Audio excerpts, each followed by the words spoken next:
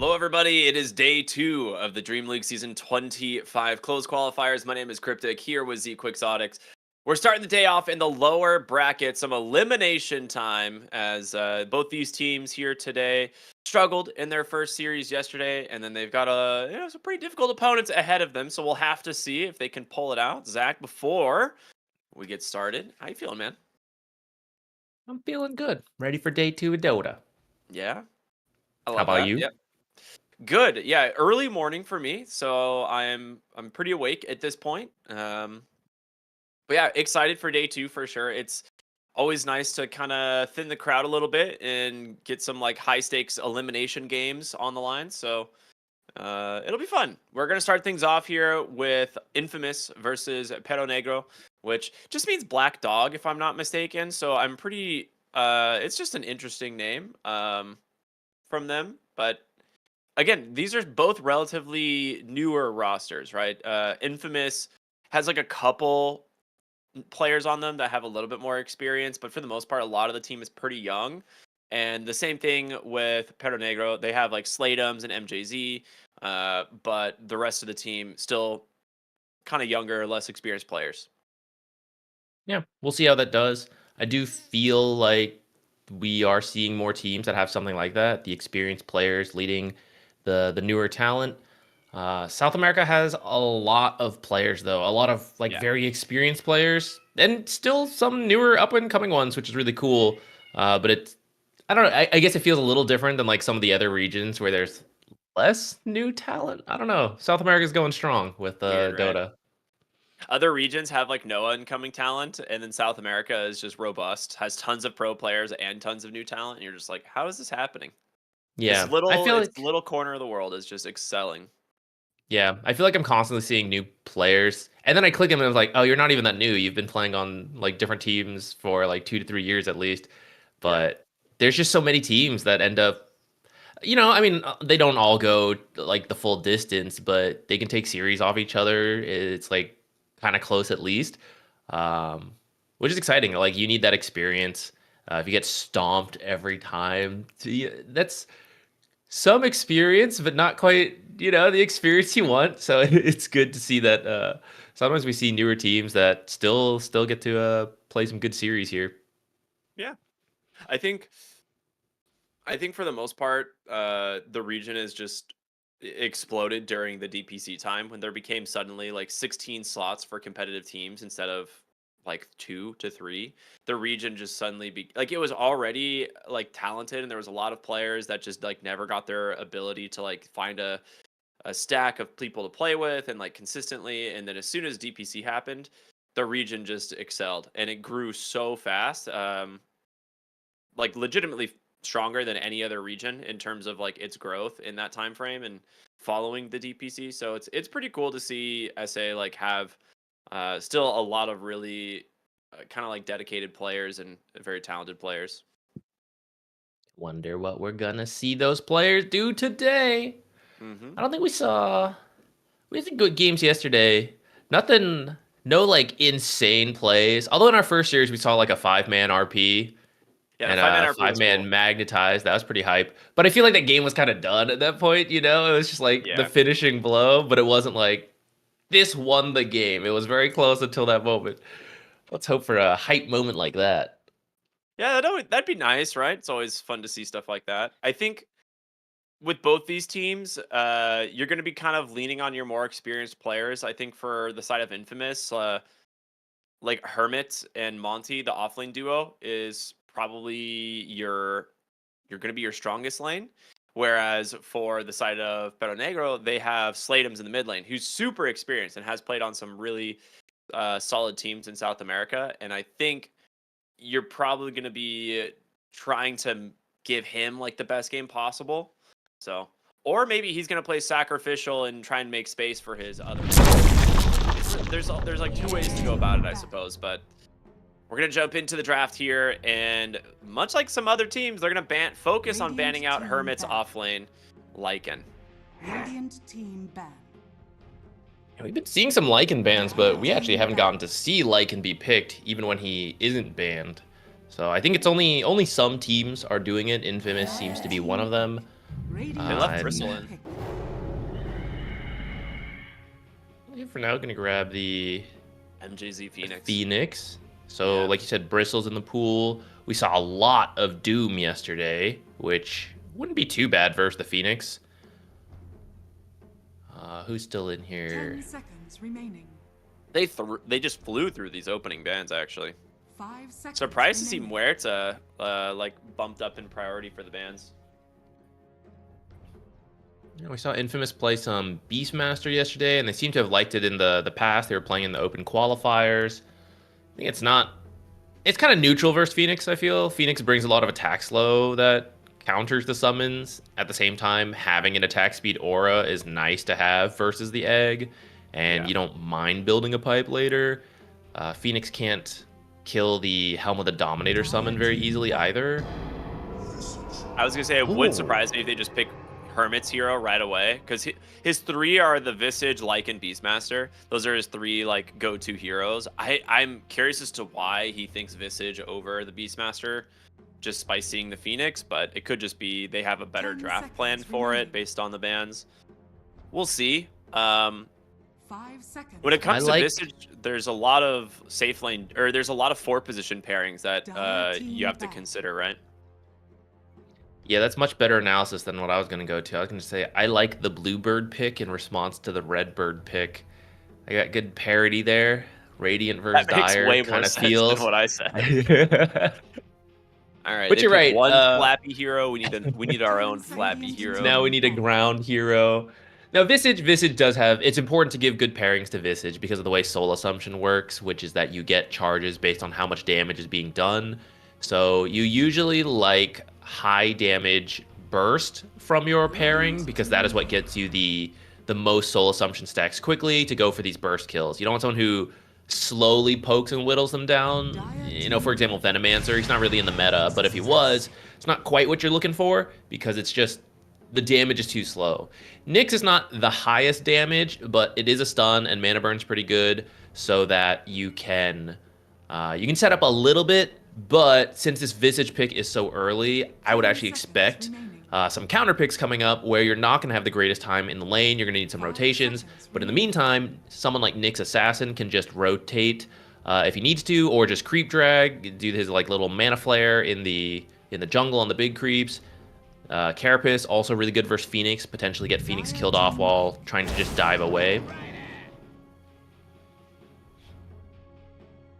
Yeah, we see the Bat Rider picked up now. Both these supports are very good at taking off the Gravekeeper's Cloak from Visage, and the knockback is also quite nice versus the potential kill attempt coming from, say, like the Visage Nyx, if you do run Bat Rider 5, which I think Phoenix and Bat Rider you could swap around. But if they are attempting a kill, you can try to like knock them back and get away. Yeah, that's actually a really good point. I think the Visage Nyx lane should be pretty solid.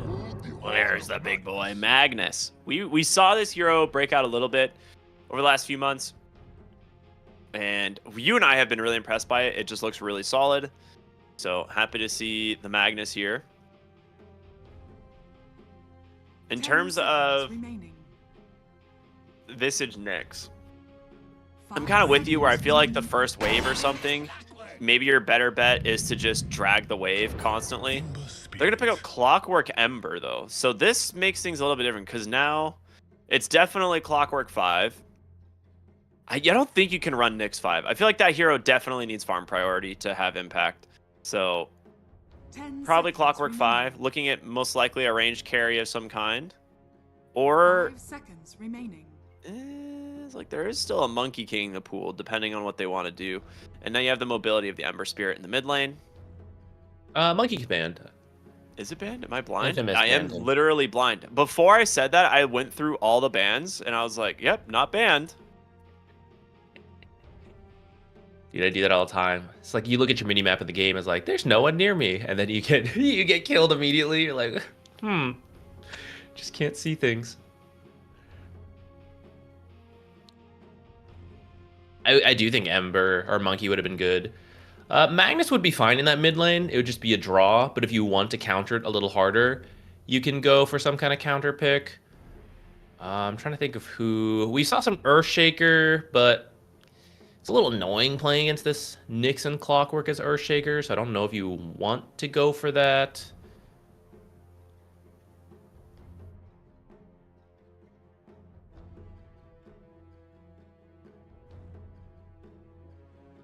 That's actually a really good point. I hadn't really thought about how those two can actually really cause problems with some of the Ember counter picks.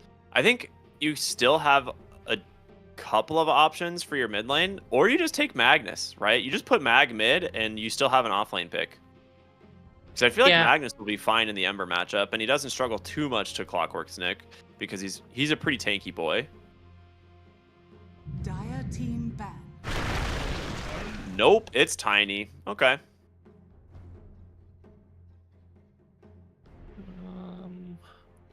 Yeah, that mid lane should go fine for Tiny. Get some extra denies over the Ember. He can also have some problems dealing with the cogs since his attack speed is so slow, but the blink avalanche toss playmaking is quite nice. And this is looking kind of scary, right? Between the Batrider, Magnus, Tiny, a lot of heroes that could catch you out, and you'll have that instant stun in the blink avalanche versus the Ember that RP, Skewer, and Lasso, they take a little bit more time before they happen, and Embers with fast reactions can get out of there. So I think that's nice to have the catch from the Avalanche. It also takes off the Visage Gravekeeper's cloak. So it looks like we're going to probably look for 2 carries in this final phase, but you could put Magnus as the carry if you still want, and do an offlane pick. I feel like Magnus would be okay in the Visage Nyx lane because he's so tanky, right? Like I don't think you could easily be killed by Soul Assumption spam. 10 seconds remaining. Otherwise, what else? 5 seconds. Team ban. Don't want Dawnbreaker versus Nyx. Maybe you could pick Dawnbreaker on Infamous Gaming. I've seen some people do this carry Dawnbreaker. I like when you have a global hero with a Nyx assassin because then he can easily join in on ganks. I do like that they went with Ember, who's very fast and mobile, so if Nyx finds someone in the jungle, you can throw a Remnant as you initiate, and then you're there right away. It's a pretty cool idea, actually. I would be super down for them to rip a carry Dawn, but we'll have to see what they want to do here, as they're going to be a Ursa Slark ban, so curious as to what they want for the offlane. It could be just the Watermelon. Bring out the Tidehunter, run 3 big tanky boys here if they want to go that route and run like a carry mag, or if they really feel like those heroes make 5 seconds. I mean, I don't feel like mag struggles too much against them. You just max Shockwave in the offlane and you have like what is likely a Batrider. So I'm a little bit surprised to see those bans, but Radiant team picks. they will just run a Medusa. That makes way more sense. I literally thought about that when I saw the Slark ban. I was like, I wonder if that's for a Medusa, but Anti-Mage is just still in the game. So can you just run carry Anti-Mage here, or are you going to get griefed? I feel like you just have to. Your lane is a little tough versus the Magnus because he has such good damage, but I feel like you could. This is so a much bold magic Medusa resistance. pick. Yeah, with like, the Anti-Mage in there. His Anti-Mage has so much magic resistance, and you're against like Tiny Mag, who are mostly magic resistant, or like magic damage. Like, I feel like Anti-Mage is totally fair in this game. Like, there's a little bit of burst, right? But once he has like enough HP, he's fairly safe. And then the percentage mana burn is just always good. They're definitely calling the bluff if they can go for it. Yeah, that's what I was wondering. It's like, oh, this guy's a terrible anti-mage player. You know, like, let's do it, guys. So one of these guys like played a pub the other day where one of them picked anti-mage, and they were like, oh, do it. He's so trash. Let him have anti-mage. I'm trying to think, like, otherwise, who could you take? Just raw physical damage would be the way to go, just to do as much damage into the mana shield as possible. There's not really another diffusal builder from the carry. Like, Slark and Ursa are the 2 main ones who can... Weaver is really not get away with terrible. Otherwise, like, Razor. You could run Razor here. I'm, He's not I think really, I'm more like- open for the Razor because that's a really good pairing with Clockwork, and Weaver. Weaver is kind of squishy, so the worry is if Tiny Magnus and all Bat Rider could Choose your hero. catch him out. Ah, okay, did they go with the Drow? They had to think about it if they wanted the anti-mage or not. Yeah, I think double melee in that lane would have been a little rough, right? That's true. It's like anti-mage Clockwork into what is likely Bat Rider Mag is a little bit rough. I thought you might be able to play around like anti-mage going for like an early, more aggressive build, but you could probably burn out all of Magnus's mana and like maybe find a kill there, but the Bat Rider is the big question mark where it's like you don't actually get him in cogs, like Bat Rider probably just kills both of you in a long fight. Yeah, No. I think Drow Ranger is a little bit safer in the lane, but my worry is later on, Drow Yeah. Ranger hates people getting close to her, and you have 3 heroes who don't mind doing that, and in fact blink heroes, also yeah. have repositioning to then throw her into the Medusa, which is kind of the strength of Drow into Medusa. You can outrange and you do a lot of physical damage to break down the shield, but if you get tossed right into Medusa, then you got to spend time running away while you're being slowed by Venomous Volley, and it gets pretty miserable. But at least you will have people like Clockwork, Nyx, Ember get in front, keep him away, and then Drow will just poke from afar. You also have Drow Visage potential. Whoa, wait, he's not going Death Toll. I feel like everyone goes Death Toll. I don't even remember what that facet is. Now that I'm like trying to be like, what was the other facet even do on Visage? You know, it's been a while since I've seen it. But Exactly. That's what I'm feeling. I'm literally looking it up because everyone I feel goes Death Toll. Grave Chill also affects units around the target. there's Okay, wait. With the Drow, maybe that makes sense. Because if you're getting boosted familiars, Well, it's like it means that you AOE slow, right? That's the idea. oh wait, that way? I thought it was. Oh, you're right. Grave Chill like affects multiple units, but I mean, the idea is that maybe the drain amount now is going to be higher since it's affecting multiple units, and you're trying to play off of the Drow Visage. So I think that's the idea. So it's like you'll get more movement speed and attack speed. Secondary target penalty is 75%. So Okay, I'm up to see it. I'm not a Visage player, so on paper, I prefer the Death Toll, but maybe it's just because I don't know the powers of Sepulcher. yeah, so it's 250 AOE, and each target is 75% penalty. So you could get a pretty hefty amount of attack speed and movement speed for you and your familiars if you're hitting multiple units. I think that's the big question with it, though, is, you know, are you actually going to hit multiple units with it? Because as the game goes on, would you rather like have that or just like an extra 1,000 gold, you know? Oh wait, it does. Okay, I got confused. It affects multiple units around the target, and it will affect Visage and the familiars as well. Yes, Great Yeah, Chill yeah, always okay. affects the familiars as long as they're nearby. Yeah, that's Yeah, the part I got mixed up with this. It's just the As drain stated now hits before, multiple units. Yeah. Not a Visage player who knows how this hero works. Can anyone explain Gravekeeper's Cloak? What is that? Dude, no one magic? can explain Gravekeeper's Cloak still. It's not a thing. Visage players are like, I don't know, the more I have, the better it is, I guess. I'm invulnerable, and then I'm not invulnerable.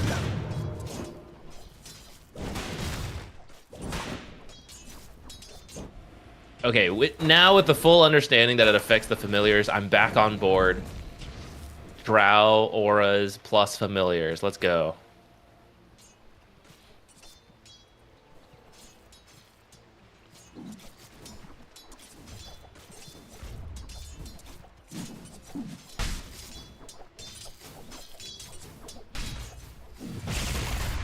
Alright, what's going on over here? Clockwork being annoying. As long as Drow keeps her distance, should be okay, but the worry is the flame break into a skewer back would put her in a really bad spot, so it's going to be important for Clockwork to stay in the lane, stay in front. Over here, this lane's not too easy. The Soul Assumption is not that great versus Medusa's Mana Shield. He had like a last tick of some damage on him, and he popped a salve as it was still on him, so he just completely wasted the salve. Jimmy Koff also being ran down here from the Bat Rider, does have a Flame Break, might be enough to help finish him off. Power Dogs push away. Uh-oh. He's trying real hard, but he's going to make it out for now. He might just go for the suicide into the Ancient Camp, but Bat Rider's just going to let him waste his time. Can we go back to the lane? No way, surely, right? He's like waiting for a buyout. Yeah, okay, there it is. I was like, he's waiting to buy out and then suicide would be my guess. He used a Tango. That's why I thought it was weird, but he used a Tango and then died. So I don't know. Maybe he changed his mind. Yeah. And unfortunately, while he's down with that increased death timer, they're going on the Drow. Though maybe she's going on the Magnus. Yeah, she does a lot of damage there. Interesting build, right? Just first audit, like Claws of Attack and Wand, extras branches. Like she's surprisingly strong and heavy on stats here this early into the game. Also pretty high level since Clockwork has been running around all over. So she's already level 3.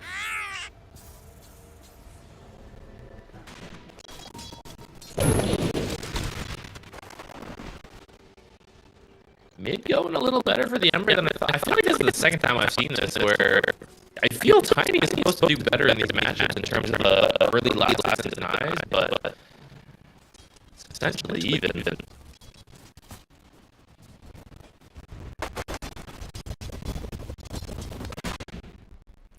Well, maybe we're getting there. He's starting to build up some denies.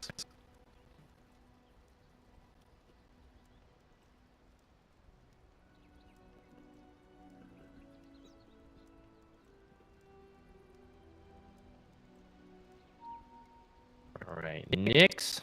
I'm a little surprised we didn't see him do more of that creep dragon pulling. I feel like he could have, because you're just trying to get the creepy equilibrium back for the Visage. Maybe he'll get to it now.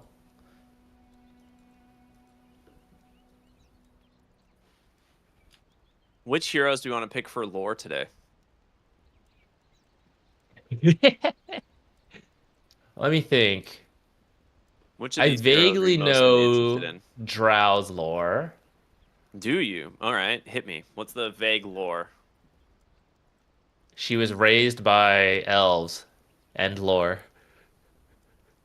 That's pretty cool. I think that's Down it, right? that. Isn't she human and then she was raised by the Drow? I don't even know if they're officially elves. Dude, I have no idea. I only remember the Warcraft lore for her. I haven't seen what her Dota lore is all about. Let's find Tiny's out. a rock. He was just a rock. Did you know that one? Sentience. Did you know that No. one? I don't know. Dude, that one's good. Dude, can you what. imagine if we just we just all we did was just start making up lore for heroes like on the spot? And that's just That's like literally what I'm doing. Why you call it out my bluff? yeah. Drow Ranger was not a drow. You were correct. Okay, Tiny's first line in his lore literally is coming to life as a chunk of stone. Tiny's origins are a mystery on which he continually speculates. I was pretty. I was You were pretty literally right. correct, dude. What the heck? Actually right. DM skewered behind the tower bottom. He's going to go down. Really good positioning in the lane here for the Dire. Just being able to keep the lane that deep does give you the very easy potential for like a flame break into that sort of skewer back. So really good stuff. Hermit top side. Going to lose those Flamekeeper cloak stacks pretty much immediately. Gorgon's Grasp does connect, and they have some more Fire Spirits available, so one more auto attack should be enough to burn him. 9 HP, but he's Real gonna live. close. Wow. Flamekeeper's cloak did something in there. Gravekeeper's cloak. Speaking of the Flamekeeper, Ember in the mid lane. Gonna find a kill here onto the Bat Rider. A little bit of help here from, Radiant's well, middle tower is under he just needs attack. one more Sleight of Fist in a moment, and he's got it. You know, I'll tell you what. Usually we see double null talisman from Visage, but Won a bracer, which actually did keep him alive there. Although it looks like Phoenix is finishing up the job now. Dude, Caught off guard by that dive. Yeah, they're very much underestimating the Phoenix damage. And it's just a really good heads-up draft from MJZ to see like that Visage and punish it like this. Like they just pick a greedy carry and then a hero that completely bodies the Visage lane.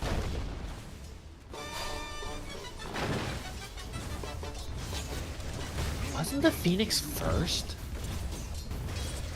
Because they picked the Firebird and then we picked the Bluebird. Oh, you're right. Yeah. It was Phoenix first. Well, I don't know. I Getting take caught back off my guard. compliment, MJZ. You don't deserve that. I wasn't on you. They did it to themselves. Seems like it. I'm also surprised they were like trying to fight the lane. I really thought the Knicks would just be dragging the lane and doing the silly stuff with Mind Flare, and then that just ended up not happening. Ooh, nice attempt bottom, but Knight gets some of the flame breaks, gonna be able to survive. And that's what we were talking about, dude. The Clockwork, if he can get on top of the Batrider, it's a pretty good hero for finding those kills, but Batrider's fast. He's got flame break. It's not an easy grab. Radiant's courier has been killed. Oh my god, and he just got Drow's boots. Alright, Knight's doing some work. Yeah, very early deep ward. I think to more watch for the Clockwork and maybe do his own jungling, but getting a bonus courier there as well. Okay, amplified damage for the Ember. He's 5.5, so if he wants, he could hold on to that rune till he hits 6, and maybe we'll see him make a move. Tiny, already 6. Speaking about those early denies. Yeah. They're gonna know there's a ward somewhere in either mid. They're pinging the pillar in their jungle, but it's actually just behind the mid tier 1, so we'll see what they want to do about that. For now, Kendall with a nice skewer back on DM, getting a little bit of help now from the Batrider, but with Clockwork here, we'll put a stop to it. Dire's middle tower is under attack. Dire's courier has been That's why killed. Clockwork just has to stay in the lane. If Drow had boots, maybe you'd be a little bit more free to leave. Radiant's top tower is That under being said, attack. Drow is doing perfectly fine on CS, despite having that death. He's quite farmed. Radiant's middle tower is under attack. Some roots for each team. MJZ, an attempt to steal, but is now in a pretty rough spot.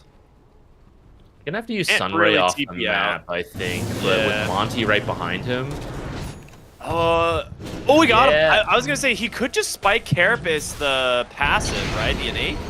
But they do find him with the Impale, and MJZ gonna tick down here to Hermit. Just needs one more Soul Assumption to finish the job.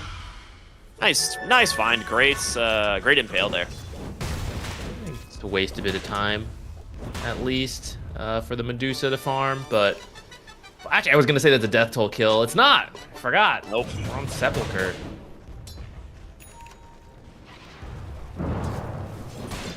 I'm not even gonna pretend like I knew how to pronounce that word before you said it. I think that's how it's pronounced. I just vividly remember a lore piece from a different MOBA that had Sepulcher in it. You're Dire's cheating middle on us, you tower think? is under attack. I think I played it first before I got to Dota, Been killed. actually. Okay. Moved on. Ooh, Tiny in the mid lane, catching the tail end He's of his getting amplified low. damage. He has another slide. With the help of the Clockwork, they should be able to find the kill, and now MJZ. He's just gonna watch. Not much he can do. Quick TP out from the Ember Spirit to refill his HP. And with the Remnant, we'll be right back into the mid lane in no time. And I think they'll probably know about the ward. Yeah, MJZ gets it there. They knew one was placed in mid at some point. He finds it. Jimmy Koff now in a precarious situation here, trying to run away from Batrider and Magnus. Does have a battery assault. Just gonna go and put himself inside of the ancient camp here, try and do what damage he can. One more shockwave, or yeah, a couple auto attacks. They get him. Maybe gone for that courier, but either way, some space for Drow at least. Yeah, Slatums absolutely. finds Nyx though in the mid lane.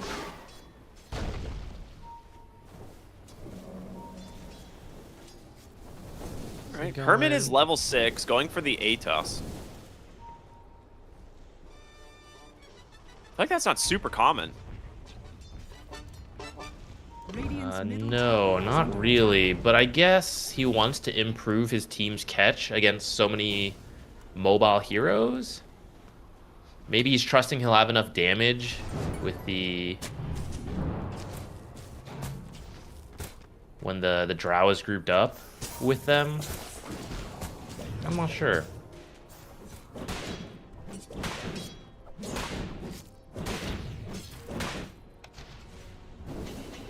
I thought we would see something like drums or Vlads if we are going to plan to play around the Drow with some early pushing. Yeah, I kind of guess thought you can drums. You would can be still like the do that preferred. after the Atos, I guess. It's just I don't really think of Visage as a Mjolnir hero or a Gleipnir hero, but maybe with Sepulcher. Is that right? Is that how it's pronounced? Maybe that's the I don't know. the play. Sepulcher? Time to look up the pronunciation. All right. The first person that criticizes my pronunciation is getting banned. But Sepulcher. anyway. Egg right DM on Drow. bottom lane, in trouble. Great egg usage. DM falls underneath the tower. Really good rotation from the safe lane duos. They're going to use this catapult to bring down this tower, and they can try and do a little bit of damage top with the Visage. It's just a little slow. Like, they're already TPing back on the Phoenix to try and put a stop to this, so really good moves from the Dire. I mean, actually just getting better, bigger objectives around the map.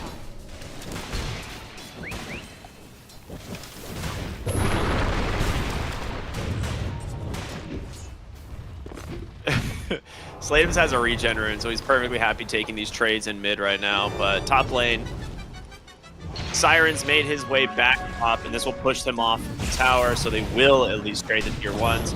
That being said, Monty pushed underneath the tower. He's dead. Dire's middle Really good find there from the Magnus, that being the blink reveal. Yeah, as far as well as Drow did, Magnus finding several kills throughout the laning stage, so he's quite rich himself. This has freed up Slatums. We see this anyway sometimes, where Tinies get more small items. For example, in this game, he got his phase boots and soul ring, and he's now working on the blink. That's a pretty late blink by the usual standards, but he has 2 teammates in the Magnus who already has the blink, and the Bat Rider who's working on the blink. Maybe he didn't feel all 3 of us need to rush the blink. You know, I can get more early power, and you'll just skewer people into me. This would have been the sickest juke in history from DM if he actually got away here, but does end up getting found. Really nice chase from these two, and with Drow hitting the deck again, I mean, Wits is getting quite farmed on the Medusa. middle tower. Closing in on this Manta style here is Nyx Assassin. Does get scouted by a ward, and as a result, Radiant's middle tower is under attack. they're not going to find anything unless the Ember wants to dive, but it doesn't look like that's going to happen. Instead, they're going to turn it around onto Monty bottom lane, as he will take Their blink. So you have a triple blink lineup. You gotta keep finding these plays, which they've done so far, so it looks good. But if 3 of you get blinks and then you stop finding kills, that's where it's gonna feel pretty bad. So I think Infamous maybe needs to recognize this as they start seeing these blink daggers come out. You gotta play real safe. Looks like Visage is going to go pipe after the Atos, but yeah, I agree. I'm a little bit surprised to see the Atos early. It does make him a little bit tanky, but Batrider is also a hero that can probably just solo the Visage now that he has a Blink Dagger.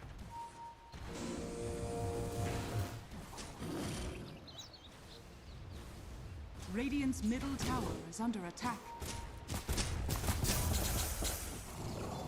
Blink Dagger's gonna be scouted out by the Clockwork at least. Not gonna get caught off guard by Tiny. Ooh, insta loses a ward. Oh my goodness. Monty thought he could trade blows with the Magnus, but too much damage from this guy. Now, double flank, the lasso, the toss. They get some damage out here onto the Clockwork, but the Visage, someone nearby, unable to offer it too much assistance, and now it's time for MJZ to dive on in, try and slow up this hero, but It's under attack. Brave Chill will get him to safety for now. The toss back, though, the egg immediately, the RP as RP. well. This is huge. Can they actually keep the egg alive? They do. 3 heroes gonna pop on the side of Infamous. Oh boy, that is the Blink RP you are looking for, and what a sick bait off the back of the egg. That is a disaster for Infamous. We were saying the Dire needed to find these kills with the blink. That is more than they expected to find. And catching the Drow, like she just walks on in, like thinking that they have like the ability to kill the Tiny, and just gets popped instead off of a 3-hero RP under an egg. I'm not sure he could have really joined that fight, because that started with the Clockwork being killed earlier, so I feel like they knew the heroes were in that area.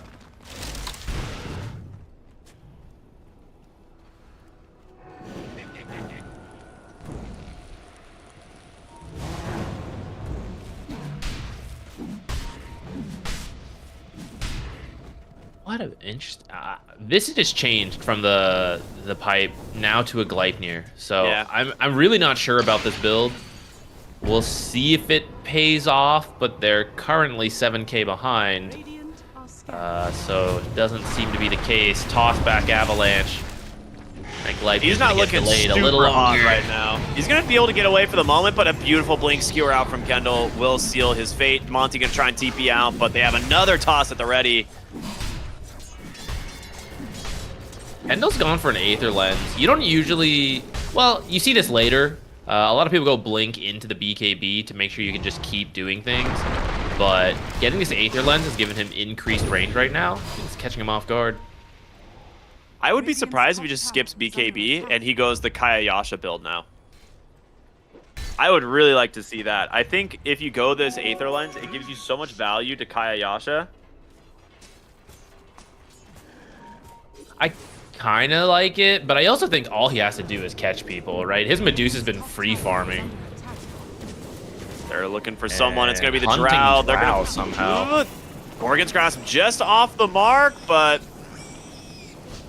Knight, no blink for 5 seconds. DM might be safe, and turns out he is. Oh, really nice gust there from DM, but the follow-up, the lasso, now the Avalanche on top with an egg.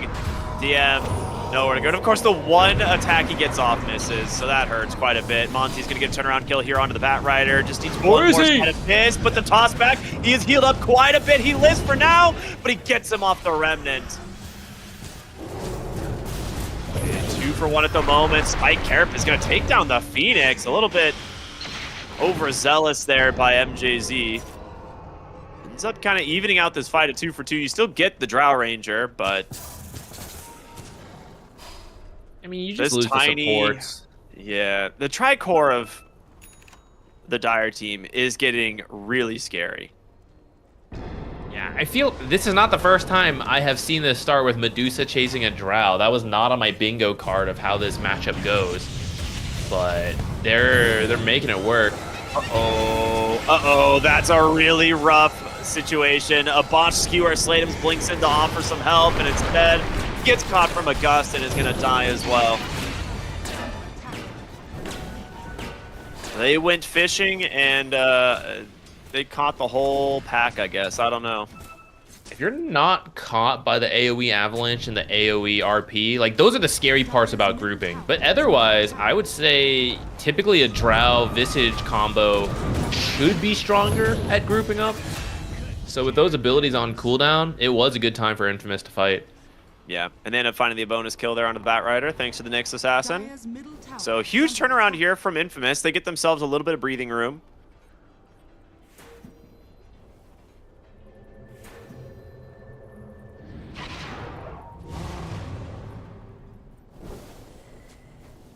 The big thing with the Magnus is he's going Ags now.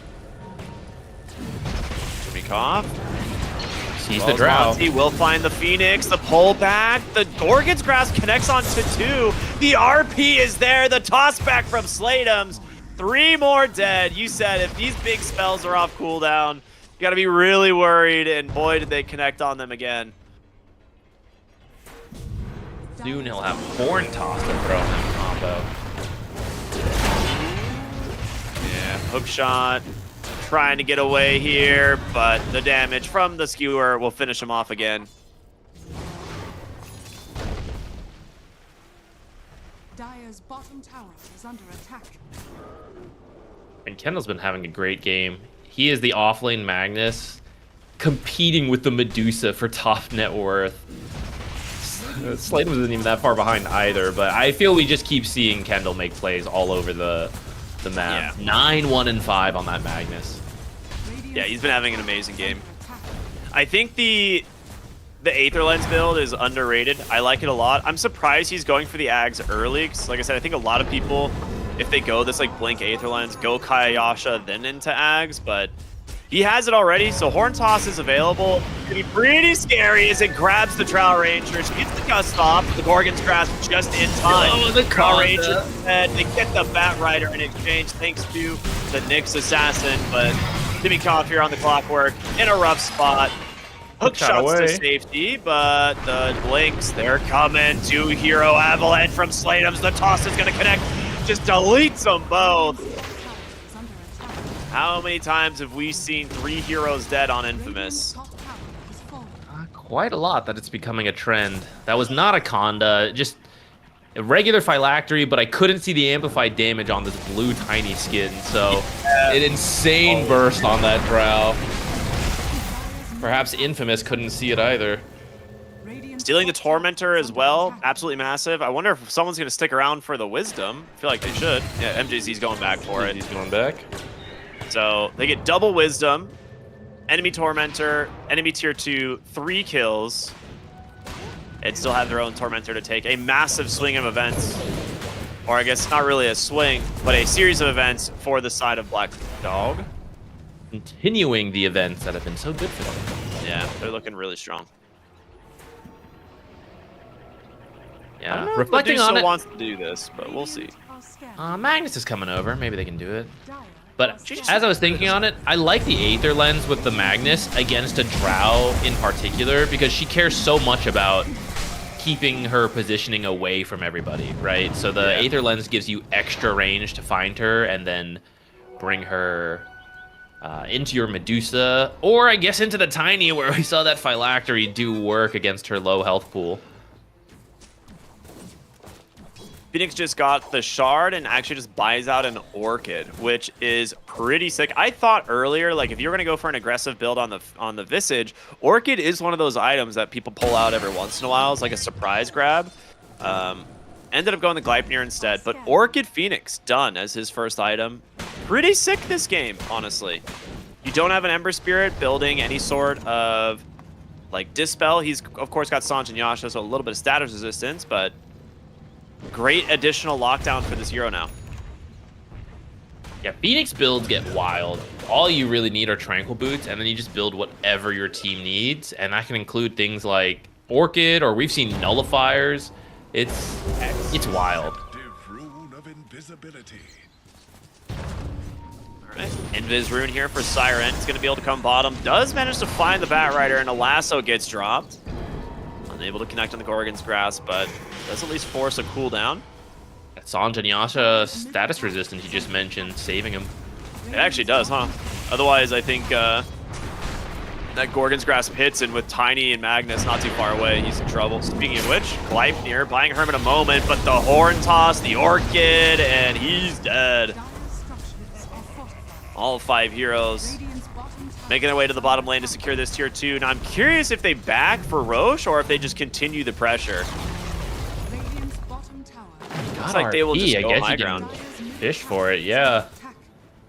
I will say the Atos Gleipnir has a cool interaction with the Magnus that you can use it to interrupt him.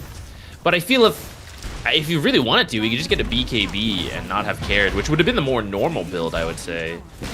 So I guess something towards that Atos build, but I'm not sure it was worth it in the end. Goodbye, Mr. Clockwork. Does hook shot up onto the high ground, but there's the Orchid. It finds the Ember Spirit. The damage on Ramonti just deletes the Phoenix, which is pretty big.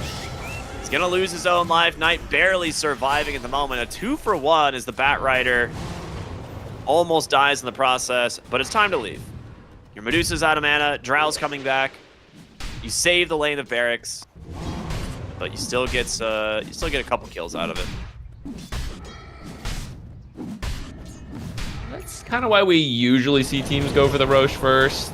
They came out okay for there, but if you do mess it up and then you lose the Roche to Drow and Visage, that's where the game starts swinging back the other way. I think with that, they'll be happy they took a tier 3, and now they will go set up for Roche. Oh yeah, you're right. It's going to be Dire Side now. That's big. Yeah, so they can just push this wave out, play for Dire Side Roche. I'm looking at items at the moment. The Medusa, you don't really like... You really like building Butterfly on this hero. Against a Drow, it's like less value, but I think you still go for it anyway, so... Gonna go for the Butterfly. It's really good against the Visage too, so... Yeah, that's what I was gonna say. Avalanche, toss over, onto 2! The damage from Sladeums is just way too much. Deletes both of them. What a quick find from him. Alright, maybe we don't need Rush. Maybe we just go take another tier 3 again. Got an Eagle Song this time, so should be able to finish the tower and then move on to the barracks, especially now that there's no Fortify from the last push.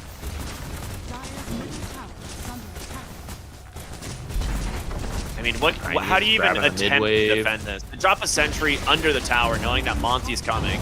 He made this attempt last time, deletes MJZ from the game, and they're not going to let it happen a second time. They were ready. Nyx Assassin down. The Skewer, the pullback, Ember into the lasso. He's dead. GG comes out immediately. They know this one's over. Pero Negro looking very good here in game number 1. I thought that Nyx wraparound was looking kind of good for a potential setup. You dodged the sentry under the tower, but just went a little too far.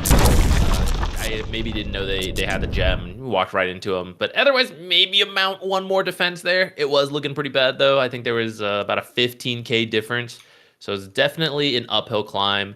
And it's really tough to defend that high ground. Usually Drow is great at it because she's so long range.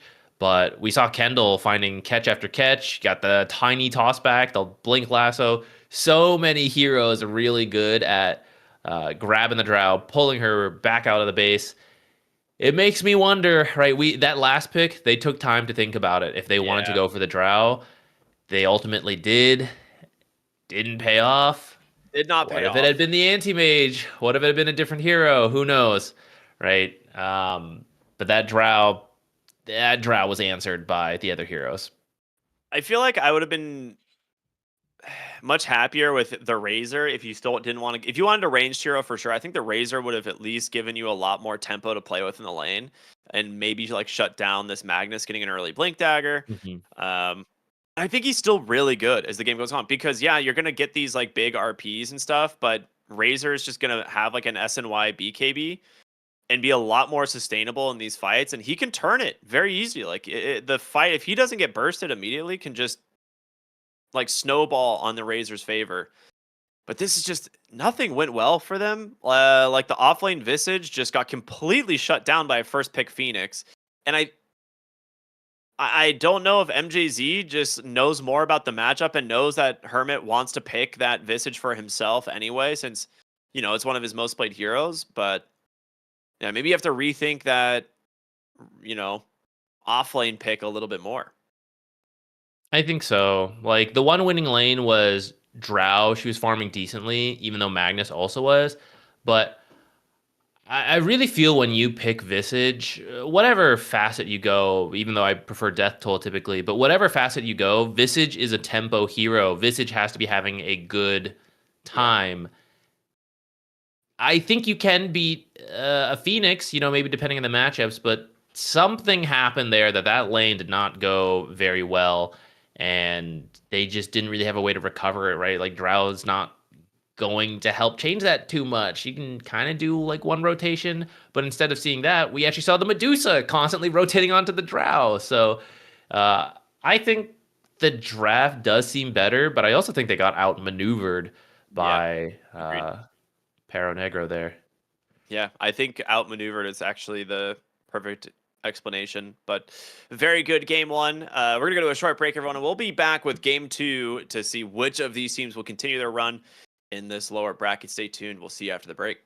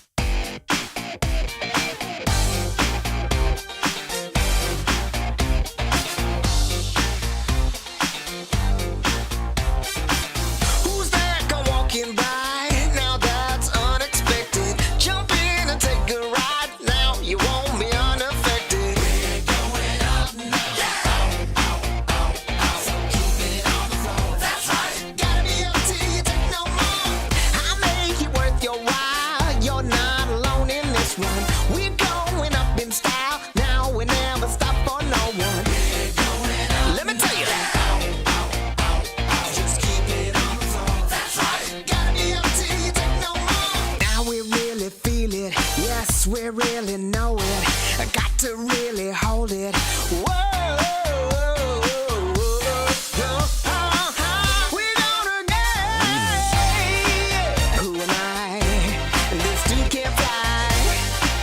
Who am I? And who cares why? Keep it going up now. And do what you do. Keeping it up, wanna do some more. We're going up now. Just keep it on the floor. Gotta be up till you take no more. Get your satisfaction.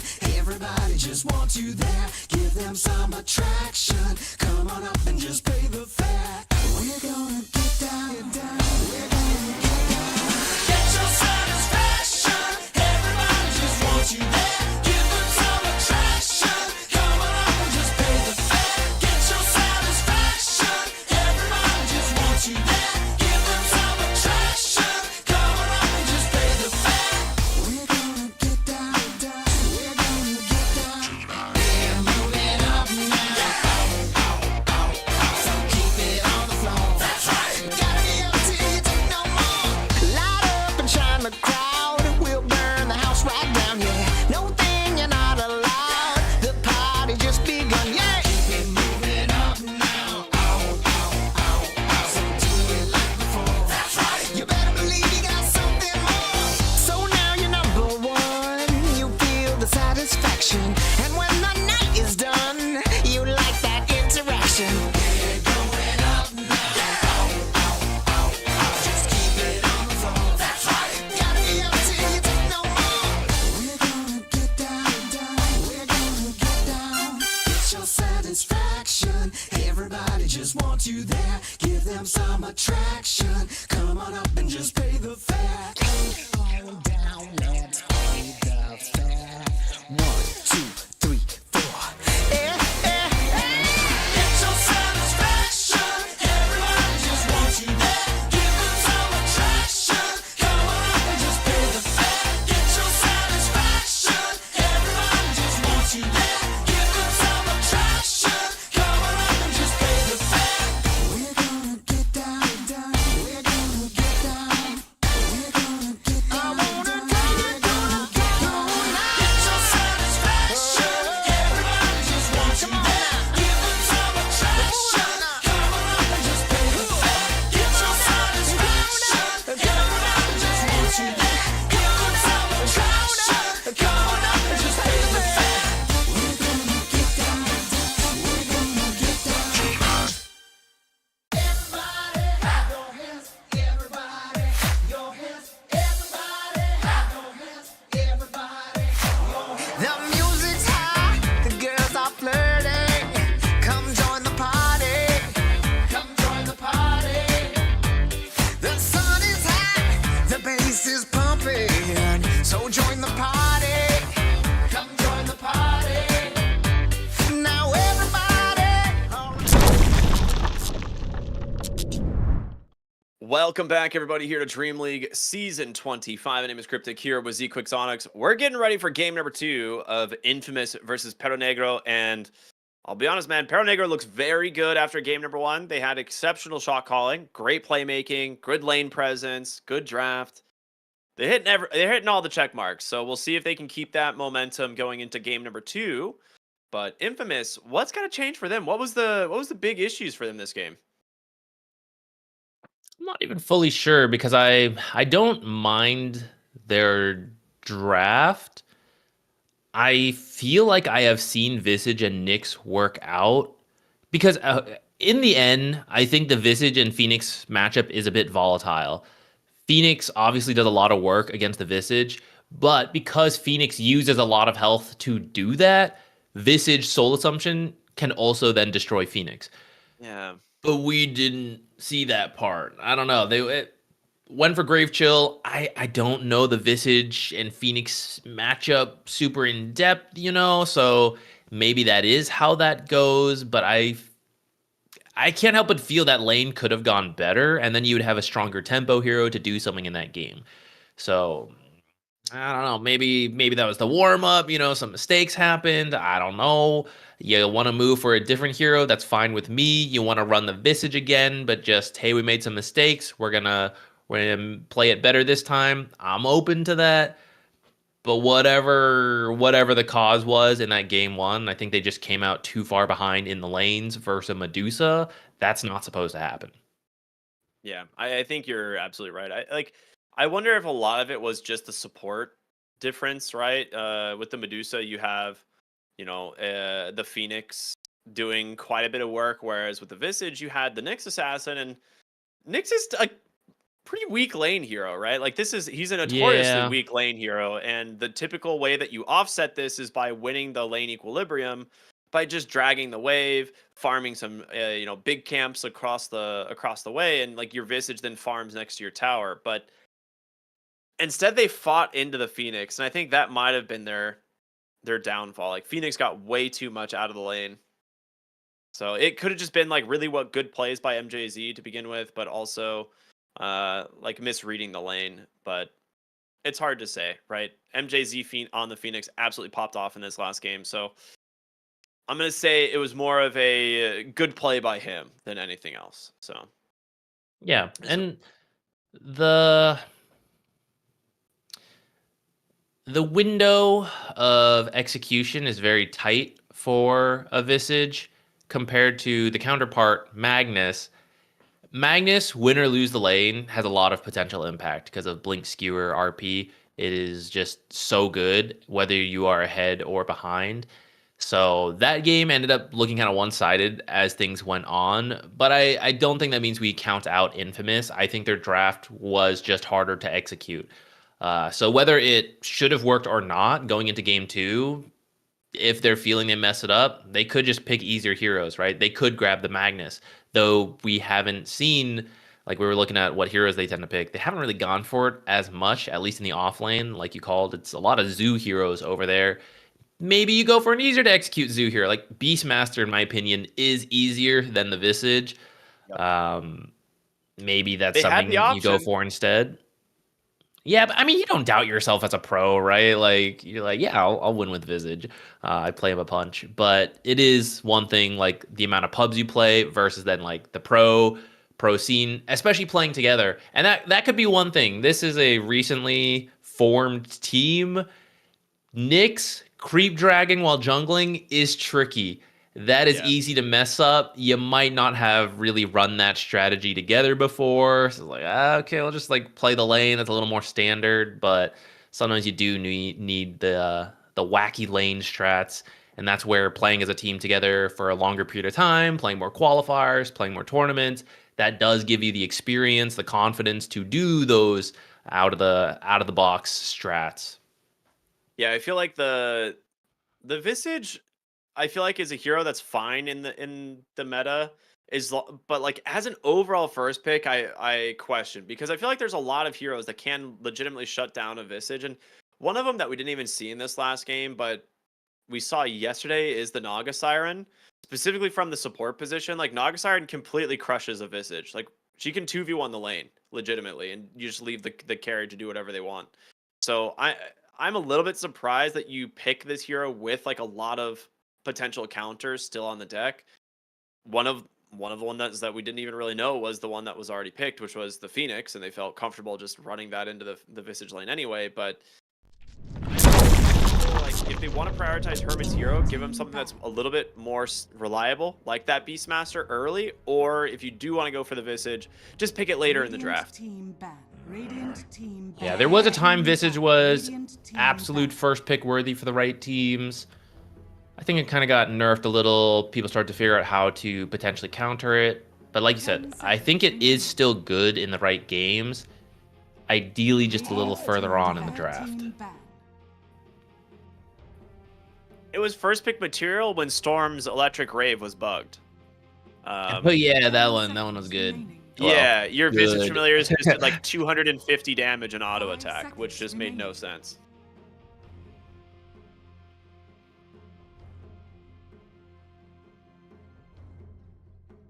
It is still a nice combo. It's just not broken, right?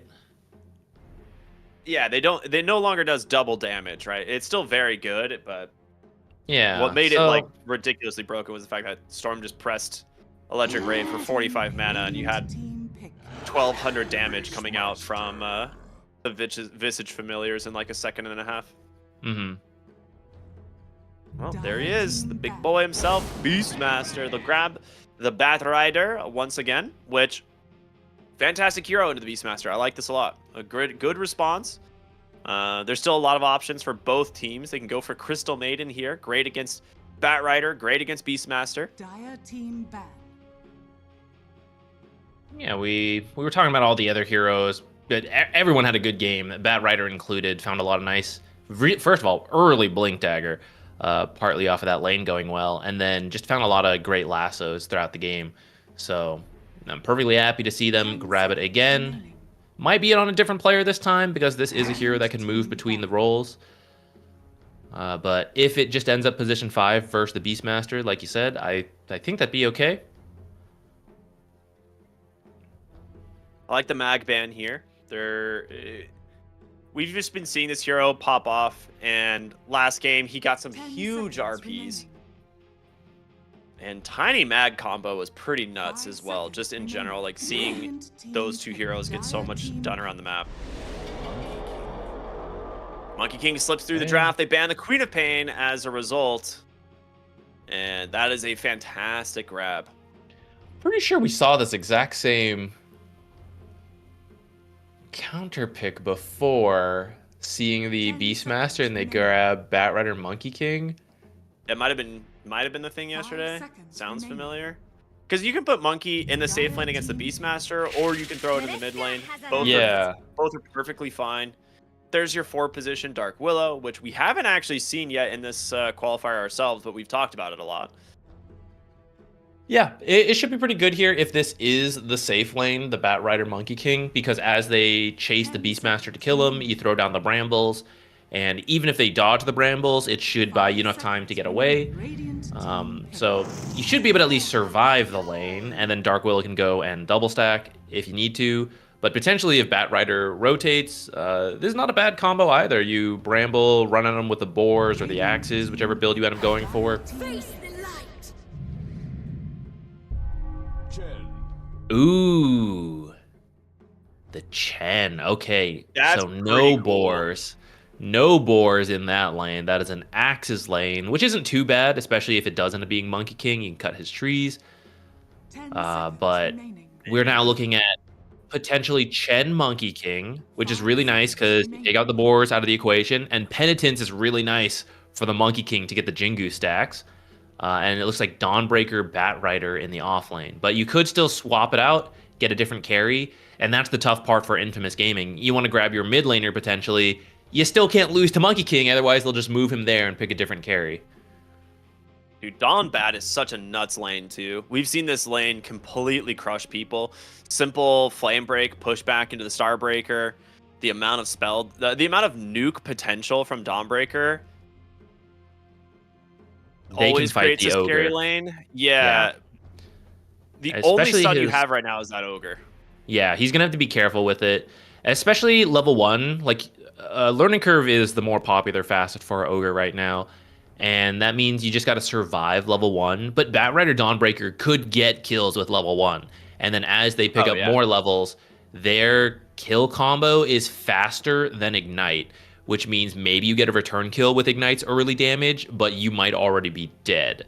Or your carry's dead, and they're not so happy as you sit in the lane. You're like, don't worry, I got the kills, and now I'm farming, right? Like, they're not so happy with that. Here's the Storm. It's We a were very just good talking Storm about game. him. Yeah, and this is why I was a little bit unsure of the Chen. I thought you could just get the same effect of countering the Beastmaster with something like a Crystal Maiden.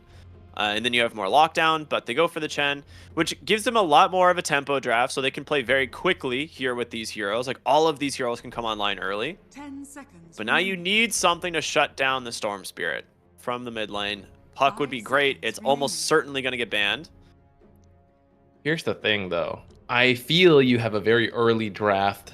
Anytime you have a Chen, we're looking at a tempo lineup, and they have last pick. Can you not get Huskard? Yeah, you could get Huskard in this lineup. You're right. So maybe you have to I ban him, but then the Puck could come out, or the Earth Spirit or something. I think the Puck is way worse for their game, personally. It would be more standard, that's for sure. Yeah. Like, it scales, and now you have, like, Coil into Dawnbreaker ult, which is just, like, an impossible thing to survive. So I think Puck is better, but you're right. Like, if you just Huskar as well... I don't even know what you do. Like, I don't know what you do either. When you just Chen comes with 3 Yeah. creeps, and Batrider flame breaks you back, and there's a Huskar there, I think you just lose all your buildings. Because Huskar's silence is also... We talked yesterday about, like, previously the disarm was good against carries. The silence is good against mid laners. Storm Spirit hates the freaking silence from Inner Fire. So, if you manage to clip him with it and throw in, like, 4 Incendiary Spears... You're done. Say Incendiary for the Facet as opposed to Burning Spears, right? Because I think everyone goes Incendiary. But... Once you're 6, you at least have Zip. That's the good part of that. But I would be very worried about the early game. If they want to commit that far into it. They don't have to, but... It's always on the mind when you see a Chen and you got the last pick. What are the other heroes Dawnbreakers were? I feel like Slark would have been okay, but again, you don't want like the Batriders stuff to get removed, so they ban the Slark. The Ursa as well. Are they pretending to be thinking about Medusa again?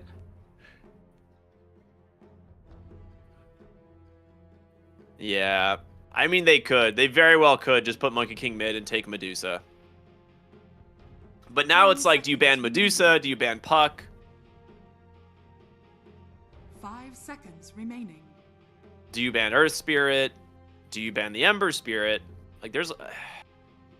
I don't think Storm can get dumpstered.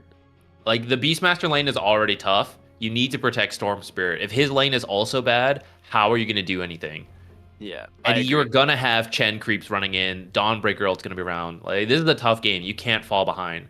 I think they have to keep protecting the Storm. And they have to pick a carry that comes online pretty early. And you have to be able to... If Batrider is free to rotate... I don't know. I feel like there's multiple picks that can wreck the Storm in the mid now.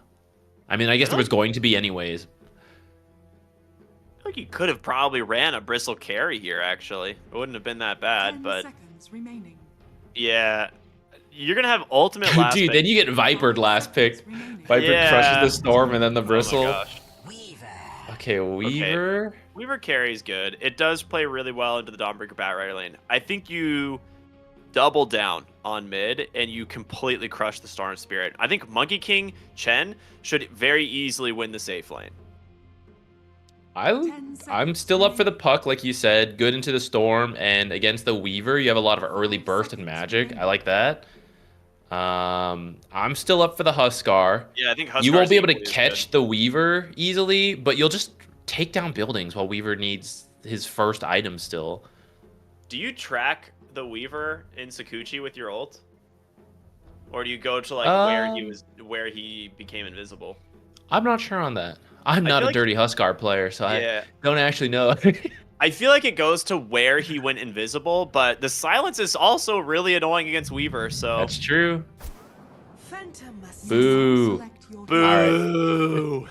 They're going to go for the PA, who also has a good matchup against the Beastmaster, and Monkey King should be fine against Storm, because although Storm is a ranged hero, it's really short-ranged, and you can dodge the remnants he sends at you with Mischief, although it's harder now because it's only 0.1 seconds.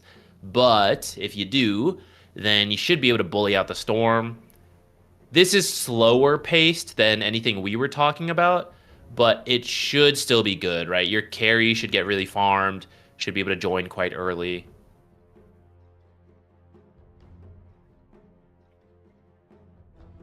Man, I feel like you're in a situation here where you pretty much had guaranteed 1-2 lanes, and now you're playing for the late game.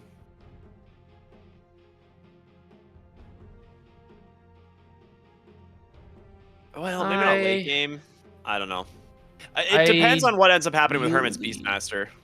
That's true. Ideally, mid games where you're ending it, right? With like a really good timing around Chen. I would have liked push another type of strategy that's a little harder to execute, right? Pub games are more classic, farm towards the late game. There's a team that recently came together, so trying to really push it, playing for like, hey, the lane's got to go really well. We're gonna move around a bunch at like 10 minutes. Gonna look for like the first Roshan, set ourselves up to win by 25, 30 minutes. It is tougher, so maybe they want to go for the safer play, this PA into the late game.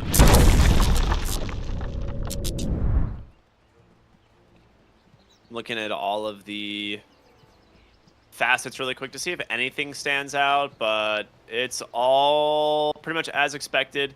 Wits does go methodical here on the Phantom Assassin, and Chen's going for the Satyr convert. So typically the Satyr is to play for the lane. Methodical is... People can argue one or the other. I think sometimes Veiled One is better. I think specifically Veiled One is better against heroes like Beastmaster, so I'm a little bit surprised we don't see Veiled One. Also against Storm. Like, it's actually a really good Veiled One game, so that one's questionable to me. I feel like some players just have a preference. Yeah. To one or the other. 30 seconds to battle. Nice movement here from that Satyr coming to the bottom lane to actually scout to see if someone's going to be blocking his camps, and does end up finding the Dark Willow.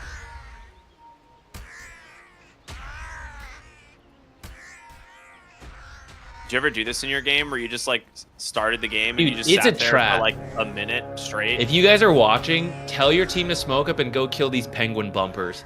They're just sitting in the corners doing nothing. Just smoke in there and get yourselves first blood, guys. See, it's even better when you do what I did, is I would duo queue or like party queue with friends, and we would just go sit behind a tower and we'd stare at each other and we'd both send penguins. And then we'd get like 40 to 50 penguin bumps at the beginning of the game, but we would lose all the runes, so it was worth it. Look, guys, just smoke out there. Stop bumping your penguins around. The rewards aren't even that good. That's why alright, I didn't got do my it. courier and I just stopped caring because nothing else matters. Wait, there's a courier? Yeah, there's a Rudolph the Red-Nosed Reindeer courier. Is it temporary? It's permanent, that's why I got it. Oh, I didn't see that one. Okay, I'll go get him. I'll go bump some It was penguins. the only thing worth doing. I farmed to the courier and then I was like, alright, I'm out. Peace. These penguins are free to go now. Yeah, it's called Rudy and Ranoff. It's like one of the shitty wizards in a Santa outfit and like the standard donkey courier, but it's dressed up like Rudolph. It's cute. When I get hats, I think that courier should get hats. That'd be cool. Yeah. All right, down here, they're just playing to make sure all the camps are blocked. You don't want Chen to get them, but at some point, he will go wander over, pick up one of the small camps behind the tower.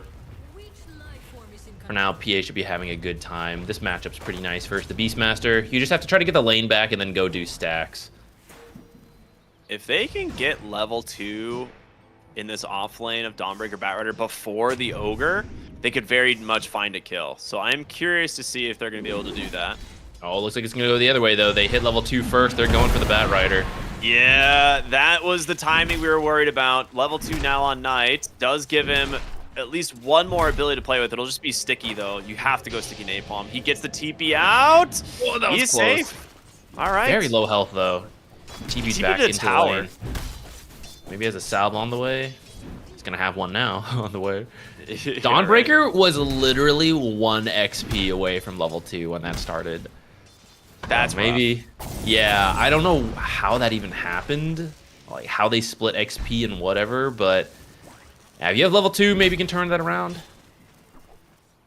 Yeah, they just pushed the wave into the tower, I think, and then the tower killed like a couple extra creeps quicker.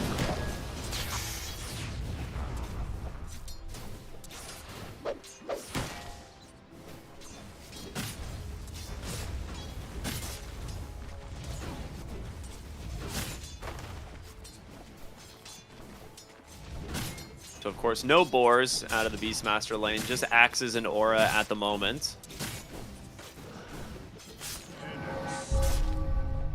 That's so annoying.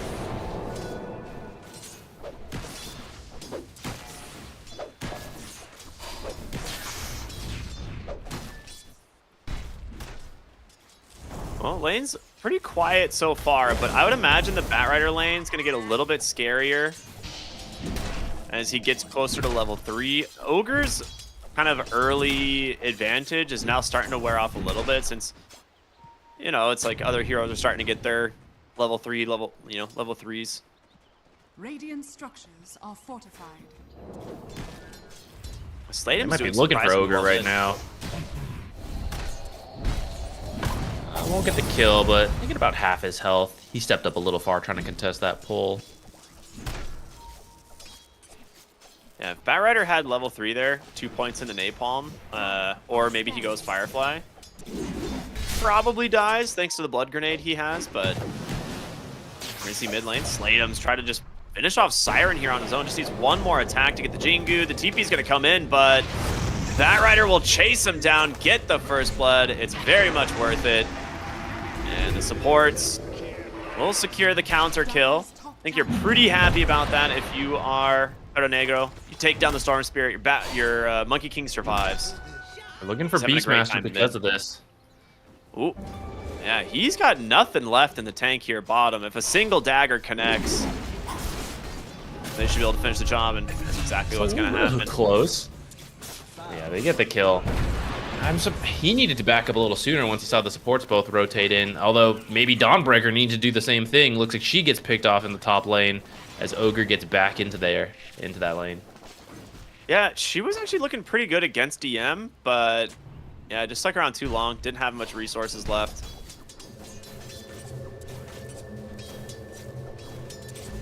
So Weaver with an early Falcon Blade pickup.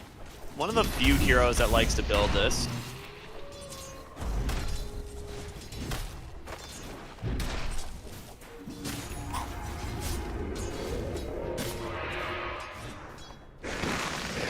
Ooh, the evade. You are kidding me.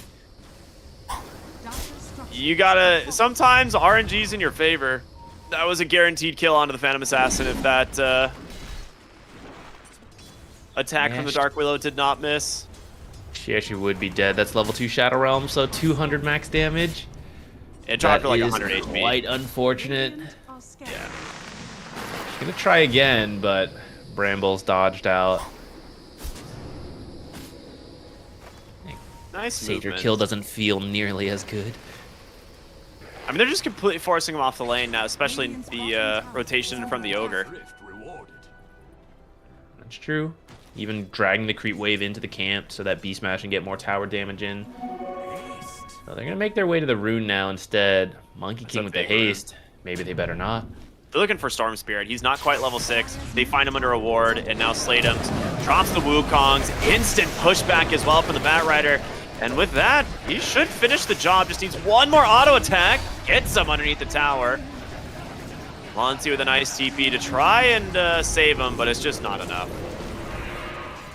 Dire's middle tower He's not done. He's going to continue chasing. Monty stuck around to get the D ward, obviously knowing that it's there. Knight with the bounce back. Should pop him. One more attack onto the tower. Is it enough? No. And DM gets Slatem's in the process. A huge punish. I was actually thinking if one other person had TP'd in earlier, maybe they would get the return kill. But window lost. But when going back in again, I guess they also thought that we were like, I should have TP'd in that time. He sees it a second time. I'm not making the same mistake. I'm coming in. Radiant's Gets middle himself a tower is Monkey under King attack. kill for that. Now he's level 6. Totally fine to be left alone up here. He's already hard to kill with Shikuchi. Now he's got time lapse. There's no way you're getting him until Lasso comes up, and it's gonna be ages. He's still 4.5. Yeah, Infamous doing a really good job at salvaging these lanes. Like, Storm Spirit was definitely struggling early. But, yeah, those overextensions gives him some time. He's now level 6 himself. And, well, bottom First lane, Dawnbreaker Ribbit roll. in some trouble. But the Dawnbreaker rotation, nicely done. The double Golem toss. Quite funny there. Actually does quite a bit of work, as now they're turning their attention over to the Ogre, who is still bottom after all of this. Wit's hoping for a single crit, 7 auto. Oh, he's still level 5. That's why. Okay, never mind. I was like, how is he not getting crits here? Level 5. That would truly be amazing. Dude, that's me if I play PA, but he does have methodical, so he'd be guaranteed to be crits. I actually go methodical because I am positive my RNG is so bad that if I don't go methodical, I never kill people. Yeah. I mean, statistically, there are unlucky people. You could be one of them. Yeah. Dude, PA is not my carry, dude. How many Arcanas you get from the candy shop? How's your 0. candy shop luck? Oh, Yeah. sorry to hear that. Yeah, it's okay. Kendall dead here in the triangle. Really good rotation from the Storm Spirit. They'll know about the ward placed up there, but very worthwhile. And with this, Siren is slowly crawling his way back into this game. Not too far behind the Tricore of Perro Negro, but it's mostly this Beastmaster, I think, that needs to find some space as well. I don't know if they have any stacks for him, but if he's going this Axe build, you know it's going to be an Aghanim Scepter for the Beastmaster. So he needs to have stacks to get back in this game and start offering some sort of map control. Radiant's top tower is under attack. Also, that's your threat for Roshan as well, so...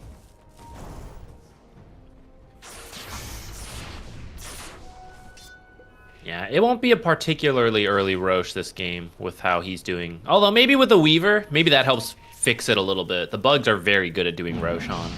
Yeah. I'd also like to point out 0 Arcanas after I bought 6 set of tokens from the shop this day. So, dude, I have 3. I think I bought. I think I had any like of those extras.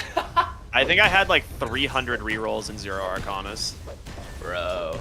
So what can All you right, do? don't play Ogre, don't play Chaos Knight. Yeah, I don't play RNG. Stop playing heroes in Dota. PA. The closest to RNG hero I have is Juggernaut, but his crit chance is so high, it's okay. Invis rune from Monkey. Maybe you can get a sneaky ult out on someone. Oh, dude, that I guess ignite she's just Ogre. barely hit. Quite funny, but in comes Siren. Nice terrorize. Pulling the Backrider back, but Kendall, he survives, gets the Wukong's command off as a result, and now Siren, no mana left. What a turnaround. Just barely off the market. That terrorize, if it manages to hit the Dawnbreaker, completely different fight. That's true. I guess they just didn't realize how many heroes were there. Maybe they thought they could just get the Monkey King, but I feel like I got outnumbered on the enemy's half of the map, but that's just a pretty risky play to make. But maybe they can get a kill after the fight here. Dawnbreaker trying to juke in these trees. Dodge, dodge, It's working. Dive and dodge. He's out, baby. It's actually working. He's not out. He has to turn with Starbreaker. Yeah, it's not gonna happen. Nice dive there. Nice chase from DM. Dire's structures are Dude, maybe the 2-1 charges would have made a difference. It's hard to say. I was thinking about that. Yeah, I might not have clicked in time. It might have been on cooldown or something.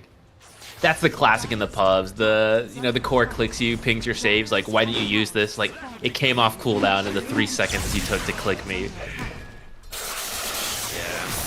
Classico. Mid lane. They have Terrorize.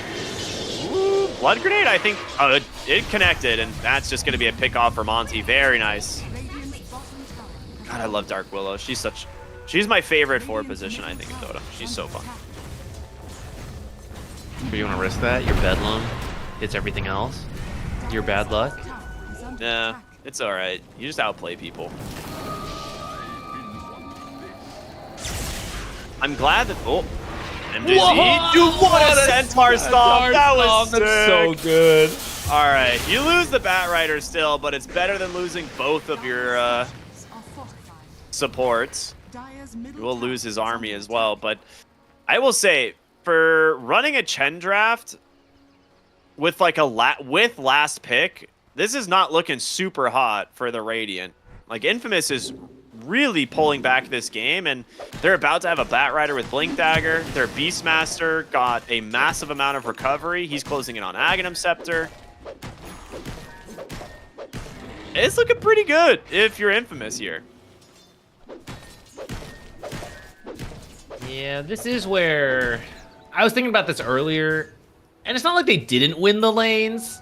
Monkey King was 700 gold ahead of the Storm. PA was winning her lane. They still are, right? They're ahead of their counterparts. But as we were theory crafting different hard counters to Storm, it feels like maybe this difference could be greater. I don't know. It's theory versus practice. So who can say? But you know, if you end up losing, that's maybe what you look back to in the draft. Okay, Ogre just got completely slaughtered by a bunch of Chen creeps. He ran in there to try and throw some damage and then just died to the army instead. Well, now the army So much gone. gold. That was like 250 gold for Siren. Cool, Dawnbreaker roll to the top side. They're looking for DM, which he's got a mark on him, so a single attack from that Phantom Assassin would have been enough to kill him. Spark of Courage maybe helping out there. 7 extra armor as he got low. Yeah. Well, that's a wasted Dawnbreaker ult, so you're pretty happy about that. If you're Infamous, your Weaver survives, you can go right back onto the map, and now Dawnbreaker doesn't have that global presence or the team fight ability. And Hermit has an Ags. Yeah, that's what I was going to say. His Ags just finished. Try to fight while 2 ults are down. Yeah, there's the smoke. Let's see what they can get, though, because you have the Ags, but actually getting on top of the target can still be a little tough. Storm is nearby. Maybe it's this Dawnbreaker dive in the mid lane. If they get 1 kill, they can go straight to Roche. He's real far back, playing it safe. That is smoke. However, Monty makes it through the trees, gets a good ward. They're going to see Kendall now, and that's just a super dead Dawnbreaker. They don't really need to commit the roar. So, fantastic kill. Hand of God even comes out to try and save him. But now that it's dire time, you're going to get the mid-tier 1 tower. I would be surprised if Hermit doesn't make his way top. Yeah, Weaver's already there. Oh, actually, Weaver just... Well, maybe he's cutting the wave, and then he's going to go back. Catch a side of the Monkey King. Could you kill him? Storm's coming in. Storm's coming. They hear the Lotus happening. Under attack. Oh, he just used his Boundless Strike, too. Yeah, he's going to immediately Wukong's try and TP with the armor, but it's not enough. They get the kill. Huge find here. Really good patience from DM. And Storm Spirit, fantastic rotation. Beastmaster, he's now in the top lane, and we'll probably see them continue to push this one out. If you're Pedro Negro, you have to kill this Beastmaster right now. But there it is, blink reveal out. They're gonna go for him. They had the Centaur Stomp, the Dawnbreaker ult to follow it up. They get him. Nicely done. That's a really good kill. Even though I said Weaver bugs are good at doing Roche, Beastmaster is the key component. Yeah, you have to have him to do the Roche this early. Later on, sure, you can replace him.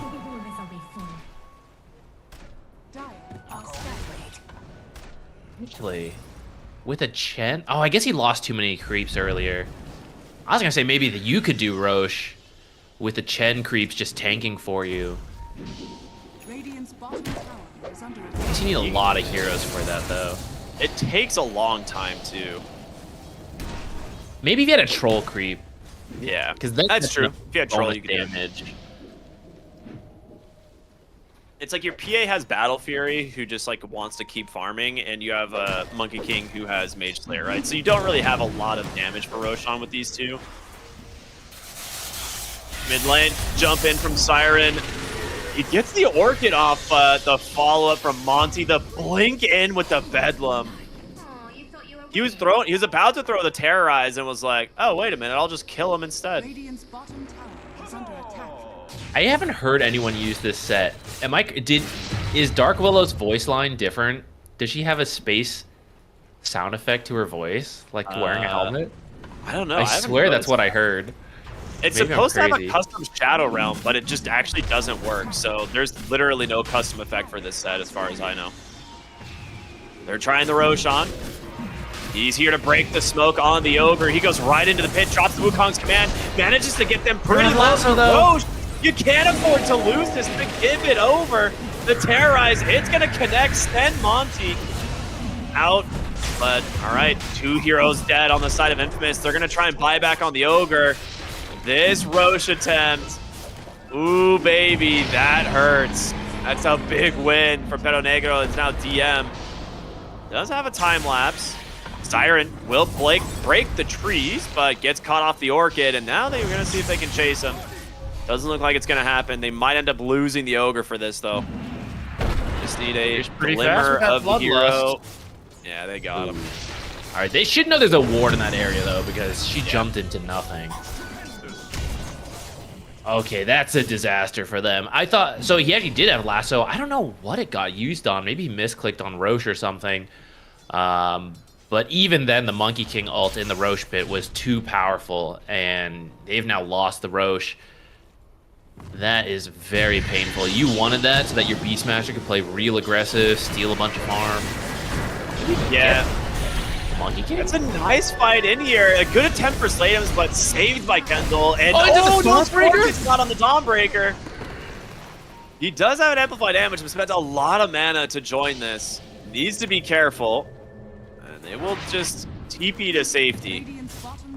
One thing I was going to say is when I was talking about it earlier, it was fine because they got a pick off and they could go to Roshan, but they needed to make that rotation faster. This time, everyone on the Radiant's alive, and they don't mind contesting if they can just get the Monkey King ult off.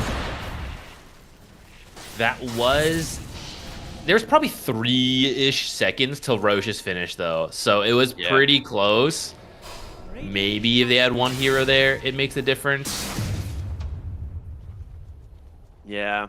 The other thing, too, is your Dark Willow's Terrorize has to come out sooner. The moment that Wukong's command comes out, you have to terrorize him outside of the ring. Otherwise, you can't contest the Roshan. But I think too many of them just got caught inside the pit. I don't know if it was on cooldown, like maybe she bedlammed the Roche, and it was like waiting for Bedlam to finish or something. I don't know. Oh, that can happen, yeah.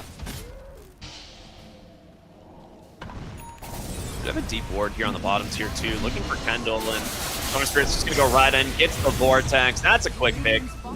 Nicely done there.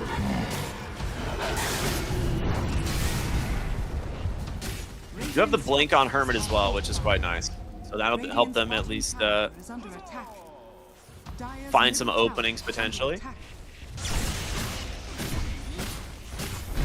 Chen's working on a pipe. He's got some money saved, hasn't spent it yet. But the pipe is quite nice versus the Beastmaster Ags. Some of the other magic damage in this game as well. Especially Ignite, dude. You get hit by one Ignite, half your health bar is gone. Moving through the bottom side of the map here. Gonna see what they can find. Storm Spirit TP to base. The scan's gonna connect on to Hermit, and Slatums doesn't they jumped guess the wrong way. They jumped the wrong way. Yeah, he didn't see the blink dagger. Very nice escape there. It was killed the whole team there. Yeah, Monty, the lucky recipient. That's a big one. Probably one of the best shards in Dota, honestly, at all stages of the game, because it's really annoying until you get like BKBs, but then as soon as your BKBs start becoming low cooldown, it becomes even stronger because there's so many like little bedlams on the ground. Dunk on the ground. Yeah, I guess in this game you do have a Chen, so maybe the creeps can eat up the brambles for you, but either way you're still happy to have it. And I'd say it's better than ogres, so. Oh yeah. Although actually into PA and Monkey King, who hit pretty hard, you actually do want that shard at some point. That's true. Bottom tower is under attack.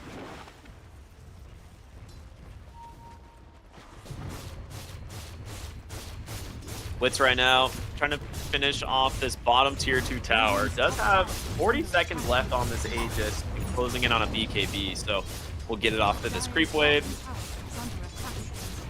With the help of Chen, they should have no problem securing the tier 2. Top lane, they'll grab the tier 1 in exchange, so Infamous trying to find something on the map in that process. Now they are TPing back, looking for a lasso. I think they have vision of the Beastmaster here to go for this, or maybe on the other side, yeah, they will see the Storm Spirit come in. Bedlam comes out from the Dark Willow. She TPs to safety. So she's going to be out. They don't find anything. Bat Rider just a little short to get the lasso, and then maybe you can pick up a kill. Good disengage. It's gonna waste a little bit more Tormentor or the Aegis time. They were trying to get one more fight in before that Aegis expired, but at least they'll get their own Tormentor, secure that. Not so great for the Bat Rider, but better than giving it to the enemy. Yep. Man, you would love some ancient creeps in the army, though. Yeah.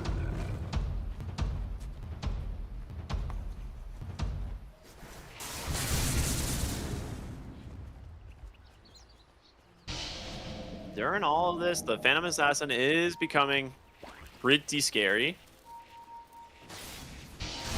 The question is whether or not she's going to be able to actually find an opening. Dawnbreaker dead once again to the Storm Spirit Dark Willow combo. And I really like the itemization from the Dark Willow, going the Blink Dagger, knowing that, like, if Storm sees a hero, there's always going to be follow-up. Speaking of Storm and follow-up, they're looking for Slateums here. The Blink, the Lasso comes out. The Roar is there to stop the Wukong's command. He's getting low, but will be saved. Nice terrorize. Great terrorize. Siren's in trouble. Wits with a BKB will find himself a nice pick off his DM. Gonna try and stand his ground. The buyback now in from this Dawnbreaker. Gonna rejoin the fight.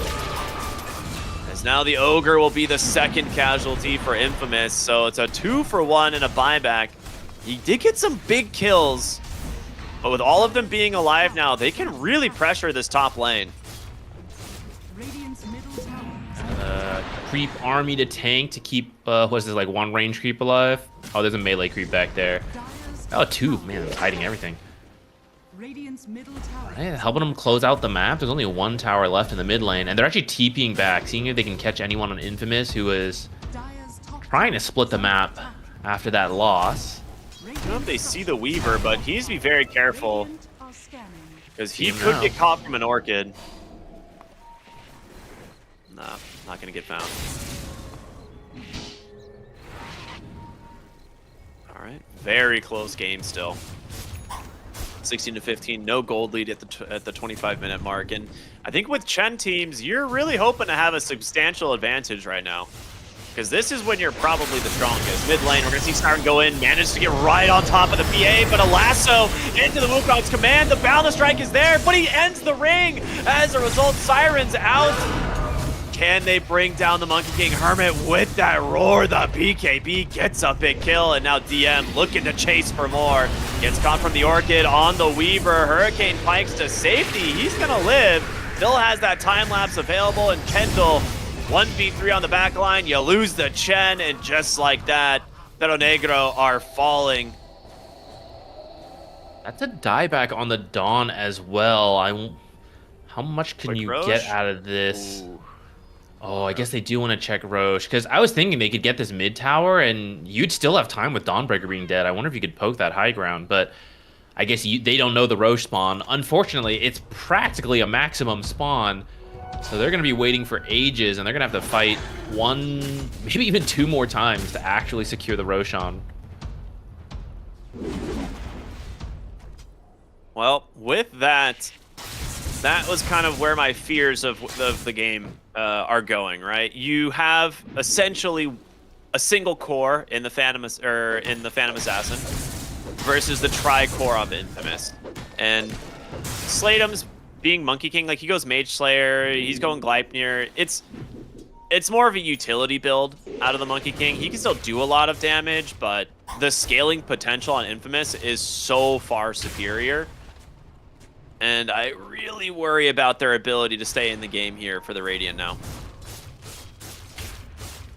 Radiant's middle tower is under You'll have to attack. see what kind of crit kills PA can get, because that can always still save you in these type of games. Especially if she's hitting the Penitence targets, she'll get some extra attack speed to get to those methodical crits.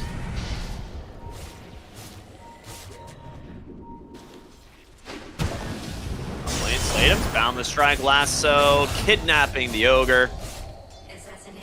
Quick kill, as that means Roshan, Dire are you gotta, like, they don't really know where it is in terms of the respawn, but you have to be worried that the Radiant can very easily take it now.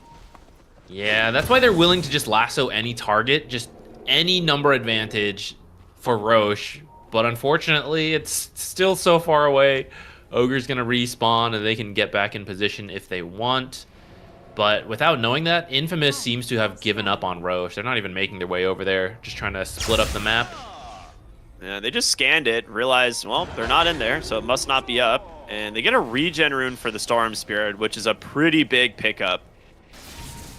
And with this, they will walk back towards the top lane. Ogre needs to start moving. He's just holding a TP, thinking like, all right, as soon as the fight breaks out, I will TP, guys. Just get up there. Yeah, you can't Smoke go too on smoke. It's going to be scary. Smoke's going to pop on the right side. They get some vision of the bat right of the jump in there from Siren. Finds MJZ. Finds the Phantom Assassin as well. Weaver's going to try and finish off this Chen. Doesn't quite have the numbers yet, but Hand of God, not enough to keep him alive. The slow poke is working. Can the Storm Spirit survive? He dies! He doesn't get the regen. Run off the Terrorize is not in time. They get the Wukong's command off. Hermit gonna try and stand his ground under the BKB, but the Dawnbreaker comes in to shut that down, and now Wits with his own BKB turns it around. The Boundless Strike's there to find the kill. DM on the run. And Wits wanting to chase for more. The Curse Crown connects. The Bedlam, it's too much. And now Knight gonna lose his life to the Weaver as well. He's on a sliver of HP, looking for the Boundless Strike. He's gonna connect. A very scrappy fight, 2v2. Honestly, this Dark Willow's gonna win these fights here. Just needs one more attack. Does get it from downtown. 8 heroes die. They do get the gem as well. Monkey King picked it up. Was that their own gem? I don't... Oh, maybe that was their own gem they just recovered. Okay, never mind. Gem did not change hands. That could have been really straightforward for Infamous, but they didn't see the Monkey King hop forward. Otherwise, he was too ahead of his team. He could break his tree, get a quick kill.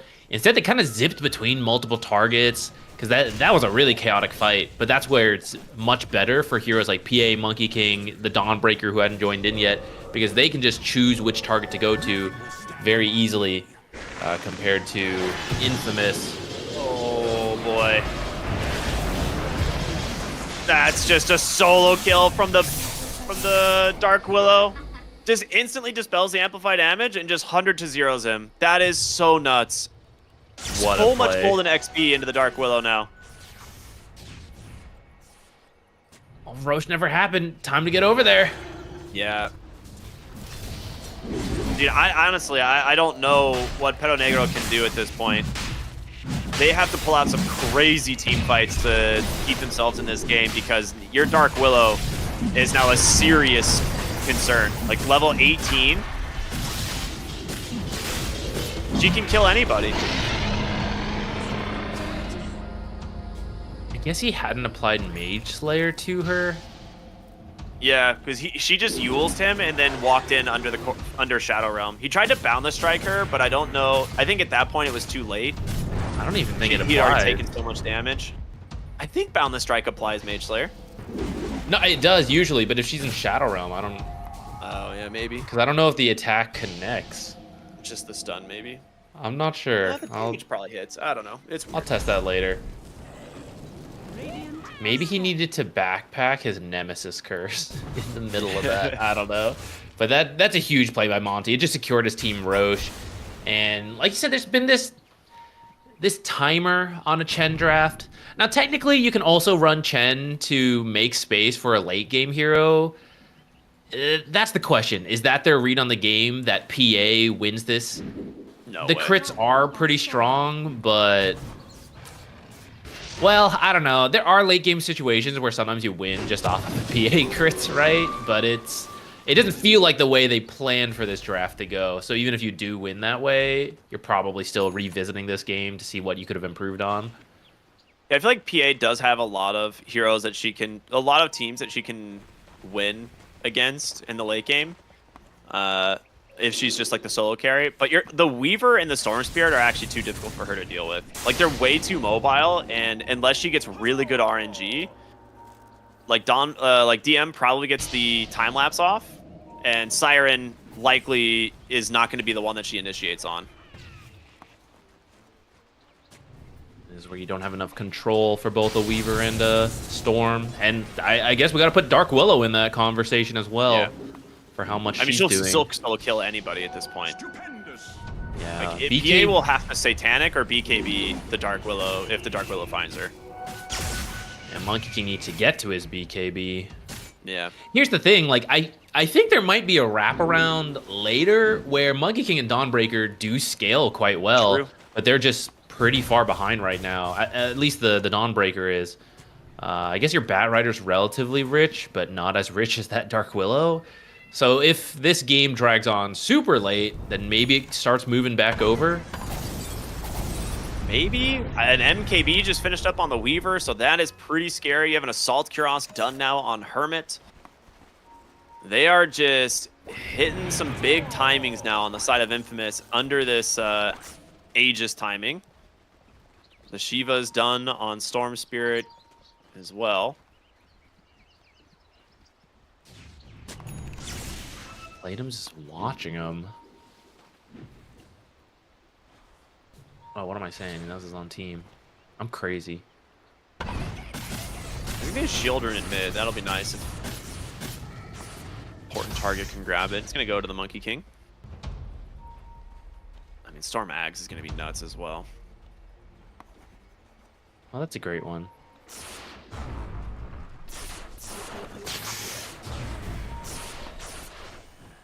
I really like that Monty is just hanging out with the team. He really is like some of the initial setup and pickoff potential.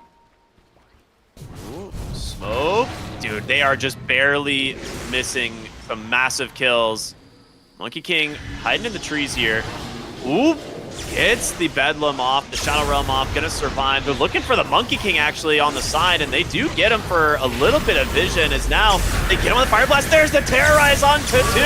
In comes the Dawnbreaker, but it's not fast enough. The kill secured. Witz goes in on this PA, trying to bring down this Hermit Beastmaster. The BKB buying him so much time, and now the Dawnbreaker doing some work here, getting some help with Slatum. Siren's gonna try and TP, but gets bashed up. It's a triple kill for Witz, as now it's just DM here on this Weaver, doing so much damage, trying to finish off her. He does. He gets an ultra kill, now looking for Slatum's. This might just be a Rampage. He didn't toggle! Oh no!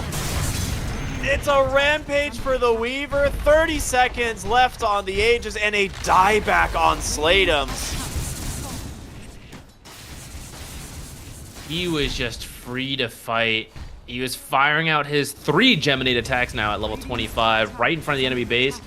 This tower is dead. You got 2 catapults here. Bloodlust. I wonder if it's worth counter fortify. Yeah, there it is. Okay, this is Those catapults. this is the first barracks down. Then how do you can't stop this unless PA wants to buy back. Needs to be very careful. Yeah, as I say, he needed to back off to get the reset on the Aegis. That's a pretty big mistake there. Otherwise, he gets the lane of barracks for sure. That is literally how you defend the barracks. Okay, that. Yeah, he was not paying attention to I was like, oh yeah, he'll get the regen from the Aegis, but he doesn't back off, just gets it immediately broken. Yeah, that's unfortunate there. Still a big win overall. Just Yeah. could have capitalized a little harder on it.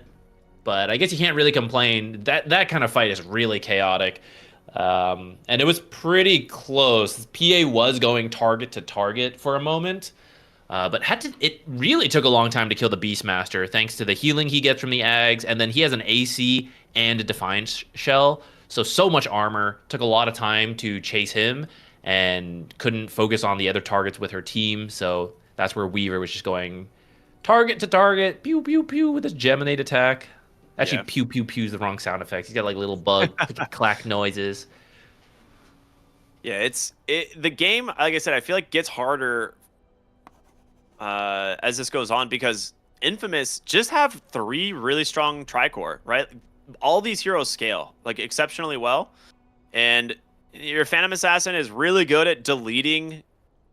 She's like really good in like the single core matchups because she can just delete a hero from the game, and then you're like, all right, we won because their damage is removed. But in this game, it's like the jump potential of Infamous, I think, is pretty good still because of the Dark Willow, the Storm Spirit. Oh man, it's really close. Like they're almost to the BKB on the Monkey King. And if he had it, it would have been a very different fight. But then he buys back and dies again, and now his BKB is so far away. Yeah, if he wasn't having such a tough game, his like you said, the BKB being done already would be a world of difference. Now it's pretty tough because you don't have the best catch. I think if you take out the Weaver quickly, the Radiant can win the fight. Yeah. But your best tool for that is Lasso, and the job has to be finished in that window. And there's a Roar to interrupt the PA when she's trying to kill the Weaver. And if you don't finish this Weaver, he has Satanic and Time Lapse. So you're not killing him anymore once that Lasso is done, unless he messes up. So it's a very tricky fight. You're going to have to, I don't know, you're going to have to lasso him into the middle of Wukong's and then jump him with PA. And then clean the fight from there. And that's just such a tall order. Until the game goes long enough and you have BKB plus another item and Dawnbreaker scales up, right? Like at that point, sure, then it becomes easier. But we're talking 20 minutes at that point. Yeah. The level 25 on the Weaver is so scary, man. It is a huge bump in damage. Suddenly, just like a single auto attack can trigger like almost 1,000 damage. Well, PA is not. Well, she's level 24 and a quarter, so when she gets 25, that's also a big jump in damage. Yeah, maybe that's something you got to wait for now. Yeah, I'm sure you take the -1 attacks to trigger for Methodical. It's just way more damage. She does have the finished Abyssal Blade now, which gives them a little bit more control to try and follow up and burst these heroes like you're talking about, the big one being the Weaver. Oh, Weaver just got a Havoc Hammer as well, 14 more strength, so even harder to finish bursting him.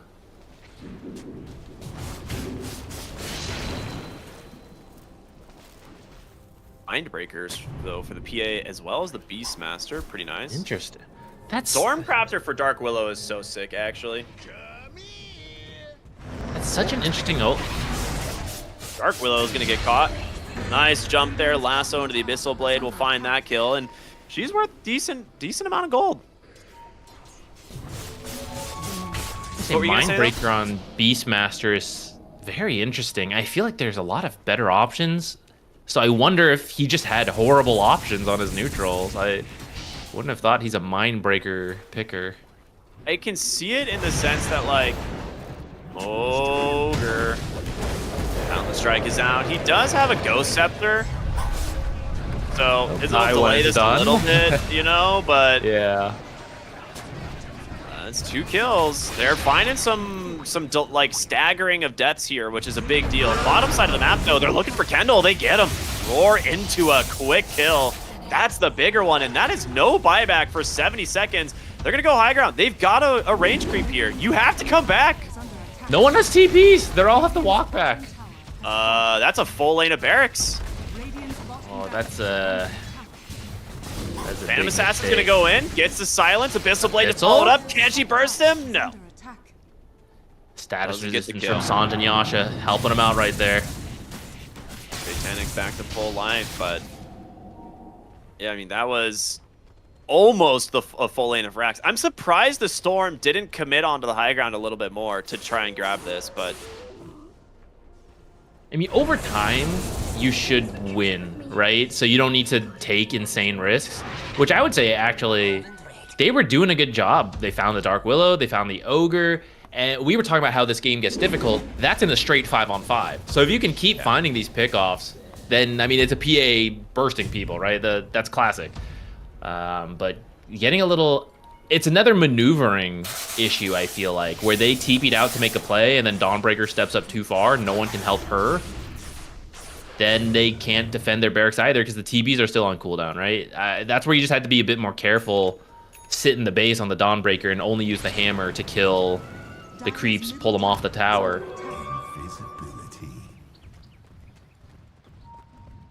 That is an Aghanim Scepter on the Batrider.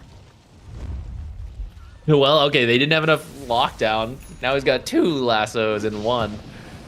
I mean, Batrider's Aghanim Scepter is really good, but Weaver's on his own. Find PM. That's a big kill. He What is is he so doing here? alone. Yeah. That's going to get you Roche. He has to buy back if they want to fight. I mean, this is Refresher Roshan, right? This is number 3, so they're scouting it. They know that this is happening, but Aegis Cheese Refresher, and of course, the banner. Monkey King is now almost 25. He needs like 70 XP or something. Maybe you give him Refresher, double You Wukong. give him Refresher, for sure. He will absolutely gladly pick Refresher. Oh, that is such a costly mistake. Does he get the Abyssal off in time? He does. Dawnbreaker to follow it up, immediately cancels any hope of the Ogre's escape, and Infamous, you had a pretty massive lead, but now Tides of War are turning. DM, or Siren rather, will find Knight here on the Batrider. Does drop the lasso. He has no TP. As a result, will end up losing his life. That's a big one. That stab resistance helps a lot. Otherwise, he gets like the blink out, right, on lasso. And maybe survives the Storm Spirit. Mm-hmm. Oh, what? Warrior just died right Refresher. there. Dire's middle tower is under attack. All right. This game is going the distance, and I did not expect that at all. Yule's going to buy him some space, and now in comes the Monkey King. They'll be able to finish off the Dark Willow here once again. Monty has been dying constantly here. They've really turned their attention to just picking off this Dark Willow.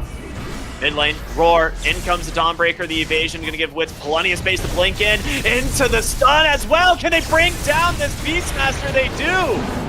You've gotta stop this Weaver from doing the damage, and DM's just gonna pop the Satanic, stand his ground here against this Monkey King, and now they're gonna turn around.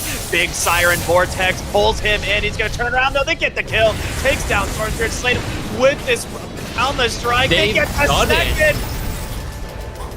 Pero Negro pull back a 15k disadvantage and are on the brink of winning the game. 4 heroes dead and only 1 buyback.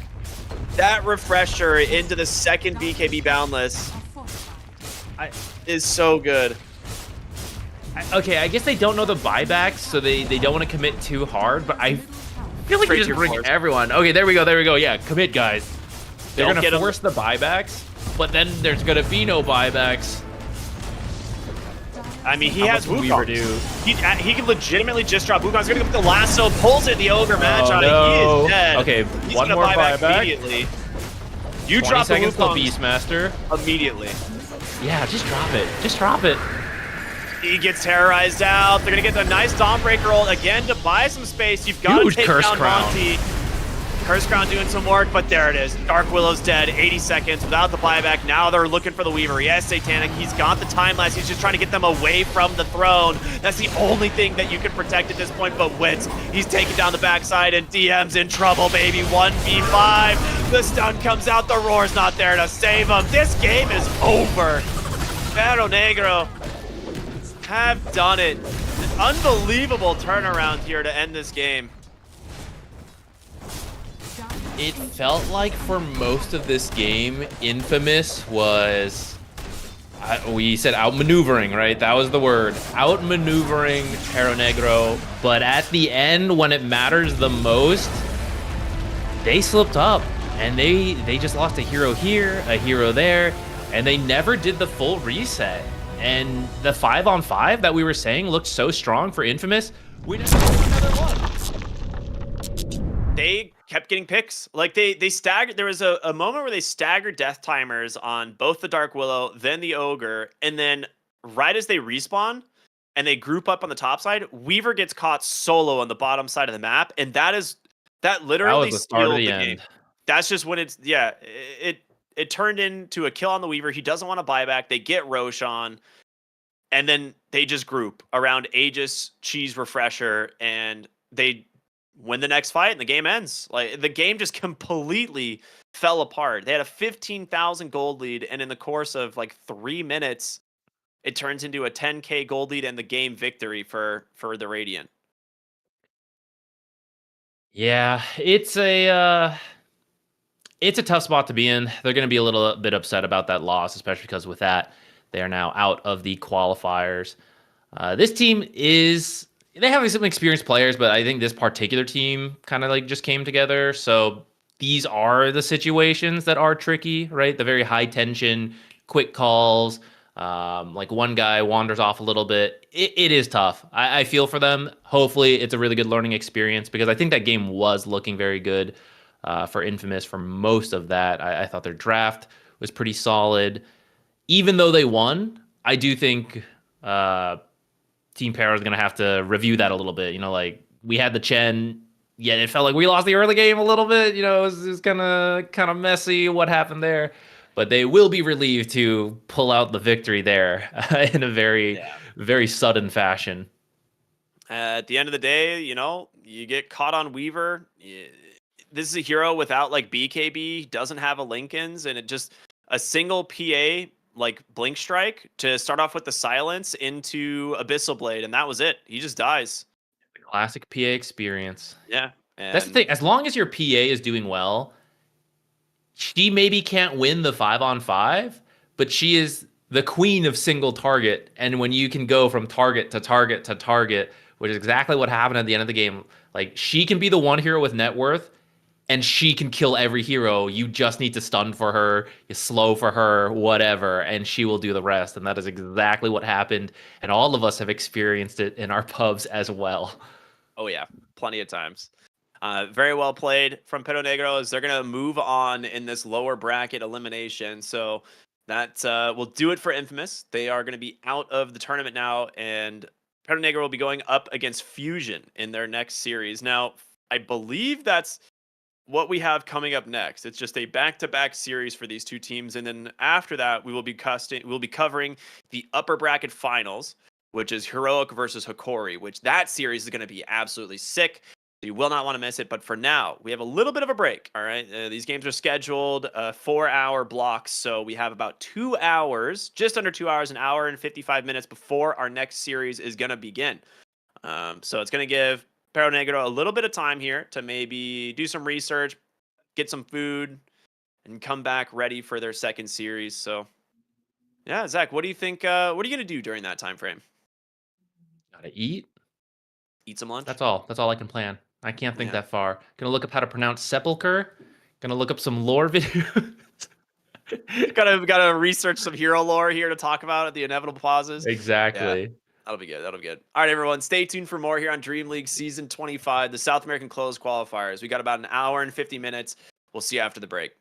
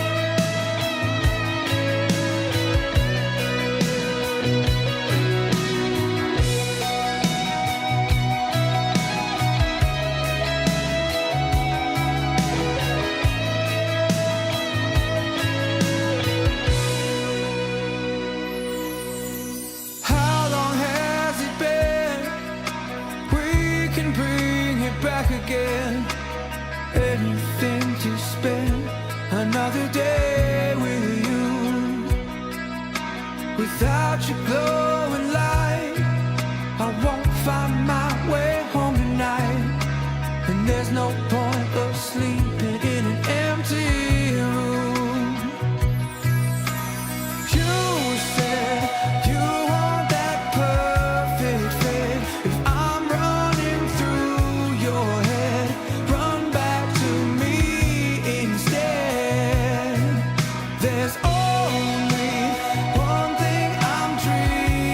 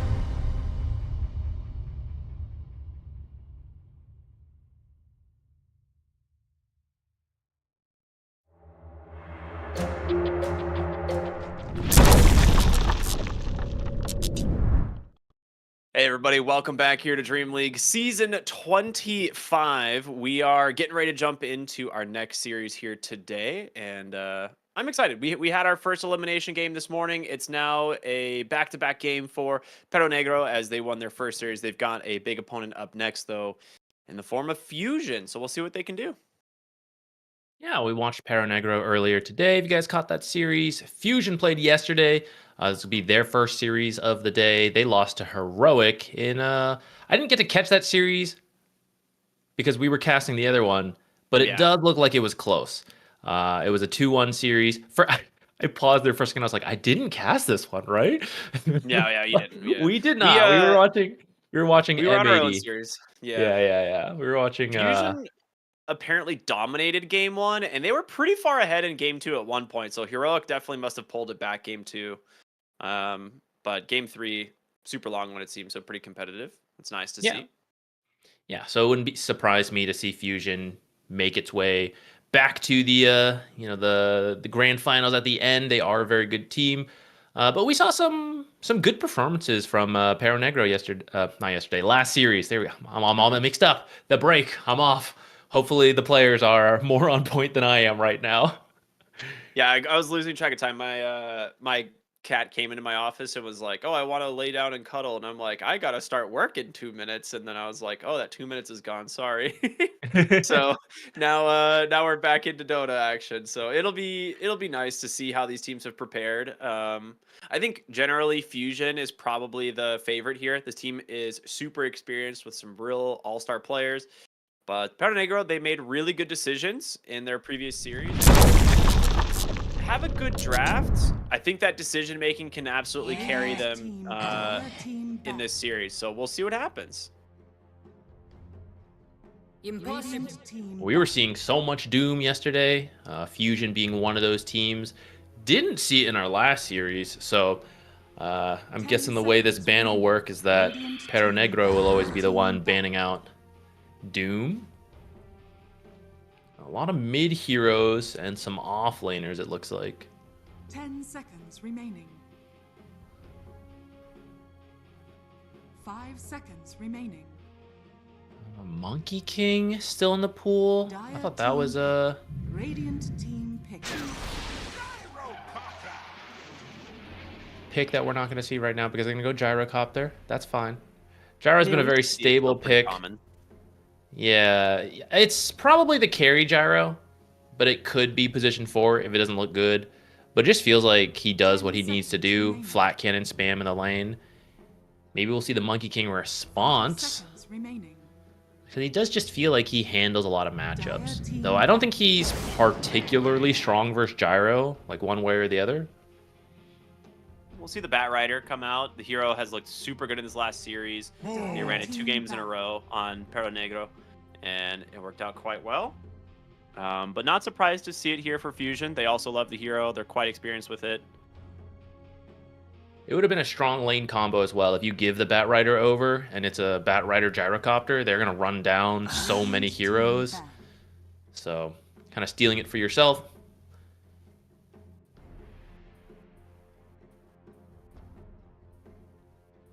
Bristle and Drow. Trying to protect the carry matchup does suggest that this is the carry Gyro. 10 seconds remaining. Yeah. But maybe they're just trying to throw us off. Radiant team, Dire team pick. There's a few SA supports that still play support Gyro. I'm trying to think if the support duo on Perro Negro does, but I don't think so. I love the Bat Rider Magnus, though. Super strong lane if they want to run this as the dual lane. Otherwise, you have Magnus mid. Bat Rider, you can still flex to either support. So really strong opener here from Fusion on the draft, which I like quite a bit. I'm liking it.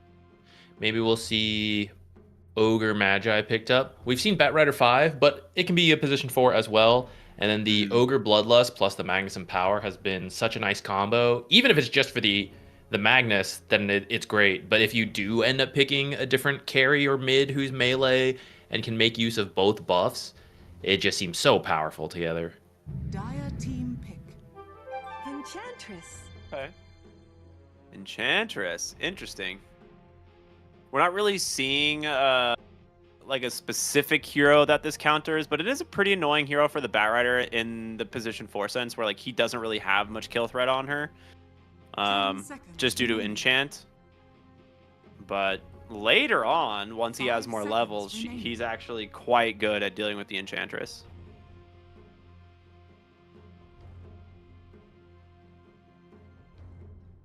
If you want to keep the gyrocopter flex, I guess you could pick your own. Maybe an offlaner or a mid laner who has a decent time versus Magnus, but understanding that you could get countered.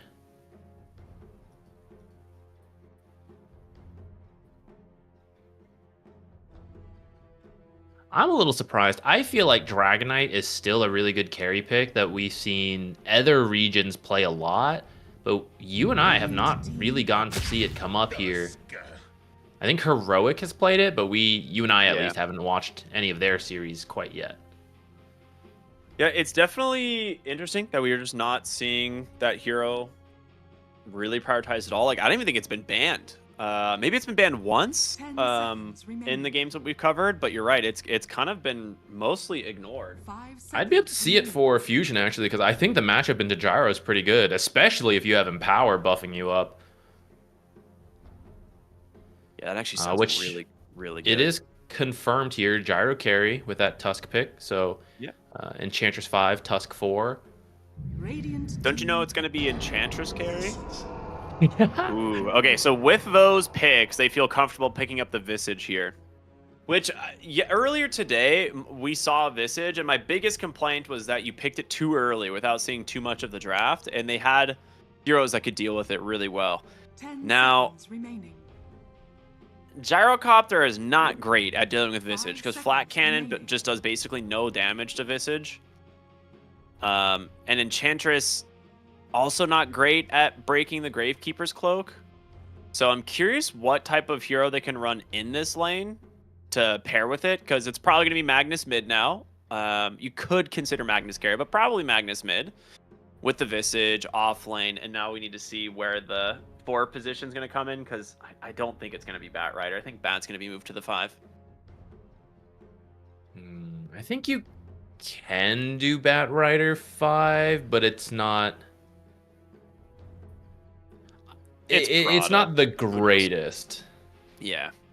With Visage, like, it's fine as a hero in position 4. Like, I'm not changing my opinion on that from like the start of the draft, but it's just Visage really likes a lot of upfront burst to get the quick soul assumption charges, which is what is so good versus the Enchantress. So if you had another burst hero, then you could very quickly kill this Enchantress. Okay, Lich actually is a burst hero, but I think he will be position 5. We almost never see position 4 Liches. Which I like this idea. So it will be the Batrider plus Visage. Batrider does bring a lot of damage. It just takes a little longer, but I think that'll be fine. Lich, I really like this idea because this is a Tusk 4, and he's taking tag team or drinking buddies, tag team mostly nowadays. And that requires you to commit and then punch. But Lich Frost Shield is such a quick and easy counter. Once you start going on someone, it's like, okay, just Frost Shield, negate a bunch of your damage. And if you get a big RP, boom, Lich Ult bouncing instantly between them.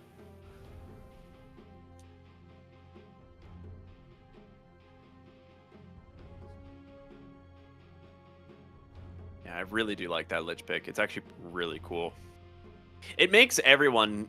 So, like, whoever you would try to initiate on, just so tanky, and in general, the Flat Cannon will do a lot less damage as long as, like, you have Frost Shield on somebody.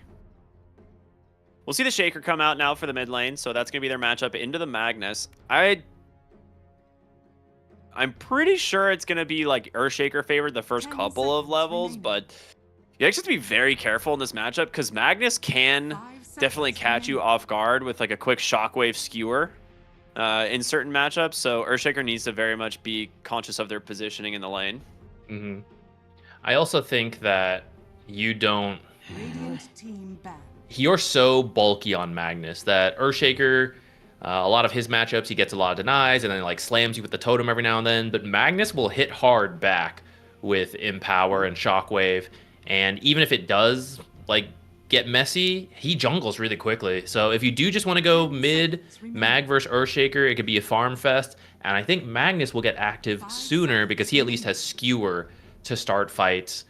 Even if you know, it's still not the best. You kind of want to get the blink first, but if you have to, you can use Skewer to do something while Earthshaker needs to get to that blink.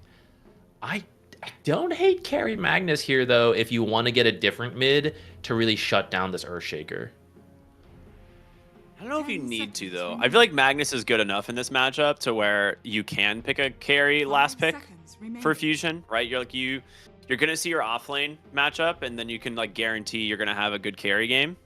And your Magnus should at worst draw mid. I honestly don't think it's a bad matchup for Mag. I think he wins the matchup personally, like over time, because like Max Shockwave is just way too good.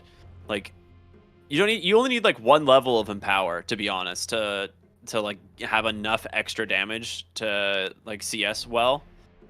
And then you can just rely on Shockwave spam to really just shut down the enemy.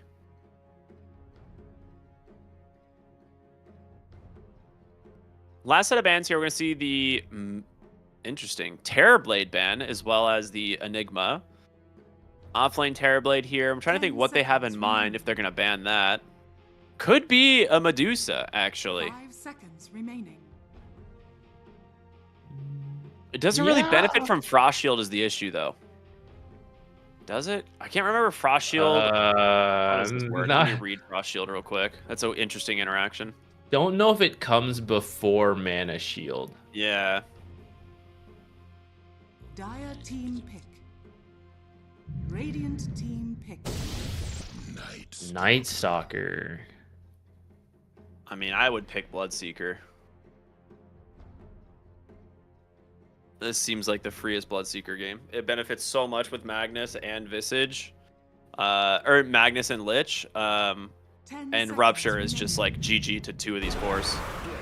Ah, you get your Dragon Knight! There you go. Okay, gonna have the bonus of the Dragon Knight with the cleave from the Magnus. Very nice.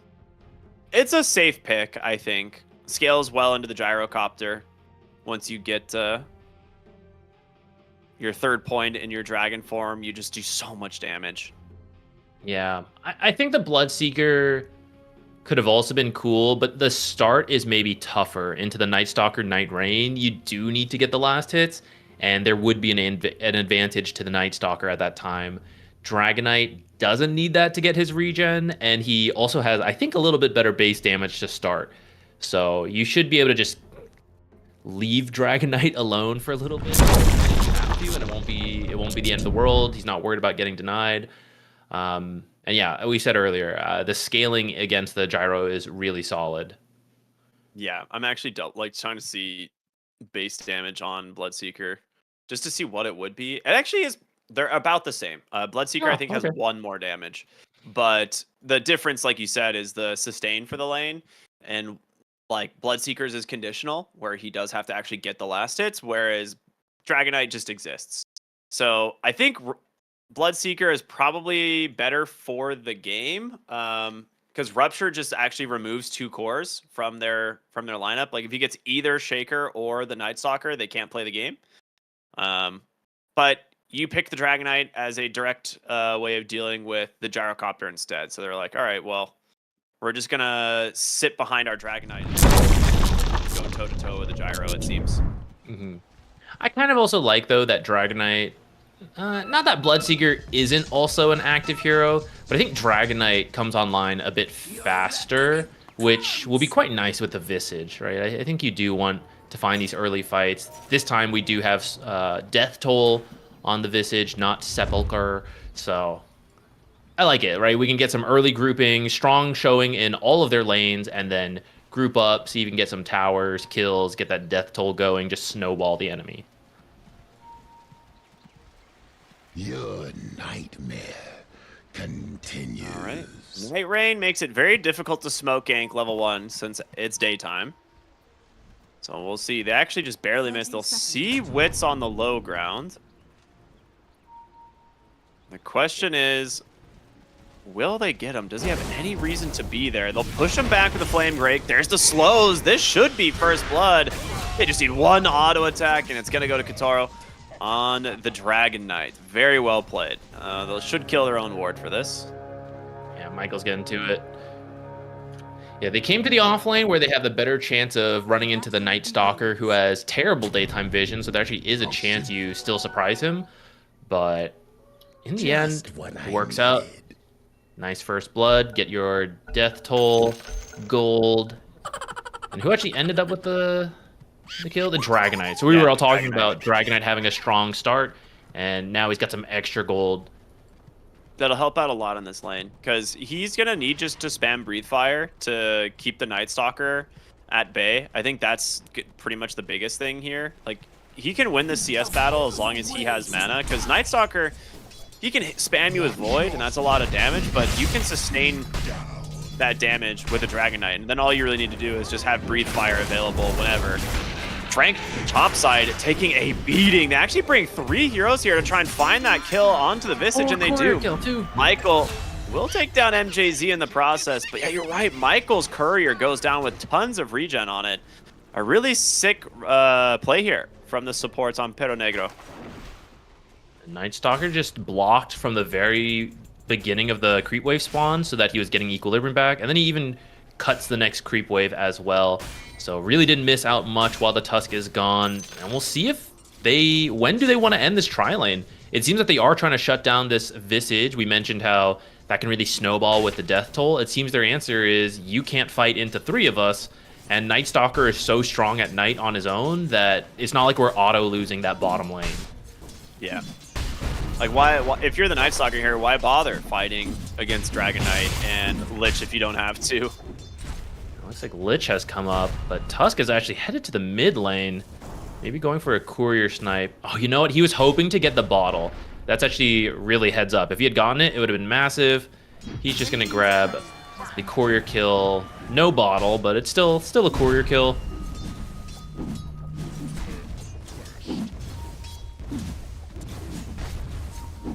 Those used to be the days. You'd see position force just sitting in the mid lane around the like a 1 minute mark, or at the very start, waiting for the salve that the mid laners would call out, or then the bottle, and you would just win the game if you got those. I kind of miss having courier kills being more impactful. They matter, especially when they're holding a bunch of regen at the start, but they don't feel as massive as they used to. Yeah, I agree. Still bait myself dying going for them though. What's up with that? It's fine. Nice attempt on the Flame Break. Tried to get him in range for the Frost Blast from the Lich, but doesn't quite get there. And we just have ourselves a good old-fashioned tri-lane with a Night Stalker, Dragon Knight in the safe lane, and that's honestly a pretty massive win for the Dragon Knight. Like, he's never going to be pressured at all. So, he's big chillin'. Maybe you can find a time to sneak over there with Enchantress and Tusk. They are good at diving, but Dragon Knight's so tanky that you might face some rotations in how long it takes to kill the Dragon Knight. So yeah, they're gonna have to hope for maybe like some good creeps from the Enchantress to let them find a good fight up here.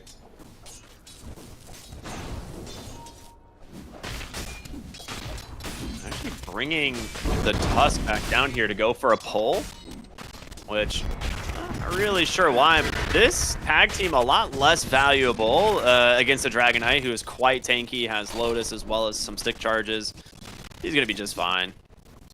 Doesn't really even realize he's there. I would love for that to be the case, like getting hit by Tusk. Oh, here, I thought that was a creep. Oh, weird. MJZ though, dying top lane to the Soul Assumption and getting run down from Bat Rider. Yeah, that's what I was afraid of, right? Like, it's okay for Enchantress the first like couple of levels, but then as soon as you have multiple points on the Bat Rider, it gets pretty rough. Like, he wins these elongated fights pretty much always, and now they're gonna look for wits here. There's 2 napalm stacks, make it a 3rd, and you will just burn here. Soul Assumption to secure the kill as well. Frank just getting all these different death toll stacks early on. There's so many creeps here.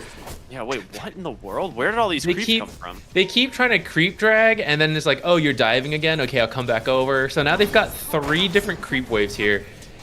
They should really look to play aggressive, but unfortunately, I think Tusk is still level 1. Oh, he does have level 2. Okay.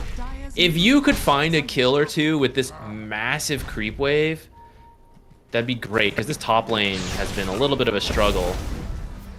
Batrider perfectly fine for now, but nice shards block. The question is, do they even get the kill? Michael makes it out. He's got boots, he's got a salve, and some tangos as well, so that's a really big deal. He can just walk to base. He's already close enough, and now you have the quad creep wave coming in top. You got to make sure that this creep wave does not get missed. Like, someone has to be here to soak this XP. Now, Lich in some trouble here. Product with the Frost Shield on top of himself, but the dive successful. They get themselves a nice kill. Frank has bought it all the way to tier 2 as dead farm. I can't believe Frank knows how to put up last under a tier tower at 5 minutes. I saw him like timing it and getting several of those CS. It's crazy. Okay, this is exactly what they need to do though. They got a kill, made them miss some CS, and now they're getting a ton of tier 1 damage in.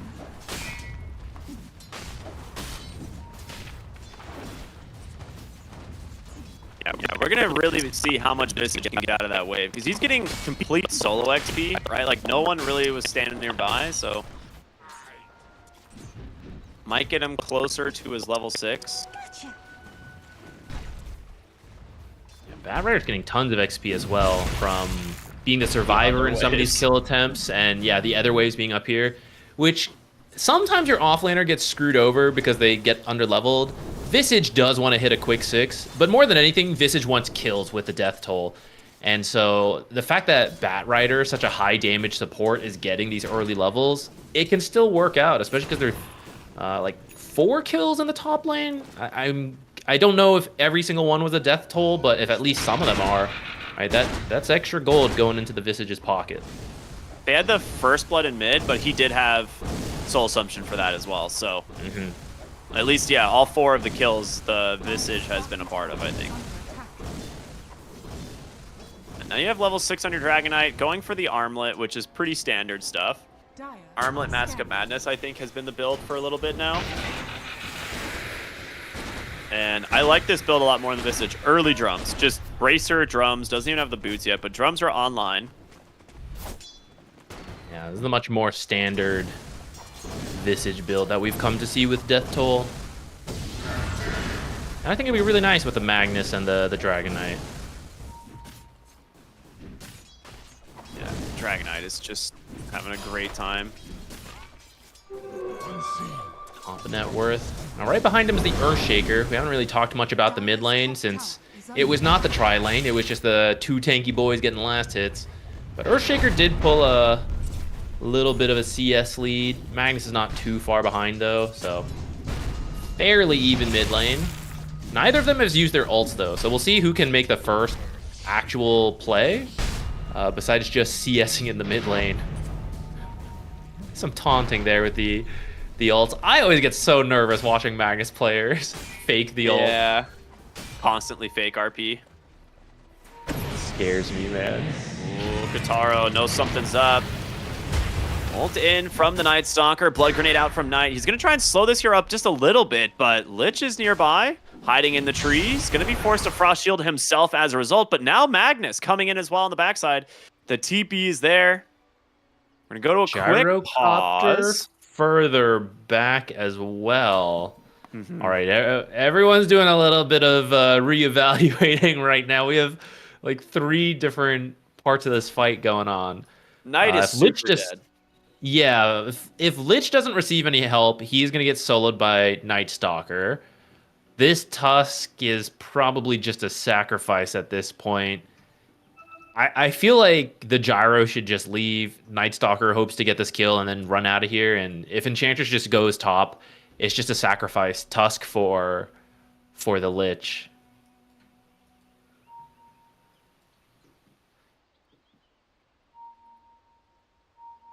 Well, I tried. We'll have to see. I think with Batrider here, it actually makes it really scary for all of the Dire team, just because you have so many other tanky heroes here, and Batrider is just going to stack up damage the longer you decide to sit around. So I feel like you're right. You kind of just have to cut your losses, maybe get the Lich kill and leave, and accept that this Tusk is probably dead.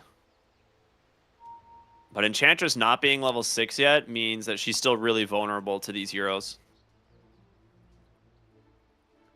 I think you get a little tower damage in. You're making the Radiant miss a creep wave, though at the same time, Frank is top, perfectly happy on his own. We'll get to level 6 before anyone comes back to the lane. So this might be a bit of an overextension. And this is the tricky thing with the Dragonite. You can try to gank him. That gank works on a Medusa, a Drow, a Spectre. But Dragonite is tanky. He's got his stuns. He's got his damage reduction, breathe fire. So it is a big commitment, and it's dragged them into a very unfavorable spot. Look at this line drawn by Enchantress. I'm gonna run up. I'm gonna do a little loop-de-loop around the stairs. I'm gonna slide back down the other side of the staircase and then make my way to the triangle. You think we should add that into Dota? You know how like no one expected facets, and then boom. No one's gonna expect fishing. I'm still waiting for that. But maybe no one expects grinding in this game, and just along the ledges of the terrains and stairs, you can now just grind down a little faster, like on a little skateboard. 终于等到你。 I would love What, you don't think so? like more mini games like that in Dota, personally.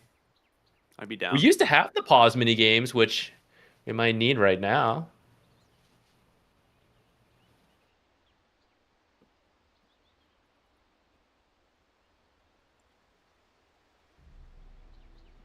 All right, so whose lore do you know here? Oh, that's a good question, actually. I know Dragonites. Do I think you? everyone knows Dragonites now. I don't know if I know Dragonite's lore, actually. Yeah, I don't know. Even before the anime? I'm just kidding. I did. I definitely didn't know it before the anime, but I'll be honest, it's also just not interesting after the anime either, which was unfortunate. I like it.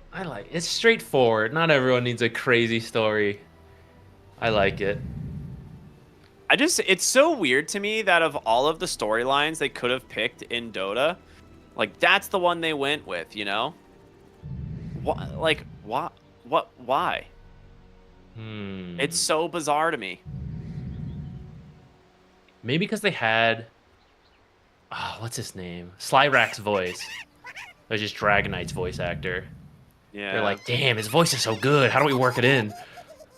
I mean, I feel like you could have incorporated him somehow anyway, right? Could have done a into story on Night Stalker. He actually voices Night Stalker too. Dude, that would have been sick. Tony something, isn't it? I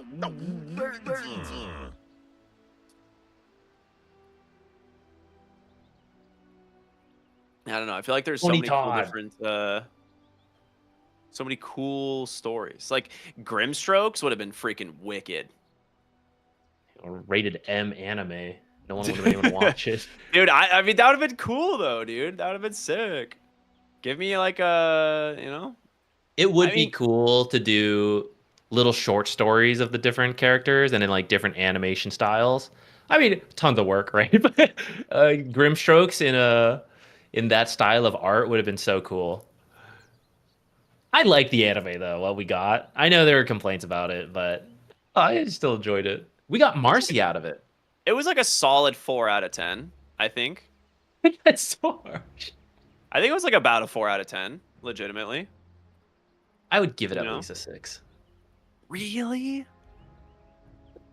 Yeah. I feel like like for me, it just like went downhill real fast because a lot of it was the story. They just couldn't figure out what plot points were important, and so they just kind of like threw everything at the screen and was just like, which one of these do we want to actually finish? And then someone kind of decided none of them was the answer, and then we got almost 0 resolutions to everything that happened in the show. Which was problematic in my eyes.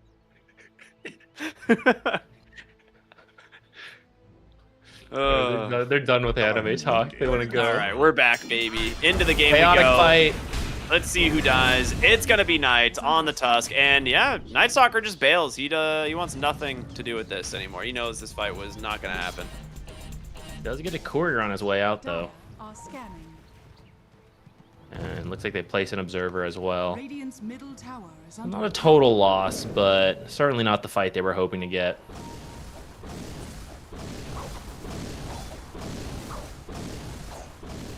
This looks good for Fusion. I feel like they're set up to just start grouping and finding some of these death toll kills, early towers. You can maybe wait for... like 4 of you can do stuff while Magnus finishes the blink, and then you can get a lot more active. Looks like we're starting with a kill on MJZ, potentially. Yeah. Still not level 6. Now, she will be able to heal a lot here, but... wow, they're actually just going to say never mind and walk away. Okay. I mean, Dragon Knight definitely could have gotten that kill, but I guess wants to go farm creep waves instead. Yeah, and I guess his ult was fading, and he maybe doesn't know where the other heroes are, so he doesn't want to chase too hard and then get baited into Earthshaker rotation. So, understandable. Earthshaker was just jungling, though, trying to finish up his blink. Used Echo on the Ancient stack, as we've seen many times before. Oh, Night Stalker, bottom lane, no ultimate. Nice Crippling Fear to buy him some space, but he got him with the Sinister Gaze. RP not necessary, as they will just finish him off right before the nighttime. So big kill, actually, in terms of timing. This should open up this tier 1 in the bottom lane, and, well, there's a lot of damage on this Dragon Knight. Topside Frank in some trouble. Secondary strikes are there. Should be enough damage to finish him off. He's going to throw a Soul Assumption in anger. But a nice kill from these two. Radiant's middle tower is under attack. I mean, trade your off lane for the tower? I feel like that's okay. Okay, but I do want them to play around the Visage. That's how you get the most out of the death toll and the auras he builds. But understandable why they came down here and converted it into a tower. But I want to see them go back top. Defend this tier 1? I think they can. I think they can as well.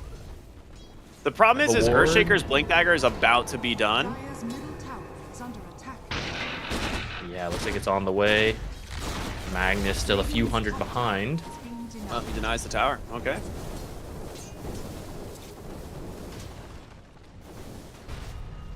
Frank should be okay here. Oh, wait, well, I say that. Gets Hurricane, pull back into the enchant. Shaker's coming in. He doesn't even need to drop the Echo. It's plenty of damage. Just cleans up the familiars as well. Oh, never mind. He got the drop. They're okay.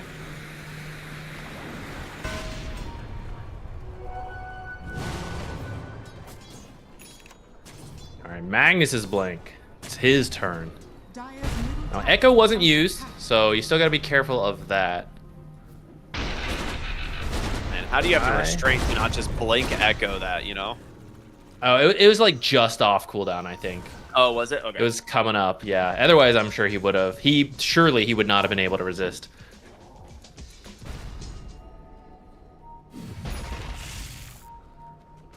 Night Stalker sees this rotation coming over here. Oh, we're about to get a good old-fashioned 5-on-5 in the mid lane. See which one actually comes out ahead as Magnus is looking for the RP, and now they're going to see him in the trees. He blinks forward, pulls back the gyrocopter. A really nice find, but the fissure to disrupt, the snowball to save this fight. It's looking real rough for a Fusion. They've lost 2, about to be a 3rd. The Dragon Knight's got to do some heavy damage here to try and salvage this one. They will get the Tusk, it looks like. Slatem's now up onto the high ground, gets the blink away. Very nice fight here Dire's top tower is from the Dire. And everyone on the Dire was pretty low. That was a very fine line to get that and get out. I actually thought it was going to go even better. There was an amplified damage on the Earthshaker that whole time, but Yeah, still no just Echo. couldn't quite find the window for the Echo because it was so scattered. But the Night Stalker ult gave them so much vision to figure out exactly where to go. And unfortunately, the RP skewer was only onto the gyro. Didn't even die in the end. Yeah, it was a really nice fissure from Slatem. Basically stopped the damage coming out from the entire team. And then it's just a snowball saves. Like, they had really good response. Like you said, mostly just because of that Night Stalker vision. And that winning fight really saved Tusk's game because he did not find anything in that tri-lane. He was very low level, and Tusk, the hero, functions a lot off of levels and blink. But he's kind of back on track now. Move. Blink, Echo. Now Dragonite saved for the moment by the Lich, and they're realizing they cannot finish the kill. It's going to be a lasso instead. The turnaround as they look for more. Earthshaker's down first. Leo Style will find MJZ, pull him right on back into the fight. They get 2 as well as the Wisdom Rune.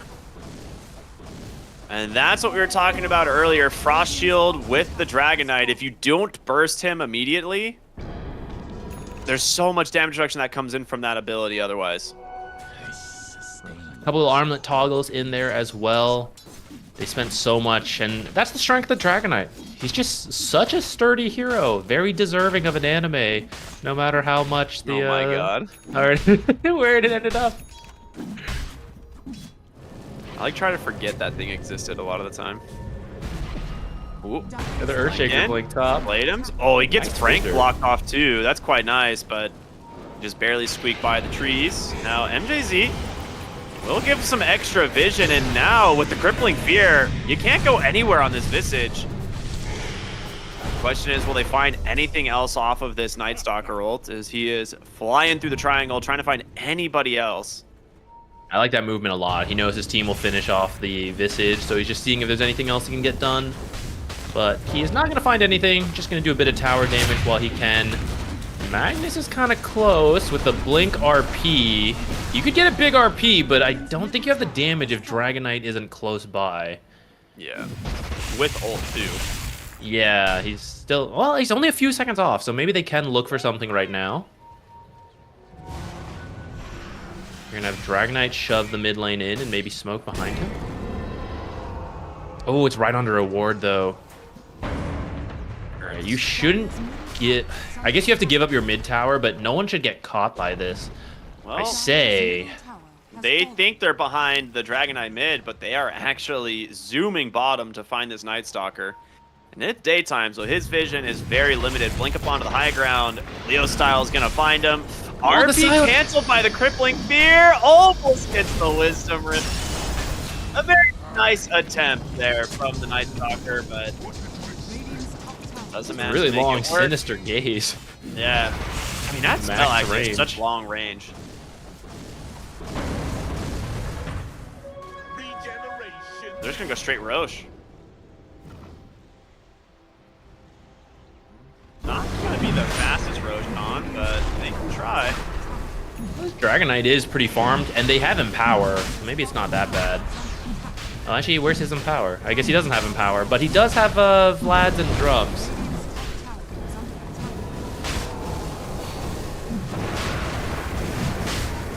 Dire seeing if they can at least grab a kill on the Magnus while this is happening. They know they can't contest the Roche. Oh! That hurts. Not knowing exactly where he is. Echo now on cooldown. It's a good attempt, but that's definitely a rough one. No Roche, no Magnus kill, no ult available.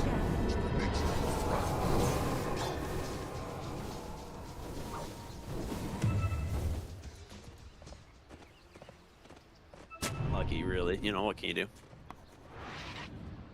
So you've gotten Roshan. You backed away. You're not going to get caught on your retreat from the pit, which is always a big question.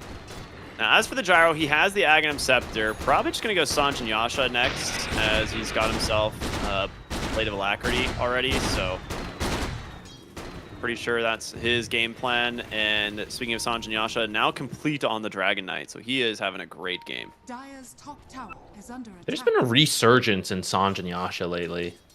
As soon as they made it the only item and the only thing in Dota 2 that gives status resistance, it just became OP. Dire's top I mean, outside of Ascetics cap, but like, that's a conditional one. And we see it matter in quite a few fights. I'm kind of surprised that status resistance as a concept still exists, personally. I thought for sure that like, over time, they would slowly just remove it from the game. I mean, I don't mind having it on some stuff. I think just Sanj and Yasha is a pretty good balance. It was wacky when it was on strength in general, and then just the chain stuns and combos were all over the place. Invoker players were in shambles. Yeah, we all remember the tiny patch. Yeah, that one too. That one was rough. Yeah. But I don't mind. I like that. Resistance, Satanic gave status resistance, and you would just go like S and Y every game on him into Satanic, and you would just have like 88% status resistance, and nothing could CC you. Unstunnable. Yeah, but I like when we have at least a couple instances of different mechanics in Dota, just because I think those interactions are cool. In the same way, a few heroes are exceptional at Tormentor, and then most are just average. A few heroes having place as status resistance heroes, or the one item having its place as status resistance. As long as it doesn't get too powerful, which, you know, maybe Sanjan Yasha could use a slight nerf. Yeah, it's definitely too good right now, but Smoke on smoke. it's mostly just that a lot of the other items are not good. Oh, Blink echoed. Actually catch on the high ground, but a quick RP. Turn around, though. The silence from the Night Stalker, but the damage is just overwhelming. Snowball gonna buy them a lot of space to get out of here, but can they finish the job? One hero down. They're looking for more. The Night Stalker is gonna barely survive as the call down slows up the chase from Fusion. And they get out clean. What? That was such a good snowball save. And just 2 heroes die. I think he just bought his Blink, or he's had it very recently, and that might have well, that's part of why they both smoked, but that is exactly why you want the Tusk to have the snowball. If the RP comes out and it doesn't catch Tusk, he can just jump in and pull everyone in until the stun's over. Yeah, that was super nice. Had to pay with his life, though, but very worth it.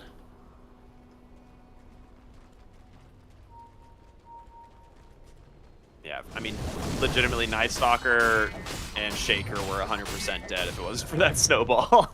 So, I think pretty worth, yeah. So, after that, Fusion continue to farm as they have another minute on this Aegis. Kataro, his courier died, unfortunately for him, but he is going to go for the Daedalus, which is what we see a lot of the times as the damage scaling item for this hero.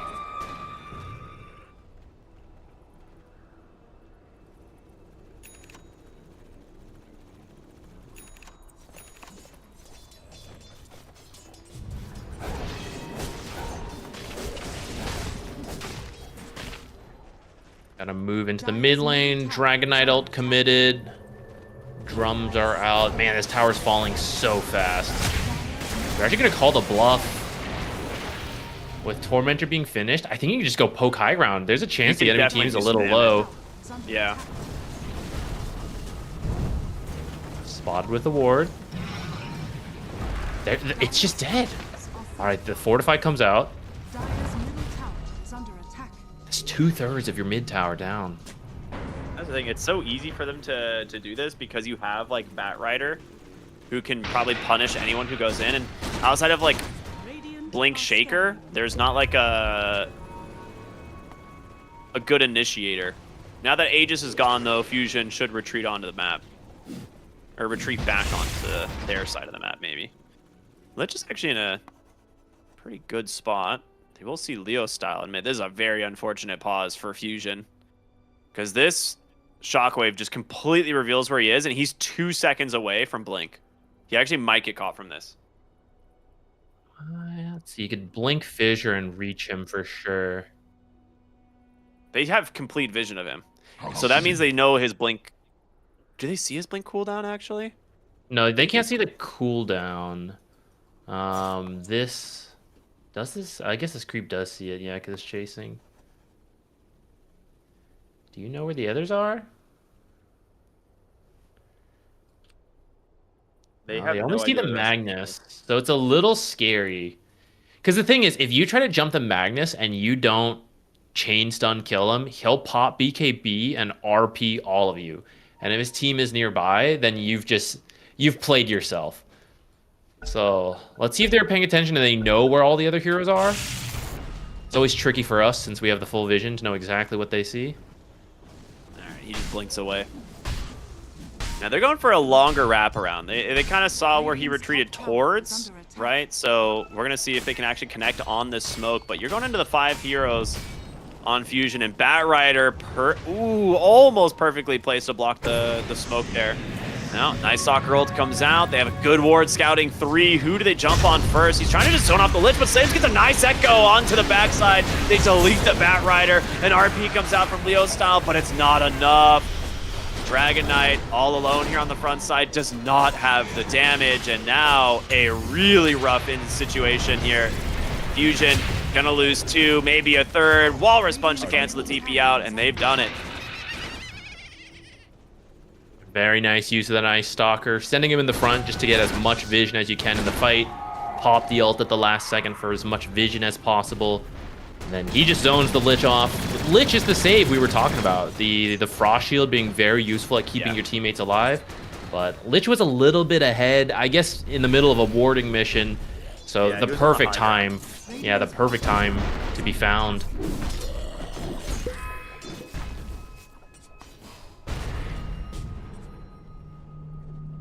Wow, man, that was a huge fight. That gives them so much momentum right now, because not only did they take the fight just after Aegis expired, but it's nighttime for like another little over a minute, and if you're Fusion, it's going to be really scary to try and do anything right now without RP into nighttime. Yeah, you also got the first BKB uses out of both Dragonite and Magnus, which, I mean, 8 seconds is still nice, right? But like the sooner you get the BKB down, the better, especially for Earthshaker, who has so many stuns he wants to be hitting you with in the fights. So getting the first charge out of the way, and it didn't even cost you a big fight. In fact, you won. Yeah. So that's pretty nice. But 8 seconds is still a good amount of time to have. If they can maybe save those BKBs for the next Roche, then it's still plenty long for them to win the fights. But maybe if you can keep baiting out a BKB here and there, you're just making the rest of the game easier for yourself.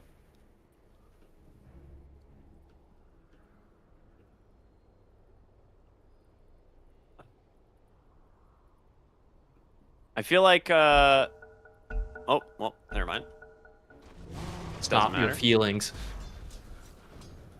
Sid, I feel like it's time to talk about our boy Lich and his lore, but then the game unpaused. He showed up in Crownfall. I don't know how true that lore is or not. That's a good question. We'd have to find out. I mean, it's canon now, whether or not we like it or not. Oh, that's true. That's true. No, I'm fine with it. If that lore is canon, then CM being a psycho is canon. That's pretty funny. Oh, yeah, I think that makes sense. Yeah.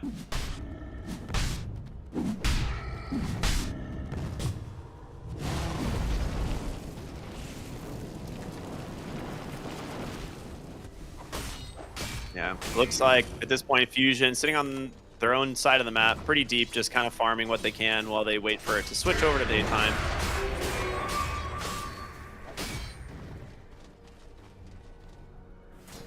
Seems the Dire is comfortable just waiting for the BKB on the gyro to finish up. It's about 1,000 gold away. BKB done on Night Stalker. That's a fresh one. Nice item timing. Yeah, he disassembled the Echo into that. Okay. I was like, I thought he would have been further away, but yeah, the disassemble of the Echo Saber into the BKB. Oh, it's a fast Roche. Wow, you're right. Jeez. Okay. Blink and it's back. Okay, it's gonna get scouted by Frank pretty quickly.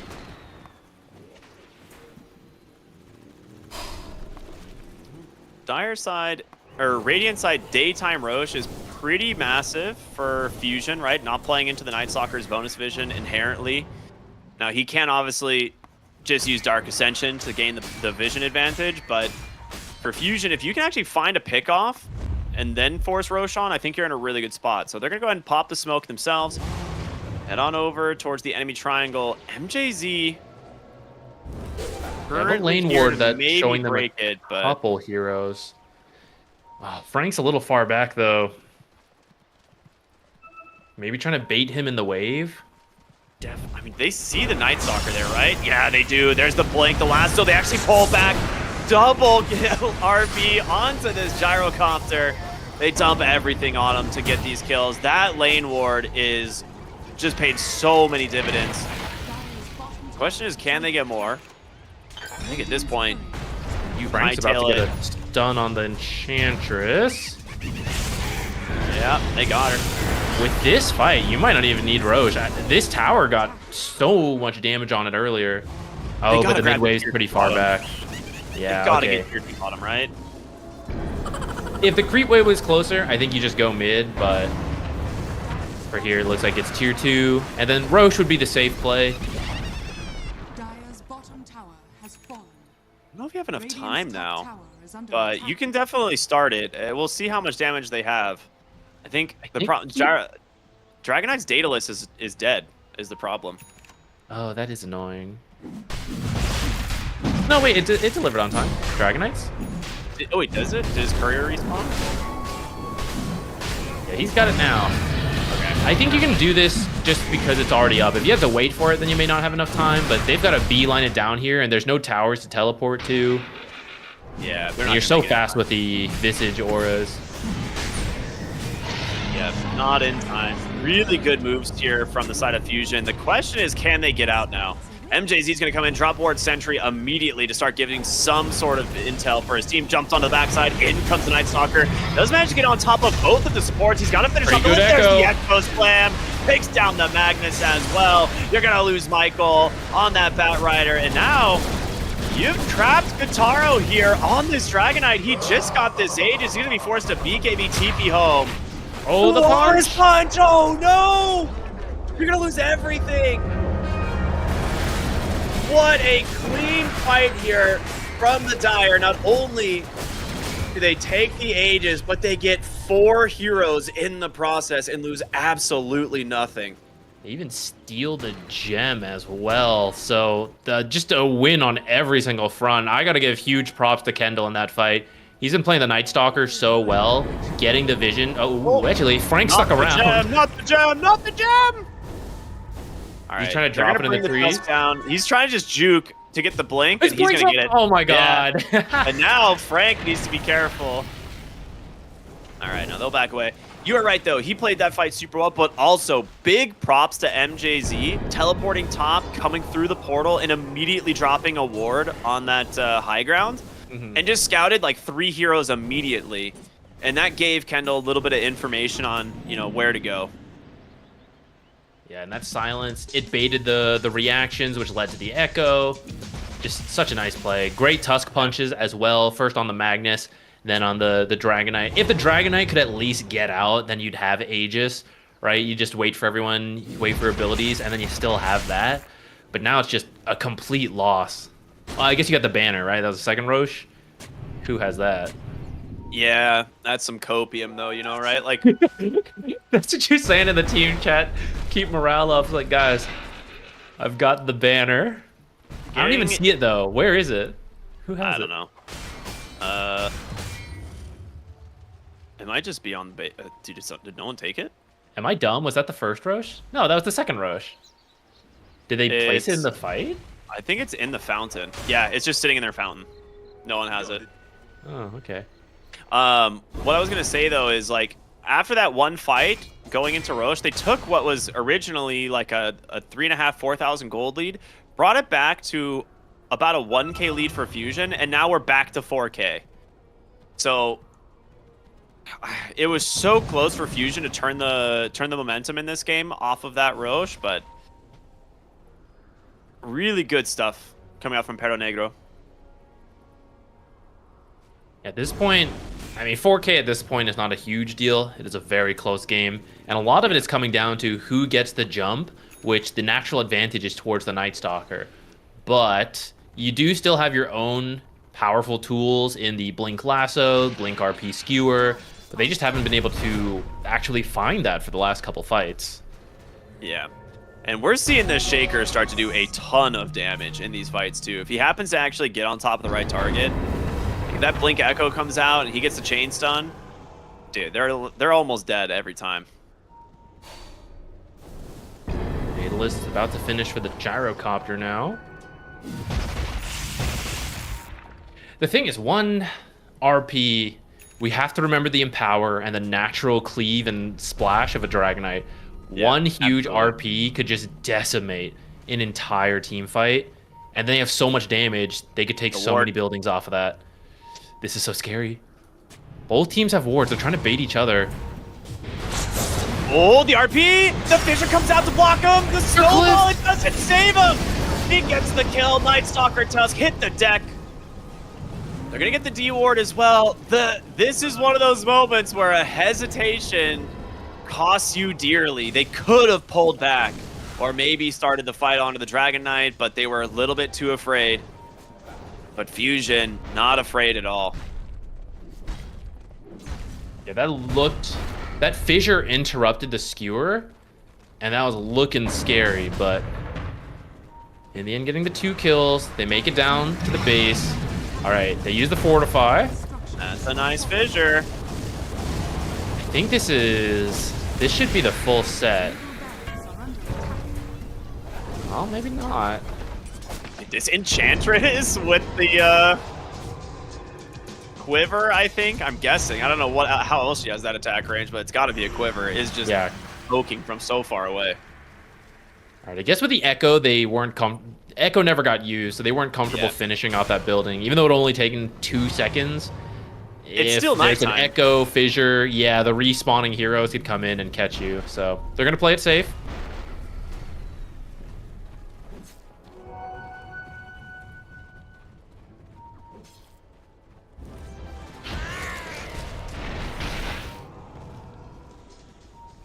They know there's a ward in this bottom area, and they're trying to sniff it out right now, and they're about to get it. They know the only other remaining place is going to be on that cliff there, so nice D ward from MJZ.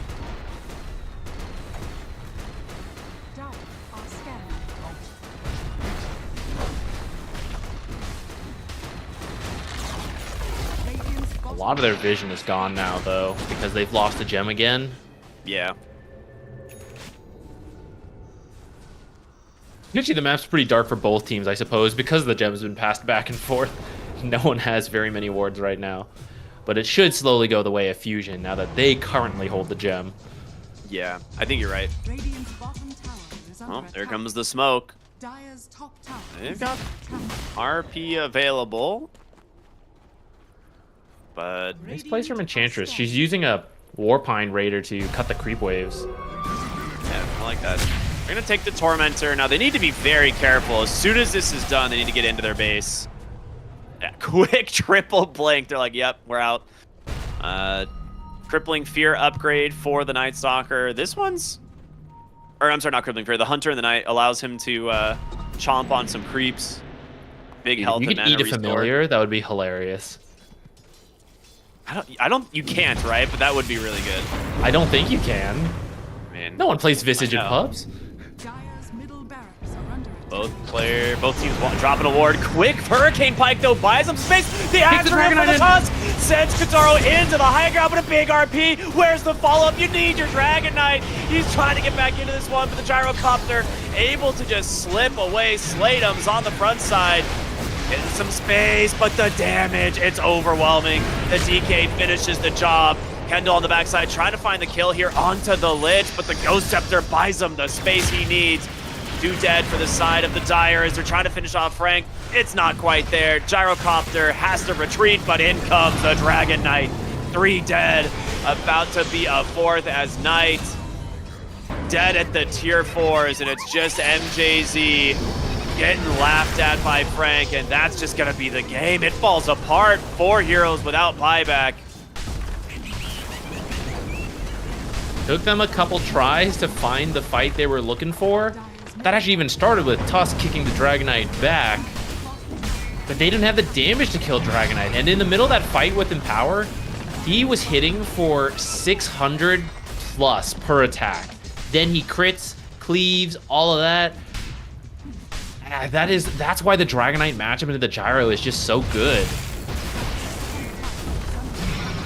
I don't even know where the Gyro was at the start of that fight, because I think about it, and by the time we saw him, he was like half HP as well. So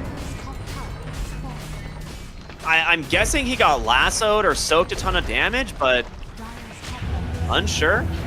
Maybe the kickback here from Knight, trying to do something here to Frank, but there's no Gyrocopter. He knows he's fine. That's gonna be mega creeps. And Fusion are going to be real happy about the turn of events here.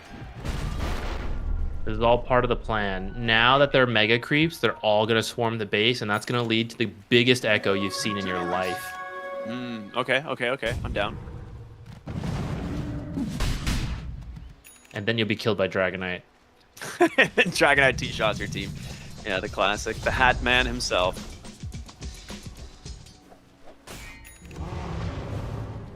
Gyro's trying to finish a Satanic. That would solve the health problem that was in that fight. I kind of also missed what exactly got him low, but he just had to run from the Dragonite towards the end.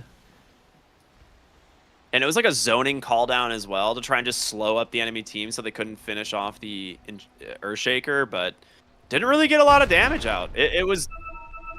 I guess there's just so many good ultimates on the side of Fusion, and you're kind of limited to your Blink Echo on the Dire. Their positioning have been really good for the most part this game on Fusion.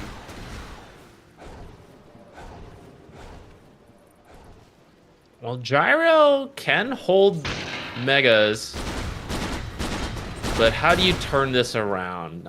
Do you just have to wait for a Divine Rapier? You got to get a huge Echo before you can leave your base? You still have Tusk Kick into the fountain. That's true. That's your way of doing it, basically. But now they're going to have Roche, so Aegis, Cheese, Refresher, and that's going to make it a little bit more difficult. So, in terms of Refresher, I'm sure it just goes to Leo style. Yep. They just apparently don't care about the cheese. Half of Roshan. Well, the first banner's still in the their base as well. Who needs it? Clearly they don't. Ooh, Amplify Damage Rune. Earthshaker's beelining to it. All right, maybe some saving grace. Maybe it's a Mega Echo coming in. He does have the bottle for it, so this could be kind of sick. We'll have to see. Dire's middle tower All right. is under attack. This is your last hope. You have Refresher RP available. So it is not going to be easy. See if they can hold their ground to jump in. They get on top of MJZ right away. The Soul Assumption's there. Nice Hurricane Pike to get some space, so he's going to survive, but there's the skewer back. Well found from Leo's style. Does he have the snowball to buy him some space? Well, they get the Walrus Punch. The kicks back. Witz is just dying 1v1 into this hero. He can't do anything about it. Now Slatum's the amplified damage for what? Get back down here, says Michael. Gets him on the lasso, and the RP holds down this Night Stalker. 2 dead. It's looking real rough. Gyrocopter, not much left in the tank. They're just gonna focus up on the throne here. Couple of kills to take down that Tusk, and yeah, Dragon Knight, too big to fail at this point. RP number 2 comes out. They're gonna try and give him the Rampage, but he will not get it in time. Fusion's gonna take game number 1. Game fights. Yeah. That Dragonite damage, again, just to highlight the matchup difference, I think the Dragonite is 600 to 700 damage per attack at the end, and Gyro is at about 300. Now, Flak hits more things, but when it comes to the one-on-one fight, Dragonite versus Gyro, that's why Gyro's got to back off first. There's also an armor difference because Dragonite's, even though he's a strength hero, he's got the armor bonus. So I think he has 20-ish% more physical damage reduction, which matters a ton in these late game fights, like in the one-on-one. And that's where the other heroes come into play. But I'd say Lasso and RP are stronger tools than, the only BKB piercing tool they had was the Tusk Punch, which really is not a lot of time when you're trying to kill a Dragon Knight. It's barely anything. So I think it was always kind of skewed against them. But to be fair, they found a lot of good fights around the Night Stalker. I think they played quite well, but they were on a bit of a timer to not reach that point. Yeah, I think that's the big thing, right? Is they played around the Night Stalker well. To me, it kind of just comes back to, is this Night Stalker the hero regardless, right? Like, should you have just picked a different offlaner that does a little bit more damage? Because I start to struggle with like some of these like offlane heroes where if they don't actually bring a lot of damage, especially when you have something like a Shaker mid, whereas like Shaker's kind of a burst hero. And if he doesn't like find his target, he doesn't really do a whole lot of anything. So you need some other sustained damage, and Night Stalker doesn't really bring it. He's all about the vision game. So yeah, really good stuff. Really great last pick Dragon Knight, like you said, and good itemization overall from Fusion. I think the Visage build this game makes way more sense than what we've seen in previous ones. Goes for the bongo boots, AC Vlads. Like it's just everything that you need to give your team this game, and it works out well. Yeah, that's another thing. He made the Dragon Knight even stronger, but you've got a Night Stalker who kind of plays his own game, which can work, but probably need some better fights in the early game for it to pay off. Yeah. Well, that is just game 1 here of this lower bracket elimination series. So we're going to go to a short break, and we'll be back with game number 2 of Fusion versus Perro Negro. Everyone stay tuned. We'll see you in just a bit. But we were doomed for a miracle now, paradise. It's not so hard for me to find. You find me by my side. You're in my life forever. We're in paradise together.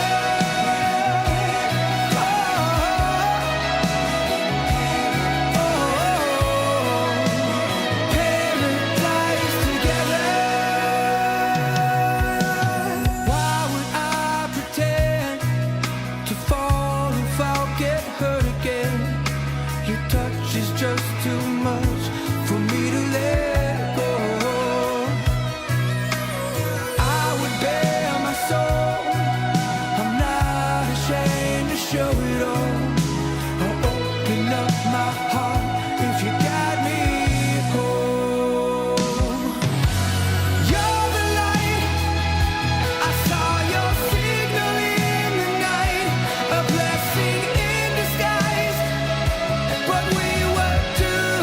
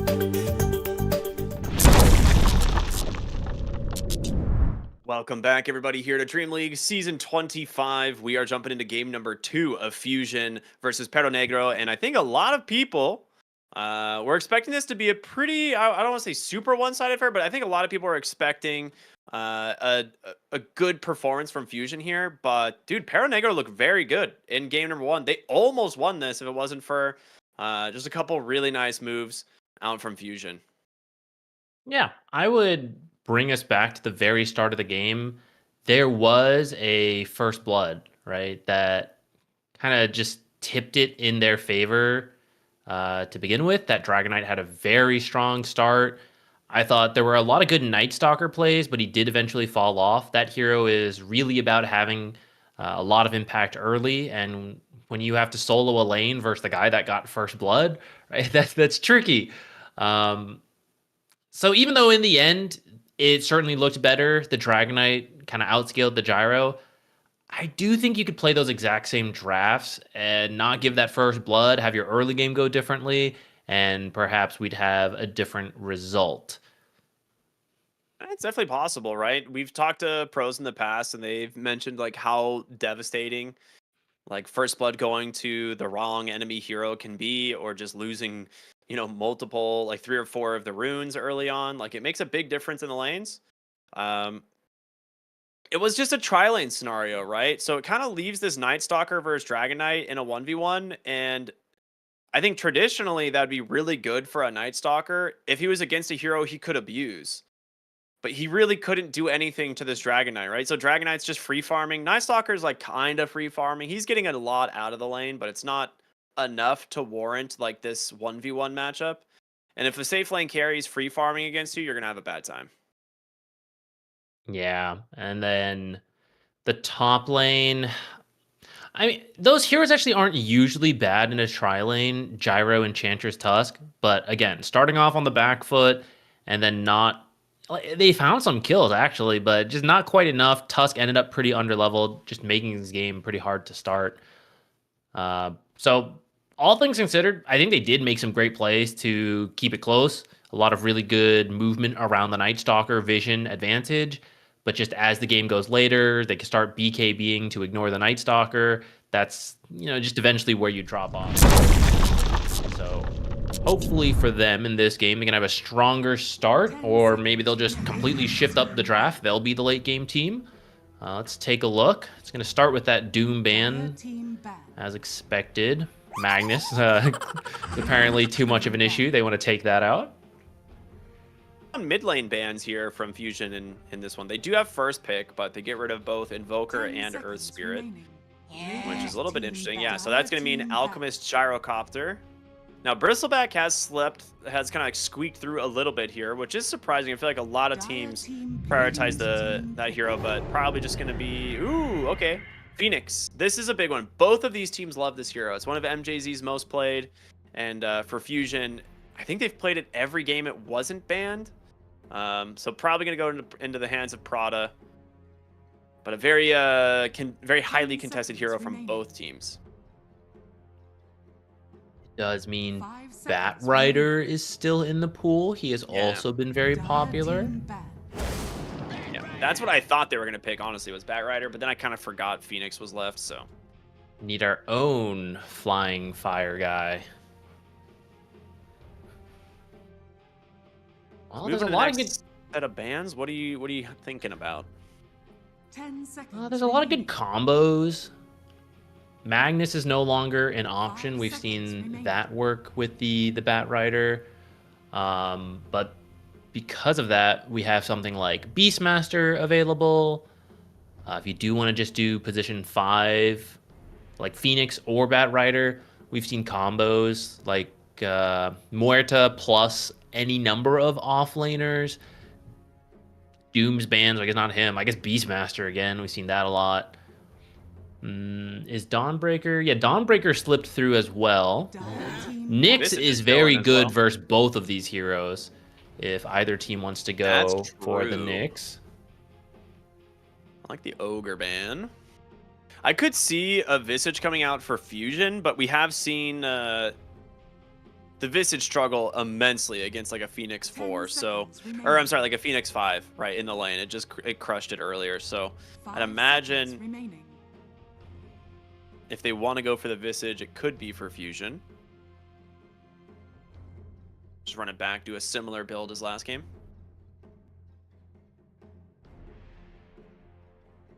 I guess I don't mind seeing the Tusk again. I'm still a little bit on the fence. We're seeing the great saves from Tusk in a lot of these games, the blink snowballs, and that's been great. But his early game is just so much worse than when he had the drinking buddies, and it looks a little hit or miss in some of these games. Maybe it does come down to the draft really making it work or not. Remaining. So I'm up for seeing it, but it's got to make 5 sense. seconds remaining.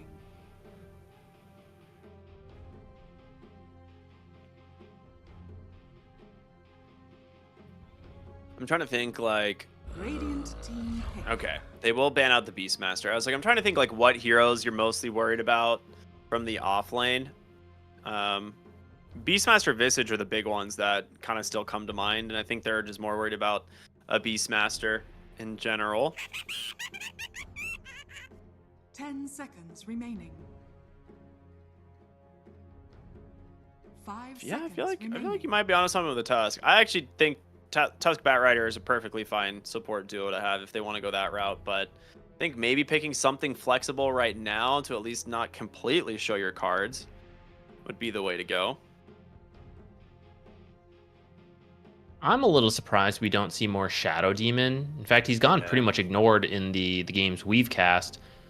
For the prevalence of Batrider, Shadow Demon's usually a very quick response because you can just save whoever gets lassoed. And I still think he got nerfed a little bit, but I still think he's quite strong, the Shadow Demons. So I'm a bit surprised we haven't seen him. I feel like the South America region, the style usually involves more fighting, that he seems less favored here.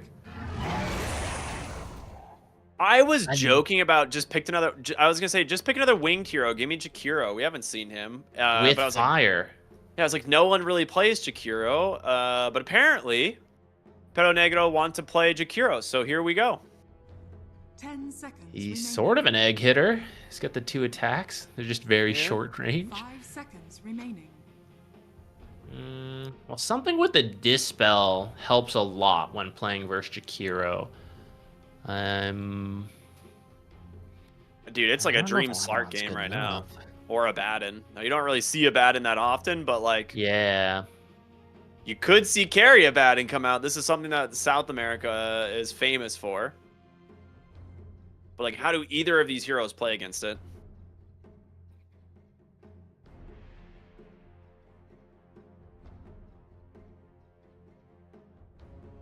Dire team pick. Okay, there's the Nyx. I wonder if you do something like Dawnbreaker. That way, whenever he finds someone, you could join in. Potentially, we haven't seen Spectre come up yet. Some teams have been 10 playing her. seconds remaining. I've always enjoyed the Spectre Nyx combo just because 5 it's so seconds oppressive. If you can get a decent start, just pick strong heroes for the others. But I guess the draft just needs to happen to go that way that it works out. Radiant team pick.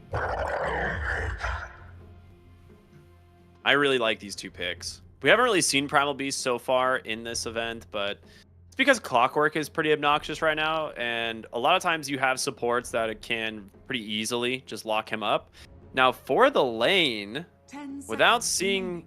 who you're playing against, it's a little bit bold, but you can play it either mid or off 5 lane, so seconds remaining.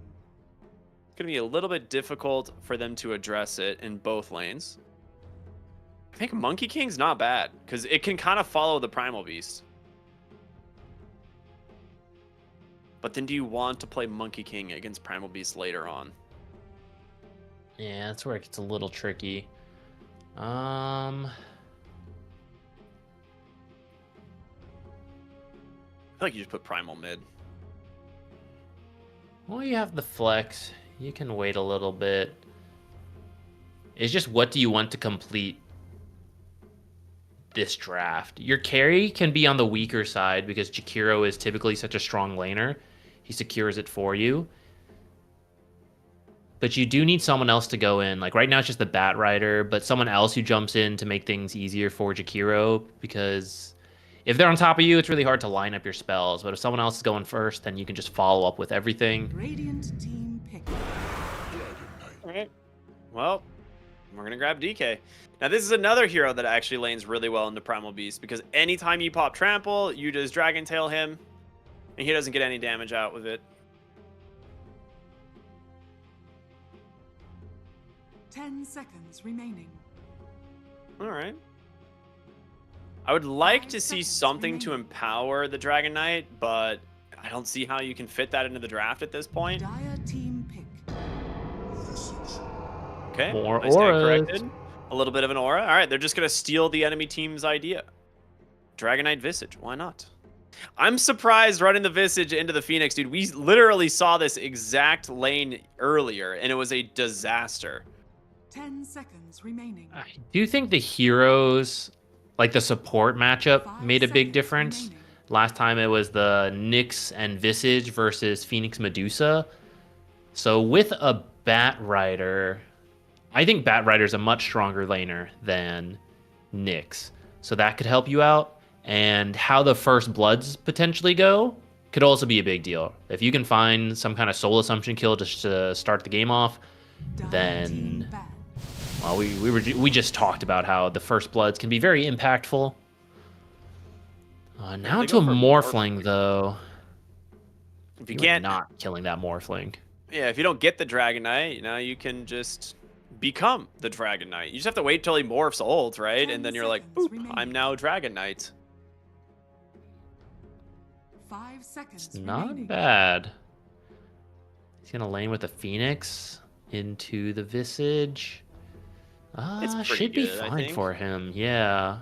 I was wondering if they wanted to go something that was more of a game counter in the form of like Slark, because it's a pretty good Slark game, but we're gonna see the Morphling instead. Much more of a stable Radiant hero. team ban.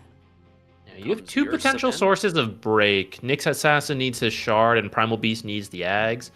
But having the break from them does make the Dragon Knight much more susceptible to being killed, which the Morphling will then bring enough single target damage. I think it's much better than the 10 Gyrocopter. seconds Gyrocopter's remaining. damage is very split up. 5 seconds remaining. Yeah, I think that's a really good point. Radiant team ban. They think Tide it might Hunter be a ban. mid Dragon Knight, though. Yeah, I think it is. I think you want the Dragon Knight into the Primal Beast lane, because, like I said, he can't abuse the Dragon Knight lane at all. You just Dragon Tail him every single time he pops Trample. You should CS fairly okay. 10 seconds remaining. As long as you don't make a mistake, like Dragon Tailing, when he's still like before he tramples or something, then you're fine.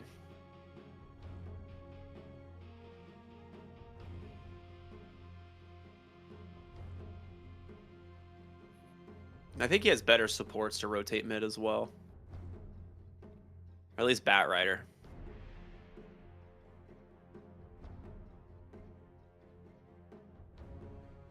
What if you Terms just of put him off lane? offlaners? Dire team ban. The Primal? Yeah. I feel like Primal Nyx is a kind of weak lane, personally. So I think Primal mid, just to get the XP and let him have a little bit more farm priority, is probably the way to go. Because Primal Beast can become very much a menace once he gets like even level 5. Yeah. Okay, well they actually banned out Monkey King and go for the Pangolier. So you might be right. It's going to be Pango mid most likely now. Primal Beast off lane. You can I'm surprised technically the still movie didn't swap get banned it. yet. We do sometimes see Pango off. Yeah. But maybe you're not wrong. That lane's a little awkward. But perhaps you could just have Primal Beast trample the first wave and then do creep dragging with Nyx. 5 seconds Jakiro is remaining. very slow, so you can't chase the Nyx assassin at all. You just have to try to punish the Primal Beast, who could always onslaught away. Choose your hero.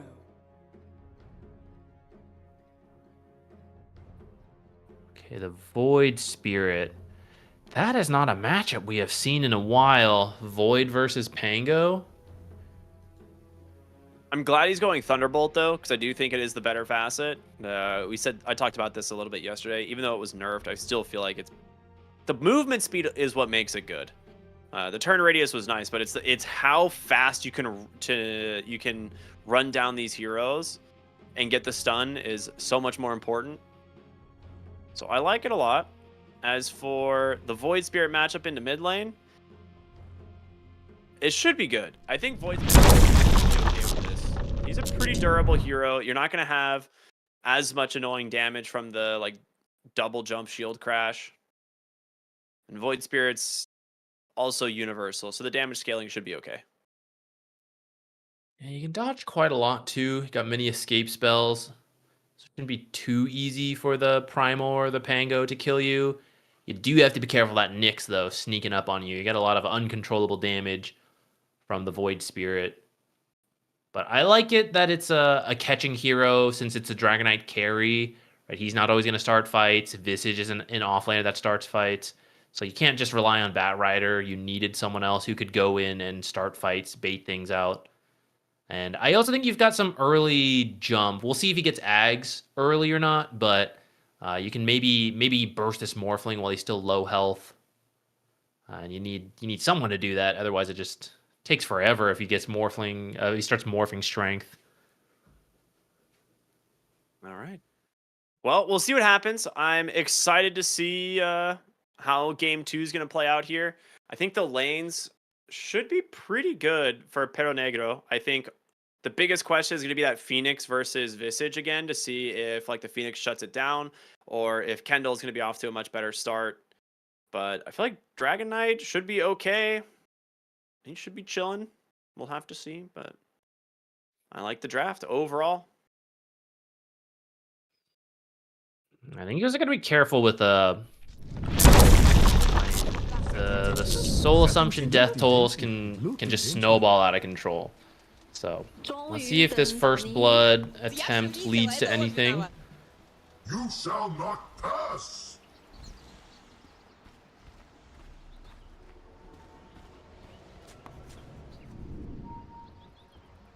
Dragonite making sure to capture the Watcher in case Primal Beast wanted to place a sentry back there. Yeah, Primal Beast started with boots and a clarity, so he's looking to creep cut the very first one, but he's actually going to run into this Dragonite. So it's not even creep cut. He actually just kills the wave with boots trample level 1. Yeah, you just walk it down the lane and kill it. And they actually knew about this. Like right when the game started, Batrider drew a line and circled that whole lane, and it was like, all right, he might try to cut this, but now they're actually going to go ahead and smoke and head towards the mid lane. If Dragonite gets Dragon Tail, he can thwart the whole plan of the Primal Beast, so we'll see.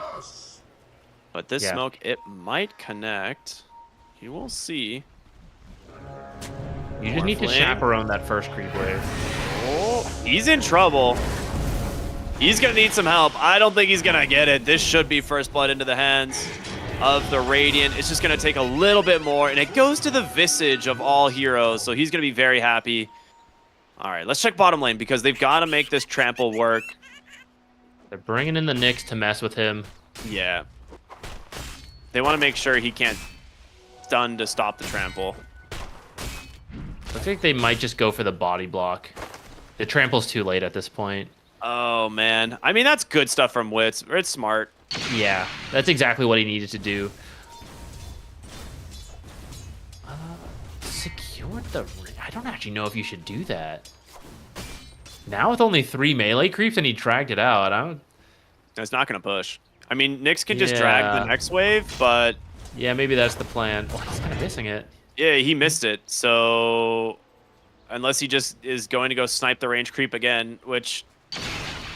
Yep, okay. All right, so... He's having a great time, let me tell you what. Yeah, he's kind of making the lane really hard for the Primal Beast, though. I don't know how he's going to get any CS.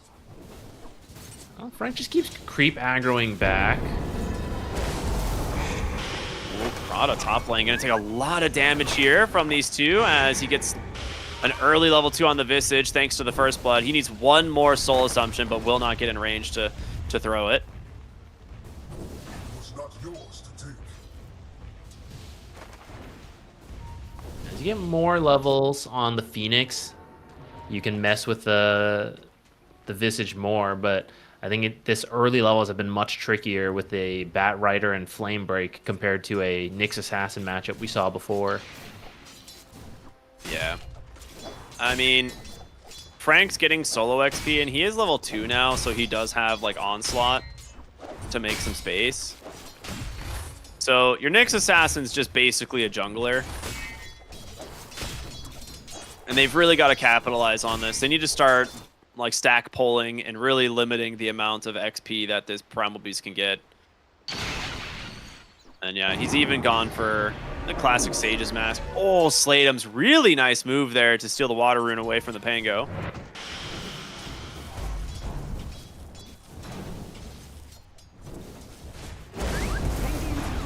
This lane top is not going well for Fusion.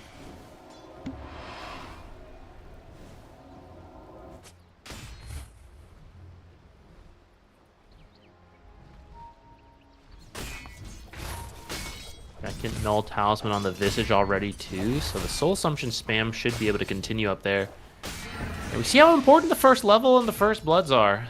Like you said, we saw how Phoenix destroyed a Visage earlier. This is going to be a costly attempt. No way. He actually gets Got it, it. though? No way. Tower is under attack. Dude, he wasted so much time too. Oh, the creeps went under tower. He's going to lose his courier, surely, right? No, he doesn't. So Nyx Assassin is finally back. He's dragged a wave.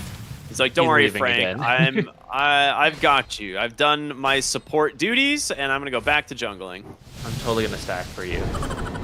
It is true though, Trample allows you to clear stacks very quickly, so as long as someone stacks, he can recover off this rough start.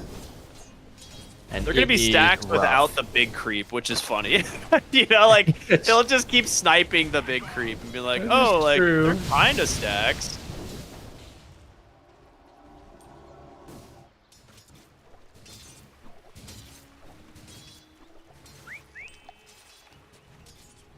All right, this time Leo Style will be able to get a Water Rune, so he's gonna be fine in the mid lane. That one's dead even. A little bit of extra denies for the Void Spirit, which is kind of what I expected, but he's just fine. Kitaro, he went in really far for this. Does have plenty of wand charges to bait this one, though, as it's going to be Prada to find the return kill. And we talked about this matchup. Phoenix versus Visage. He burns you down so fast. Oh, that's a big courier kill. That is the full treads from the Dragon Knight.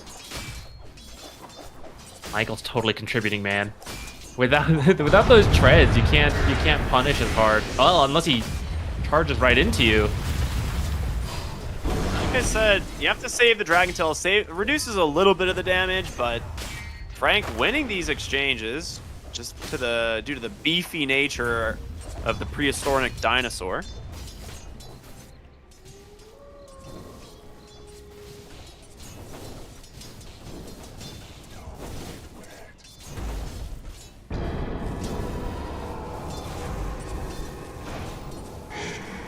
Toro's just taking so much damage in this lane. They've walked bottom here on the Phoenix. They want to try... Ooh. Don't know if that was intentional, but an auto attack will definitely reveal him. Good stuff from Knight, too, to be throwing the napalm from the tree line, so it's not giving stick charges over to the Morphling, because that's a pretty big deal.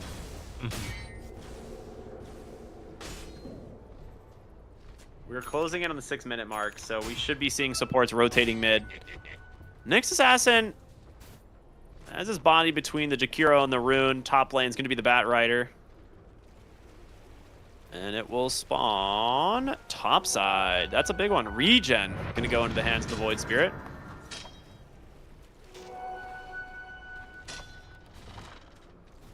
The bounties get taken too, so Pango is 6 but has no mana to actually use his ultimate. Yeah, meanwhile, Slatum's is just going to trade constantly, knowing that he's going to have the regen advantage for quite some time. Oh my god, don't get his courier Go, again. Nyx, go, go, go! Radiant's courier Oh my Get god, he's gonna another get 2 one. couriers. Oh my There's a boots on god. that too. has been killed. He's How many actually doing pairs of so boots? much. Well, they're gonna TP bottom here on the Void Spirit. See if you can actually find Frank. Astral steps on in, and he's just gonna onslaught to safety. Radiant's There is bottom one tower more is under attack. Astral step, but Phase Boots plus a Windlace, he's out. They're making space down there. And Kendall top lane is in a lot of trouble. We're gonna see the Phoenix just burn right through the Visage once again, and the kill will go to Prada. 7-minute Wisdom Runes picked up from each team. That's a nice call. They're just guessing that the Batrider is out picking up the Wisdom, so they will go ahead and punish the Visage in the lane. Nice movements.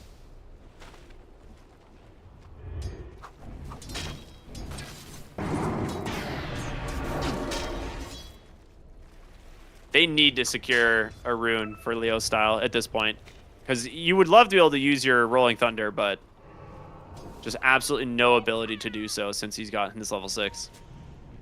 Yeah, the nice thing about Void Spirit is he cannot be Rolling Thunder comboed. You have so many abilities to get out of there. Void Spirit rotating top should find a kill onto the Visage here. Ends up giving it over to the Visage. So nice little rotation there. Now might be late for the power rune. We'll have to see. Mid lane does get the Rolling Thunder off. We'll just use this to secure the kill onto Jakiro. But again, the rune spawns top, so Sladems will grab the Arcane. That will help him get closer to the Diffusal, though, so that's quite nice. It is a very nice Diffusal game.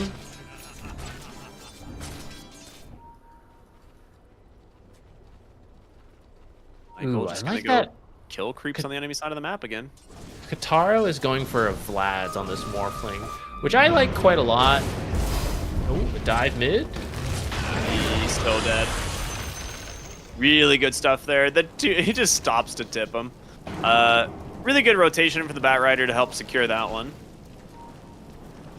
But yeah, you're right. The Vlad's for Morphling is one of those things that when you're playing into a super harass heavy lineup or lane, you can just go back and pick up a Vlad's instead, and then you never have to worry about the harassment ever again. Like, they don't have like enough burst or lockdown to kill him, right? So if it's just damage over time, he can just have a Vlad's.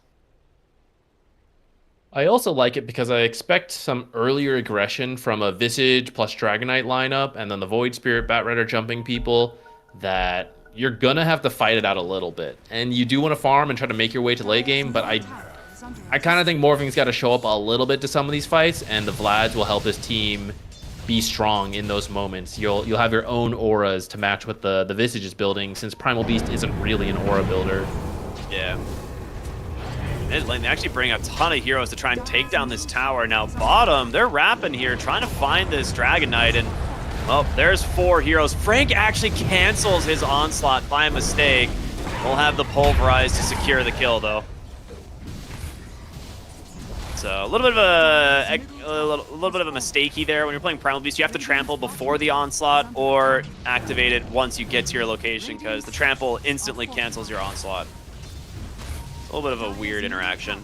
Yeah, they should change that. Bottom tower is under attack. But It'd be they do too get good. the I guess so. They do get the kill though, and they should get this bottom tower. It doesn't look like it's gonna be fought over. You just have to trade your mid tower for it, but I think it's fine because you got the Dragon Knight. Radiant's Yeah. bottom tower has fallen. I think if you only get the tower, then definitely not. But yeah, getting Dragon Knight makes it worth it for sure. And Michael, Dragon Knight should behind keep enemy him lines here. again. They know he exactly is. where he is. Oh man, he's got to be so careful. If they get the Impale, yeah. All right, he's too close to the tower. They don't want to risk it. Frank also does not have a lot of mana. Yeah, maybe that's part of it. Not enough mana to use the full combo. It's also an armlet Dragonite, so it's kind of close whether you're going to get it or not. And being so close to the tower could invite the rotations. So they'll just play it easy. Looks like the Diffusal's on the way for the Pango, so that's a nice power spike. Are scared. Vlad's is done as well. How the next few fights go is pretty important because Manta in the works for the Morphling just started, but Orchid is also being built by the Void Spirit. So if you get a couple kills going your way, you get this Orchid faster, you can kill the Morphling. Morphling finds kills on the Visage, gets the Manta faster, then that Orchid isn't going to do anything. Yeah, that's Nyx Assassin's level 6 reveal there, just scuttling through the trees, helping find that kill. Very nicely done. And yeah, you're right. The Morphling's Manta is going to be out so fast. He is incredibly farmed this game. 6,300 net worth just at 11.5 minutes. Yeah, even with the Vlad's first. Yeah. And he's just going to go to the triangle to farm. He sees the heroes coming. Yeah, I was worried getting the Vlad's would delay the Manta, but because he has successfully participated in these fights, he's 0, 1, and 4. It's not been slowed at all, really. You know, maybe a little later, but it didn't matter too much. Is this Visage going phylactery, by the way? Yes. All right. Hmm. A little bit of a different item build, but gonna go back for the drums. The phylactery is good burst, but I feel like maybe that window is missed. We'll have to see. Once you got the Diadem, you're committed, though. Oh my goodness, that is a stack. Whoa, look at that.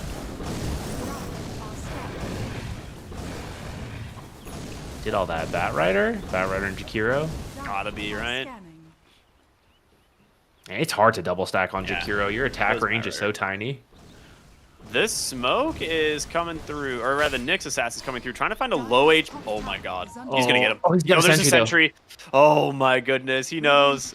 That sentry is MVP right now. Otherwise, he is absolutely dead. Oh, his scuttle faded. He could have killed that courier before it delivered his items. That would have been funny.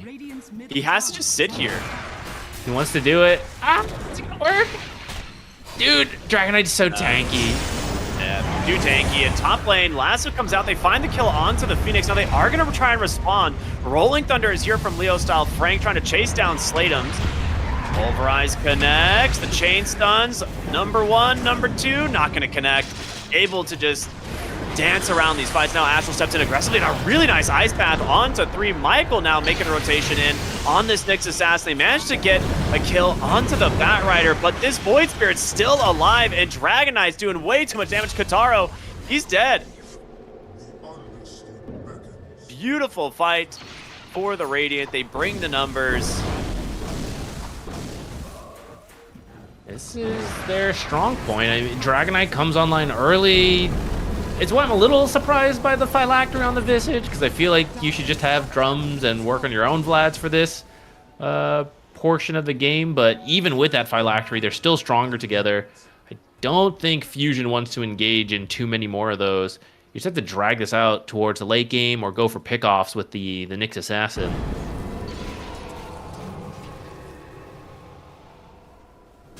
And I can't believe how clutch that sentry was. That's true. That fight would have gone so much better if the Nyx did find that pickoff first. But it's a good preemptive sentry, knowing this is exactly what Nyx wants to look for.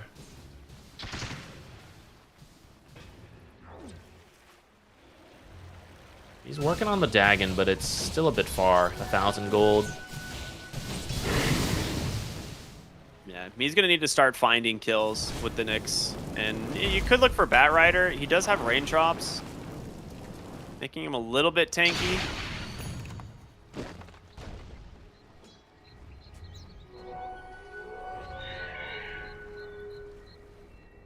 Another smoke out. Playdum's actually going for an early Orchid here. Very cool Void Spirit build. Too. Yeah, you see this every once in a while. It became less popular when Universal Heroes came out because Void Spirit was just... oh, hold on. I say that. Void Spirit goes in. Manages to find the kill there onto Prada. Nicely done. Well, kill's a kill. Can't complain. That was just the Phoenix 5, though, and I think he was hoping for a Pango or a Morphling.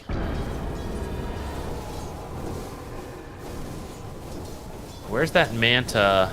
Yeah, it's only 650 gold away. So the window to find kills with the Orchid on the Morphling, you got like a minute to do so. Yeah. Nyx Assassin gonna send an illusion into the mid lane to try and maybe bait something, but Wow, he baited for sure. baited indeed. So blink reveal from the Batrider, as well as getting the Orchid. So yeah, not a bad use of an illusion.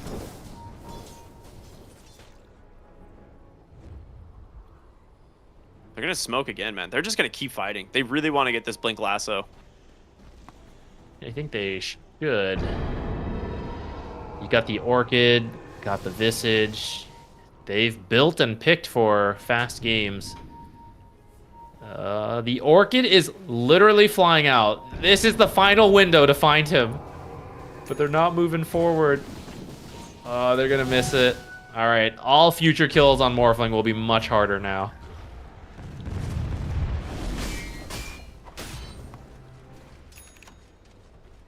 There we go. Manta done. So Wit's working towards Sanjanyasha. He's just farm mode now. Like, he contributed in a couple fights, but he's just chilling in the jungle. Gonna farm towards his big items. Just do what Dragon Knight does best. Now, Parada's gonna get found here from the two supports and tries to dive away.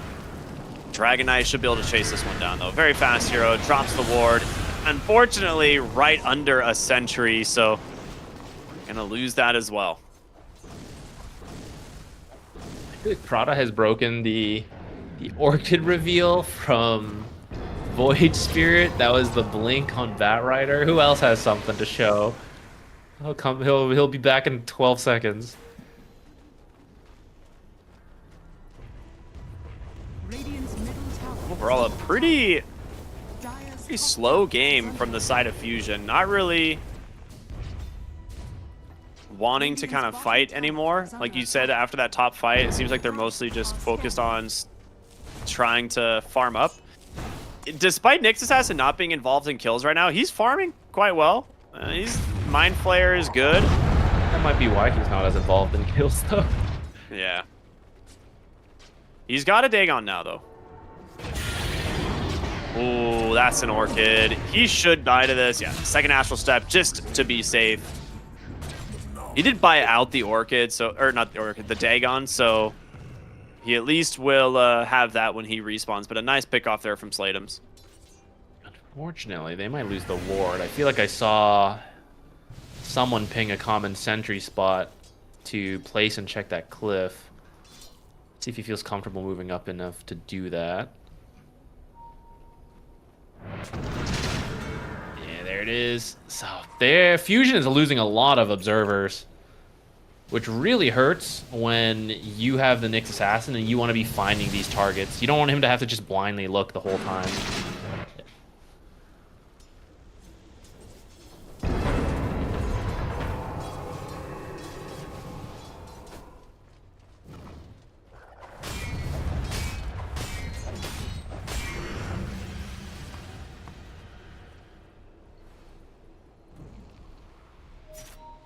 Appreciate all the lines drawn in this game. We got some line drawers this series. There's been a lot. Yeah. Radiant's top tower is under attack.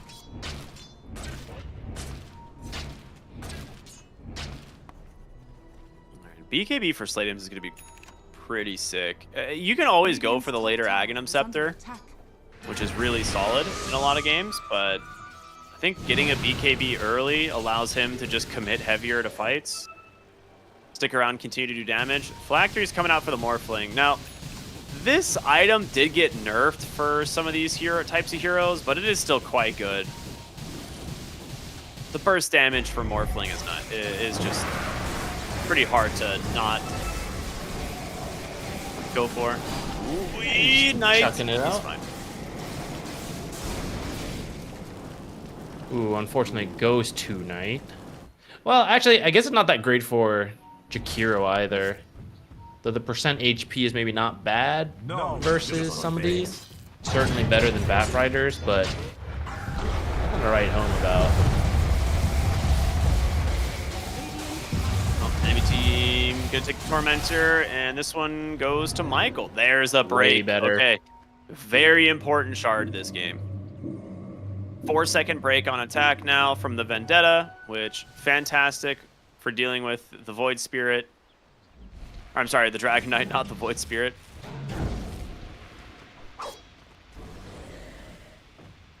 Fortunately for Dragon Knight, he does have his Sanj and Yasha, so the break is not going to be as long. But 3 seconds could be enough for a late game morph. He still needs to get to that point, though. He's not really super scary. He needs the Conda first. I kind of like Fusion's taking the idea to just farm. Like, Primal Beast is one of those heroes where he either excels early or you go late game and then this hero is an absolute monster. And he is very farmed. He's on his way to his Sanj and Yasha himself. He's going to go back for his Shivas. He's got a BKB. Like, this dinosaur is probably not dying for the foreseeable future. Michael continuing to hunt in the enemy jungle, but will not find anybody. Frank just trying to force something out. Yeah, dude, it has been 6-9 for a very long time. Very nice score. They've all just been dodging each other out.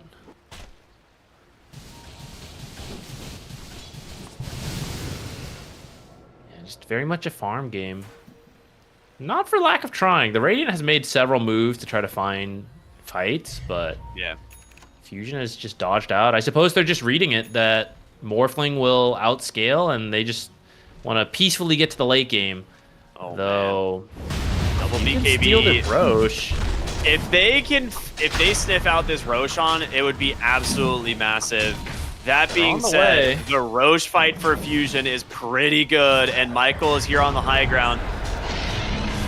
They get it. Aegis picked up. You lose both familiars at the start of the fight. They're going to jump in, find Michael on the next assassin. He actually pops the Dagon to get so much health back, and it might keep him alive. It's not.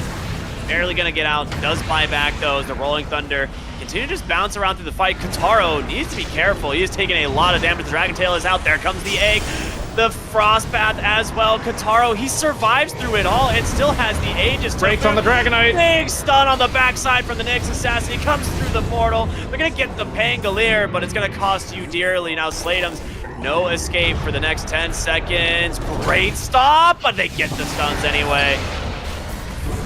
A huge win for Fusion. You try to take the fight into that Aegis. You get a buyback out of the Nyx assassin, but a huge win for the Fusion lineup. Michael played his job perfectly. He was there to break smokes, baited them to jump him, and lived for quite a while. That Dagon heal, I think he had a Lotus as well, so he actually got a lot of health back, plus the Glimmer from Phoenix. And that just gave the information over to the Fusion core to know where to jump for the rest of the fight. And they never even lost the Aegis, so they're going to be pretty happy with that. Support buyback is not too bad to have to use. And the big prize there, I'd say, is the Dragonite core kill. That was his first BKB. Actually, first BKB for both of them, and he still lost. Well, with this, it's a 5K lead now.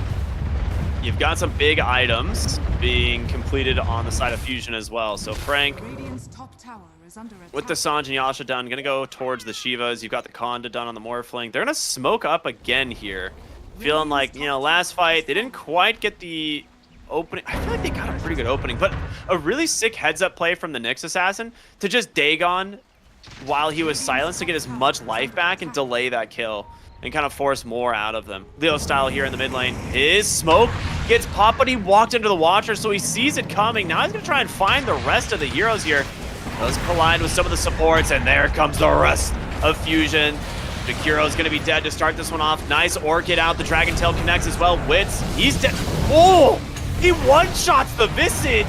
Dragon Knight, pretty happy about that one. Kendall buying himself a little bit of space here for the moment, but Kataro will finish the job, and now the Nyx assassin in the center. Frank on the backside as well. They've got to find the Dragon Knight. This is the big kill. It looks like they might be able to. Orchid gonna silence him up for a moment, but Kataro role-playing as the Dragon Knight. Great spike carapace, great follow-up stun. Michael's gonna go down, but Kataro finishes the job. The Pulverize now out. They've got so much damage coming in from these guys. It's a full team wipe as Fusion come out ahead again, and the Morphling still with an Aegis in that back pocket. Man, that Visage lost so much health in that one burst. Just didn't get to do anything in that fight. And they can't focus the Morphling at all. He has the Aegis. They try to ignore him, but it just means he's free in the fight to right-click his way down, throw out the Conda hits, and he copied Dragonite, so he was just periodically coming out with a stun throughout the fight.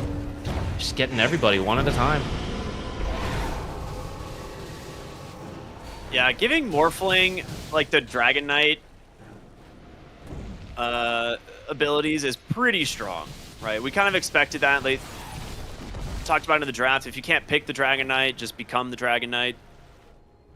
The other thing that was actually really unfortunate for Fusion is Phoenix dove in to where the Pango was to maybe like offer some assistance and drop an egg, but instead got one shot. He literally got double cleaved as he dove in and died. Radiant's top tower is under So he didn't get to use a single spell. Radiant's top tower Now you have a Morphling problem. Kataro is so farmed. Yeah, this matchup's really different. Even if if Dragonite had been doing better, the Gyro matchup, Gyro's damage is very split, but Morphling has very good single target damage, which is what you need to be able to actually kill Dragonite. And you have breaks this game, which last time they didn't. So they're much more equipped to deal with the Dragonite than what we saw in the last game. I really like the Lotus Orb pickup here for the Phoenix. He's not quite there, but he is going for it. And I think that will help a lot this game. Being able to reflect things like Dragon Tail or just give himself a little bit more armor is pretty huge. Another smoke is out. They know the 28 Wisdom Rune is coming. Michael, he does get the Spike Carapace off, and he's able to disengage for now. Frank really wants the Wisdom Rune. Might backfire. He sticks around way too long. He's going to pop the BKB, trample, onslaughts to safety, but can they chase? Done out from Michael. Dude, no way does he actually survive this. And now with Morphling, looking for an opening on the backside. He's going to try and just delete the Jakiro, and he does. The Rolling Thunder catches 3, the BKB out from Witz. He's going to try and stand his ground here, but the Orchid, it connects. He has no mana, but he's just sustaining through for now. They got him. Morphling's dead. Slatum's about to go down as well as Frank clips him on the onslaught. It is now Dragon Knight versus 3. The respawn from the Phoenix. Gonna steal the gem, the jump in, the chase continues. Does he have a stun? The pulverize is there. They've got him. Another team wipe for Fusion. They don't need the Morphling. Well, they kind of needed him. I mean, he did the most damage in that fight for Yeah, he did a lot of damage. for a lot of it, but it does take a very big commitment to kill that Morphling, and so in doing so, the rest of the heroes do get cleaned up. The tramples, the swashbuckles. Like, you can't ignore Pango. Right, even though he dropped out of the meta, he does the same stuff. The swashbuckle, especially with the Ags, it does a lot of damage throughout the course of a long fight. Yep. And, you know, shocker, Rolling Thunder, an amazing team fight ability, comes through, disrupts everything that they were doing. It gave Morphling, like, under attack. probably 5 or 6 extra attacks off before he died. Otherwise, it could have just been a completely different fight. I can't believe that started with them trying to steal the Wisdom Rune too, and then Right? get the BKB and run out of there. But I guess because of that, they were so focused on chasing the Nyx and the Primal that Morphling jumped to the back and just deleted some supports. I cannot believe Frank just like sat there, walks willingly into the Remnant I to know. try and steal the Wisdom Rune. And he lived. Morphling's looking And at he that like, lived. what the heck? Yeah. Why am I the one who died for that? He bought out of Shivas after that fight now, so Primal Beast is a scary boy. This guy is going to become a problem for the entire game. He's going for the Heart of Tarask next. Dude, I mentioned, I was like, I don't know how you kill this hero for the foreseeable future. Radiant's bottom tower This is becoming way more relevant now that he queues up a Heart of Tarask, and Michael is just going to try and harass this guy. Oh, there's a Yule's the impale to fall. He's forced to BKB, but there's the pulverize. Can they follow it up in time? Does he have the damage? Frank should be able to finish him off with the trample, and does. And now here comes the Morphling Guitar on the backside, protected with the Lotus Orb. You can't stun him up. Big crit. It's just, yeah, it's just gonna be Kendall buying a little bit of space here. But it's just so much damage. 4 dead, just like that. Right in front of your base as well. which means He's trying to go in and Morphling get is the here morph to with the Dragon go Knight. to work. Radiant structures are That's your 4 to 5, but the death timers are so long. I think you just stay here. You can take this set of barracks. You can go get the mid-tier 2. Radiant's bottom tower. You probably just go prep for Roche. They don't know that it's not quite up yet. They just know the window could be now. Radiant's bottom barracks has fallen. Yeah, I think you're right. I think you just try and get the mid-tier 2 if you can. You could maybe poke high ground a little bit if you just want to like chip that tower a bit, but I think setting up for Roche seems safer.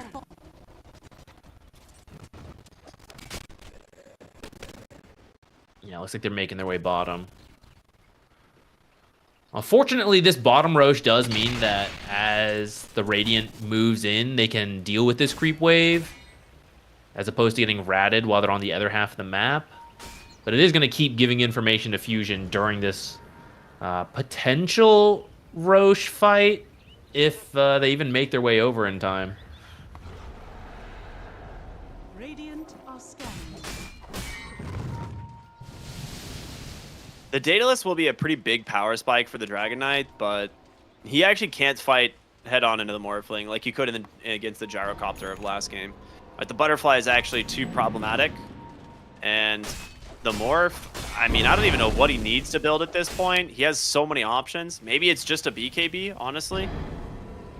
But, oh, he has it, so he's just going to go Swift Blink now. All right, that's quite good.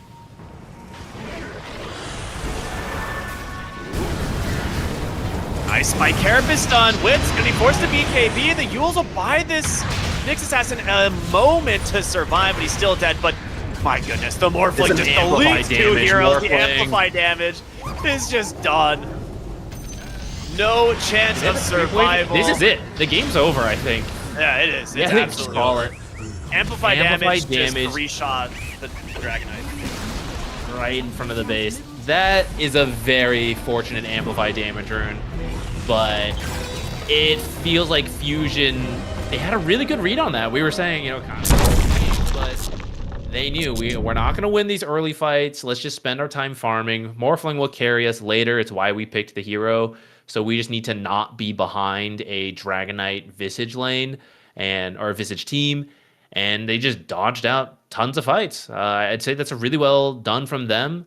It makes me wonder if we should have seen more auras from the Visage so you could try to push a faster tempo.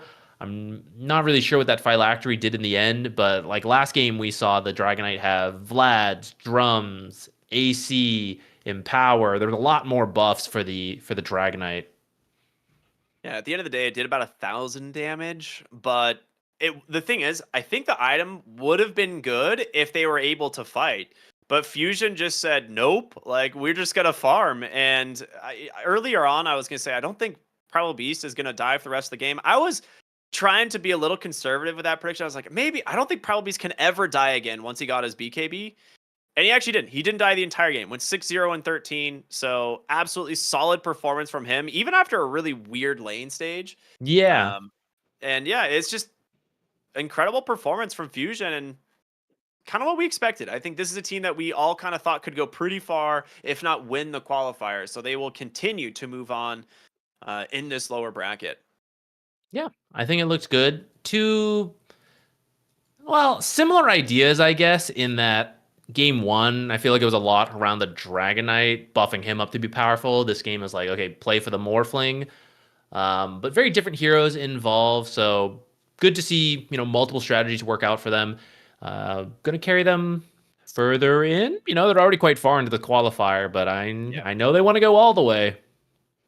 Yeah, this was a really fun series. Congratulations to Fusion for pulling out the win. And they're going to be playing against the winner of a pretty solid match happening right now on the, let me see, what's the name of that stream? Mango stream, I believe? Yeah, Mango, which is M80 versus Waska. Now, Waska did win game number 1. Game 2 currently underway without any spoilers. Never mind, game 2 is over and Waska took the series 2-0.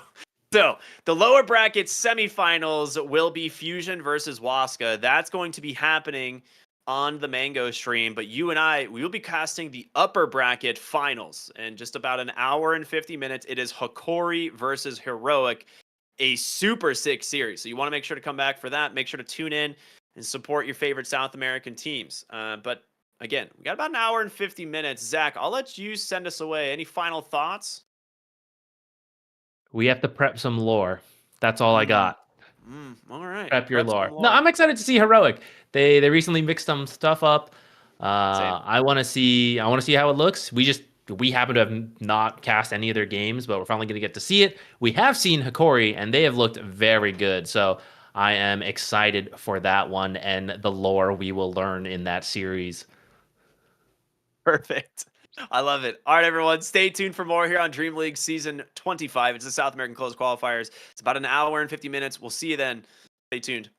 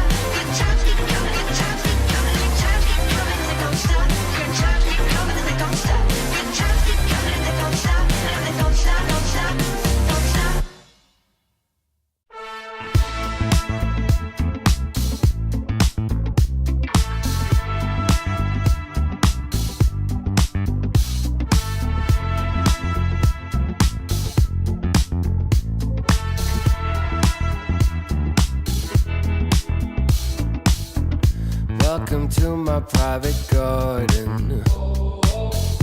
It's my own menagerie. If you're looking for a party, I own everything you see. Heavy is the head that wears the crown. They said it's my time, and I'm gonna run this scene.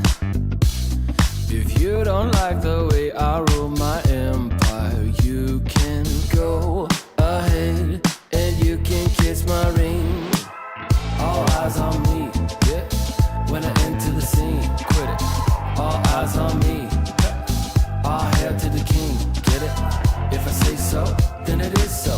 If I say no, you better get low. On bended knee, yeah. All hail to the king, get it? Make way for the king, yeah. All hail to the king, get it? If I say so, then it is so. If I say no, you better get low. On bended knee, yeah. All hail to the king, get it?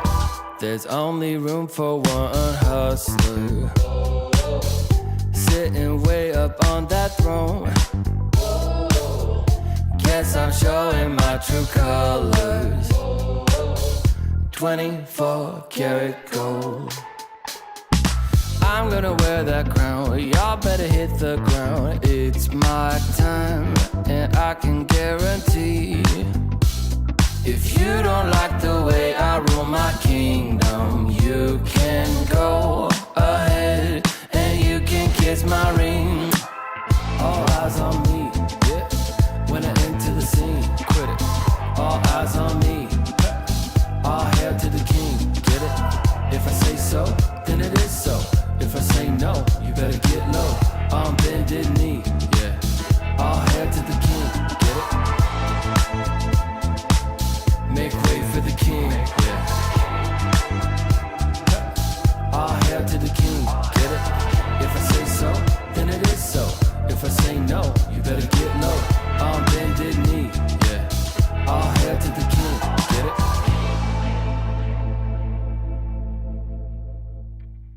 Oh, I'm feeling good. I'm feeling, oh, I'm feeling good. Oh, wake up with no alarm, brand new kind of charm, and fresh hot coffee in a big old mug. Can't wait to get my face in the morning sun, yeah.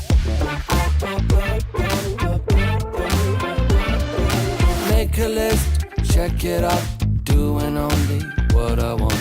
Cause there's nothing better than making waves. I'm front and center in my own parade, own parade, own parade, own parade. Oh, I'm feeling good. I'm feeling, oh, I'm feeling good. Solid gold, I'm shining into full. So come and take a look. I'm feeling good. I'm feeling.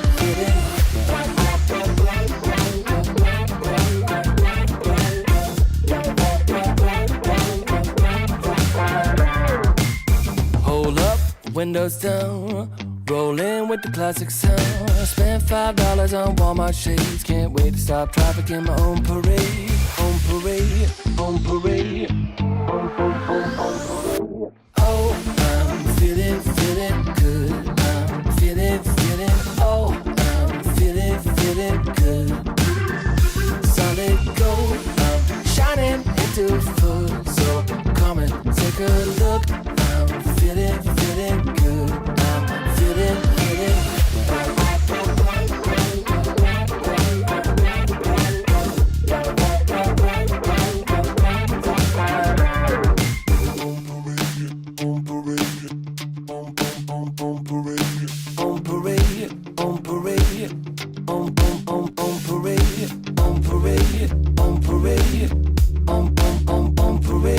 On parade.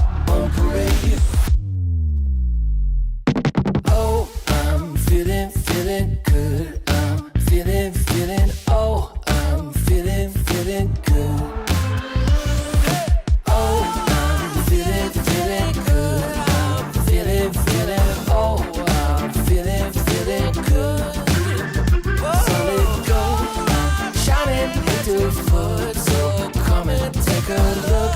I'm feeling good. I'm feeling so good.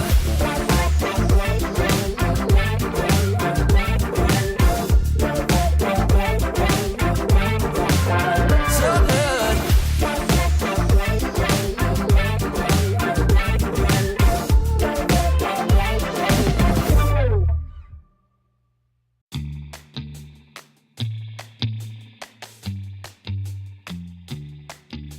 Shot, new kid on the block. Currents running strong like a solar wave. Locked, plugged into the socket. Watch me burning hot, yeah, I radiate. Coursing through my veins like a power surge. Call it misbehaving the way I burn. If you're gonna wait, then you miss your turn. Charge up and ready, I'm going steady with you. Looking like you're blacked out, got that future shot now. Everybody stop, get that future shot now. Future shot, future shot, future shot. Future shot, future shot, future shot. Breathe, feel that energy. You can change the lights from red to green. See, I got what you need. Sparking a connection, go VIP. You feel electric. You feel electric. Looking like you're blacked out, got that future shot now. Everybody stop, get that future shot now.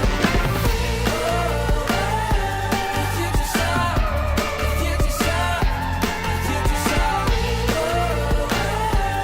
Future shot, future shot, future shot. The future shock. The future shock. Once we started, there's no way to stop us. Like a rocket, not for static hearted.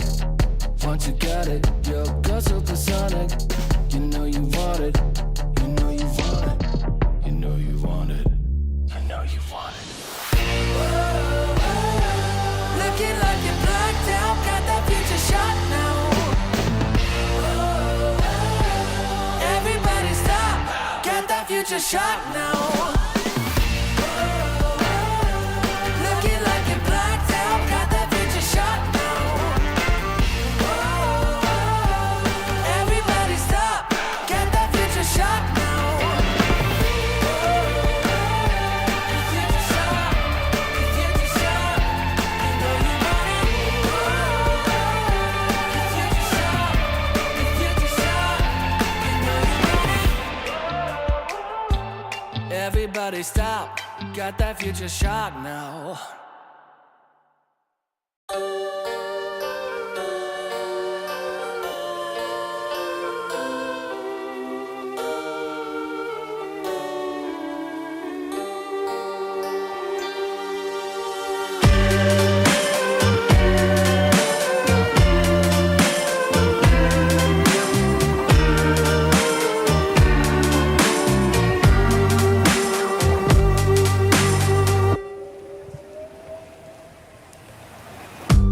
Out on the street, people pass you by.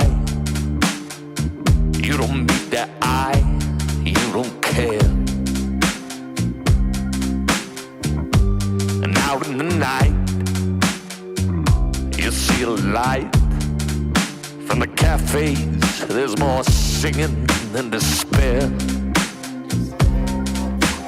Hold me tightly before the night swallows the sun. And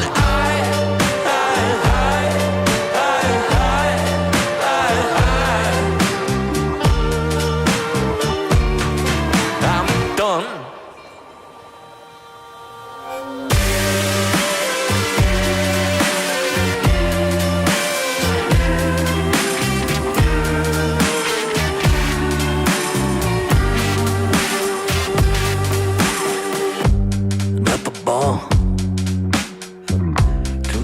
that's it. They're talking shit of what's been before. And the dancing girls, they twist and twirl. They sweat like beads of pearls, scattered before swine. Hold me tightly before the night swallows the sun. And I'm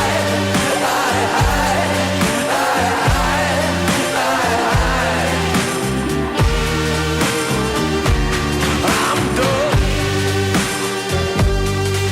Well, hold me tightly before the night swallows the sun. And I'm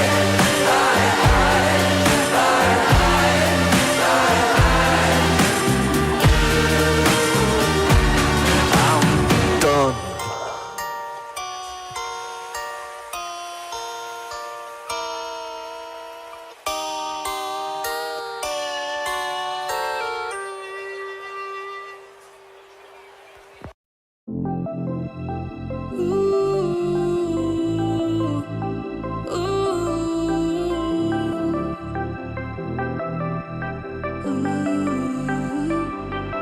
When the world seems big and I am feeling low, I think of all the good things in my life and dream of all the places we will go. No matter where we end up, we're gonna have a good time. When I promise forever, so together we're gonna shake off the doubts and have a good time. We'll have a good time. We'll have a good time. We won't take it all for granted. We're gonna live in the moment and have a good time. It's all we ever wanted. So why don't we just live it up, live it up. We're never gonna give it up, give it up. No, the clock won't stop for anyone, so let's just live it up. When the world seems big and I am feeling low, I'll think of all the good things in my life and dream of all the places we will go. No matter where we end up, we're gonna have a good time. When I promise forever, so together we're gonna shake off the doubts and have a good time. We'll have a good time.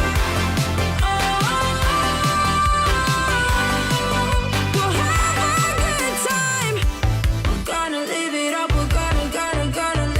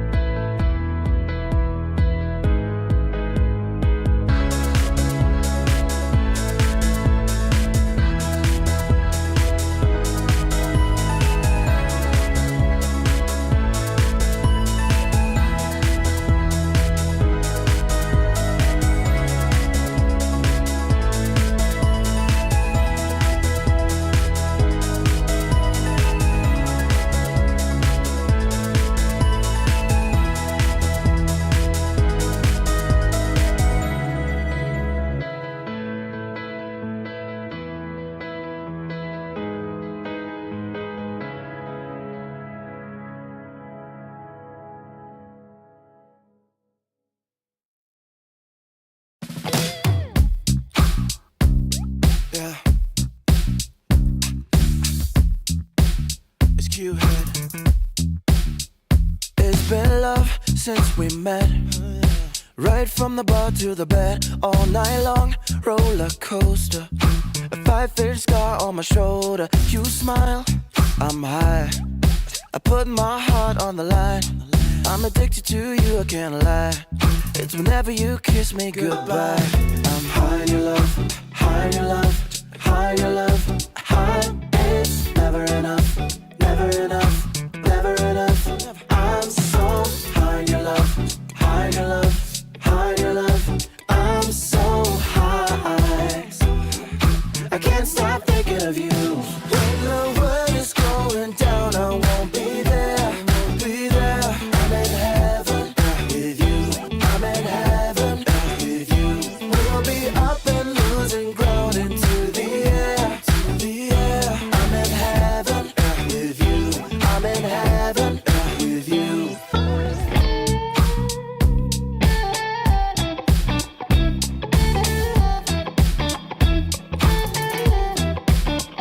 And we faced harder times when sweet words turned into lies. We got caught in our nest, yeah.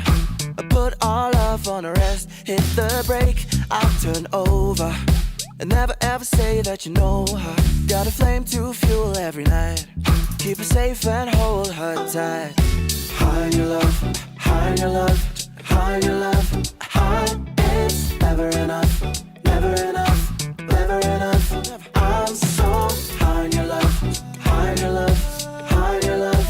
I'm so high, I can't stop thinking of you. When the world is going down, I won't be there, I won't be there. I'm in heaven with you, I'm in heaven with you. We'll be up and losing ground into the air, to the air. I'm in heaven with you, I'm in heaven with you.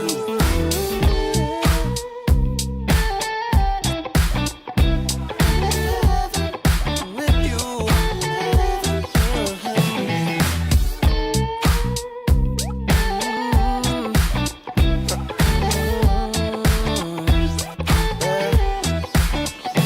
When the world is going down, I won't be there.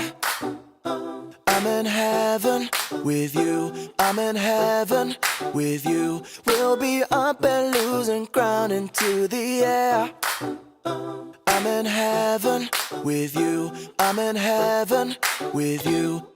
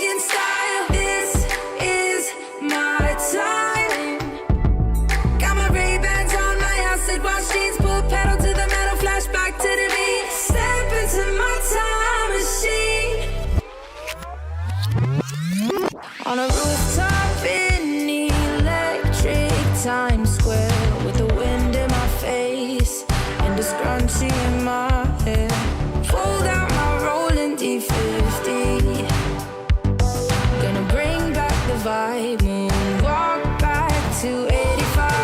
Yeah, you know I got my A-team. Hennessy pop loop drum machine. This is my 80s fluorescent pink dream. Yeah, you know I got my A-team. Hennessy pop loop drum machine. Better believe, still want my MTV. Better believe.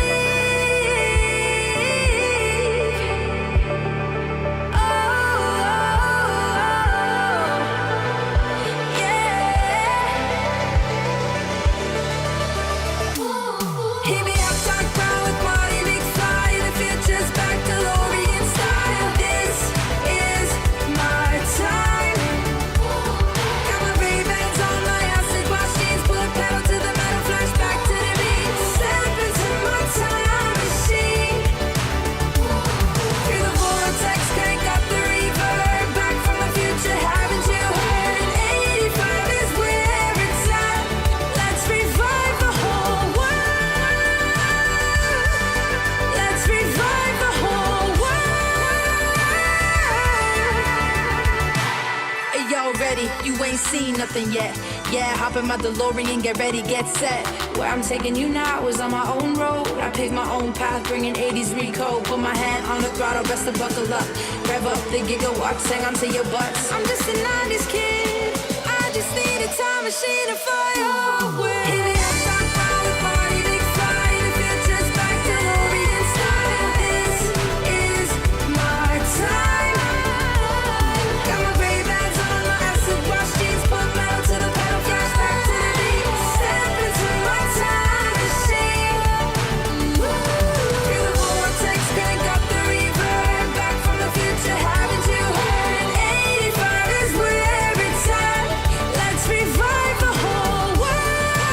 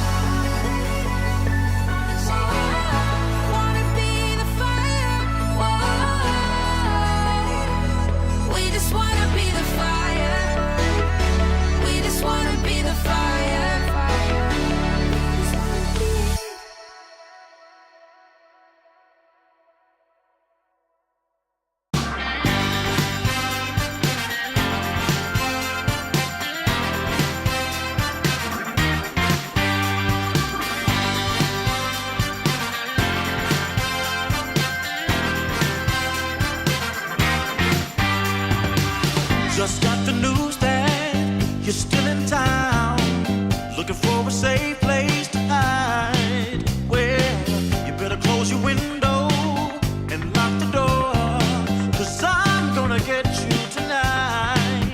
And I know where you are, so look sharp, 'cause here I come, I'm close. So get ready and watch out, 'cause here I come.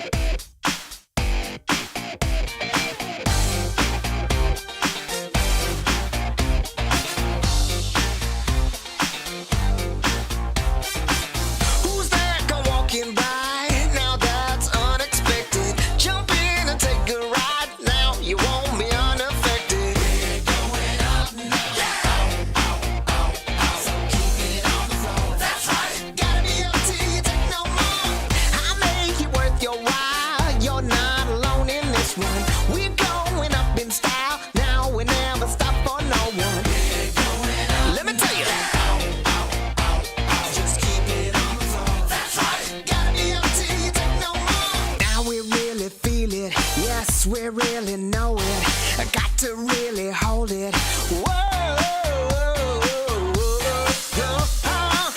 We're gonna get. Who am I? This dude can't fly. Who am I? And who cares why? Easy going up now. And do what you do. That's right. Keeping it up, wanna do some more. We're going up now. Just keep it on the floor. That's right. Gotta be up till you take no more. Get your satisfaction. Everybody just wants you there. Give them some attraction. Come on up and just pay the fare. We're gonna get down. We're gonna get down. Get your satisfaction. Everybody just wants you there. Give them some attraction. Come on up and just pay the fare. Get your satisfaction. Everybody just wants you there. Give them some attraction. Come on up and just pay the fare. We're gonna get down. We're gonna get down. We're moving up now. So keep it on the floor. That's right. Gotta be up till you take no more. Light up and shine the crowd. We'll burn the house right down, yeah. No thing you're not allowed. The party just begun, yeah. Keep it moving up now. So do it like before. That's right. You better believe you got something more. So now you're number one. You feel the satisfaction. And when the night is done, you like that interaction. We're going up now. Just keep it on the floor. That's right. Gotta be up till you take no more. We're gonna get down. We're gonna get down. Get your satisfaction. Everybody just wants you there. Give them some attraction. Come on up and just pay the fare. Come on down, let's pay the fare. 1, 2, 3, 4. Get your satisfaction. Everybody just wants you there. Give them some attraction. Come on up and just pay the fare. Get your satisfaction. Everybody just wants you there. Give them some attraction. Come on up and just pay the fare.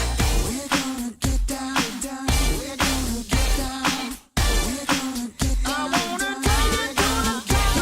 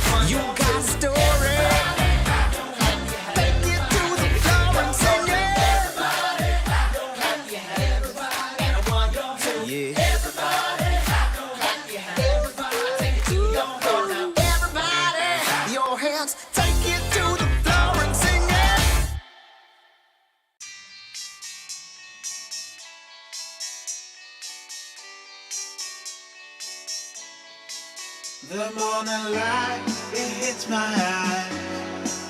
Last night we partied like it's 99. You took my hand, we danced all night. That's all I remember, we can blame nobody. Look where we are, so beautiful. This world is ours for the taking now. Not holding back, not giving in. Stay a little longer in the moment now. No regrets now. I'm not feeling sorry for anything I've done. We light it up just to watch them burn it down. And we don't need them anyway. Just take the chance, make dreams come true. Will I ever see your pretty face again? Rendezvous is all I'm hoping for. Maybe we can meet up on a boulevard. Let's get away, yeah. Let's get away, yeah. Let's get away, yeah. Let's get away, yeah. 'Cause if we got one life to live, maybe we should just let go. Don't worry about tomorrow. Start counting your Insta follows. 'Cause the sun comes up again. New days they begin. So hold on to me, 'cause I won't let go of you. No regrets now. I'm not feeling sorry for anything I've done. We light it up just to watch them burn it down. And we don't need them anyway. Just take the chance, make dreams come true. Will I ever see your pretty face again? Rendezvous is all I'm hoping for. Maybe we can meet up on a boulevard. Let's get away, yeah. Let's get away, yeah. Let's get away, yeah. Let's get away, yeah. Let's show the world what we're made of. The fire in our bones never faded. We cannot hold it any longer. 'Cause every day the feeling's getting stronger. Just take the chance, make dreams come true. Will I ever see your pretty face again? Rendezvous is all I'm hoping for. Maybe we can meet up on a boulevard. Let's get away, yeah. Let's get away, yeah. Let's get away, yeah. Let's get away, yeah.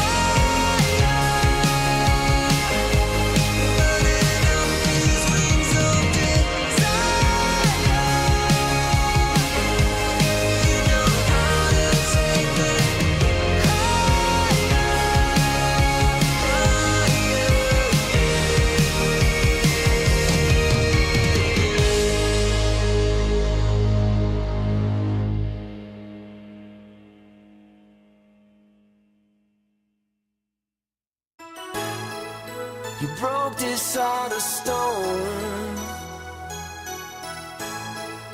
I always hoped that I would find you.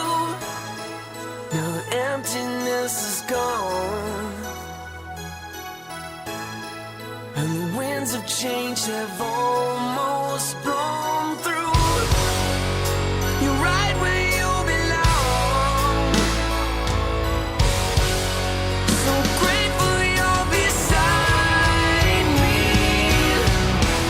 always and forever. Just you and me from the stars. Always and forever. You'll always be forever in my heart. You're the better part of me, one that I can always cling to. Was blind but now I see. You made a way for all we've been through. I'm right where I belong. So thankful you're beside me, always and forever. Just you and me from the stars.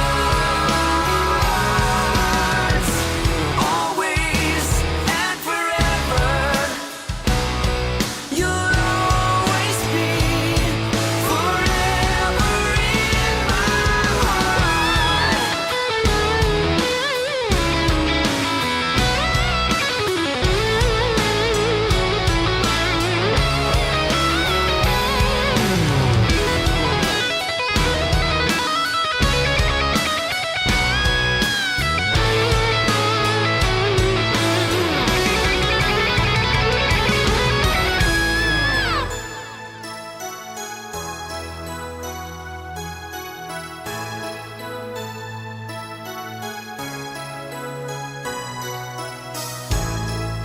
You broke this heart of stone.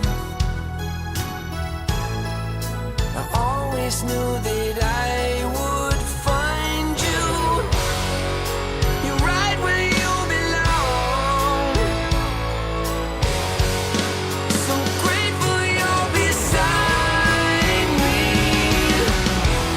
always and forever. Just you and me from the stars. Always and forever. You'll always be forever in my heart.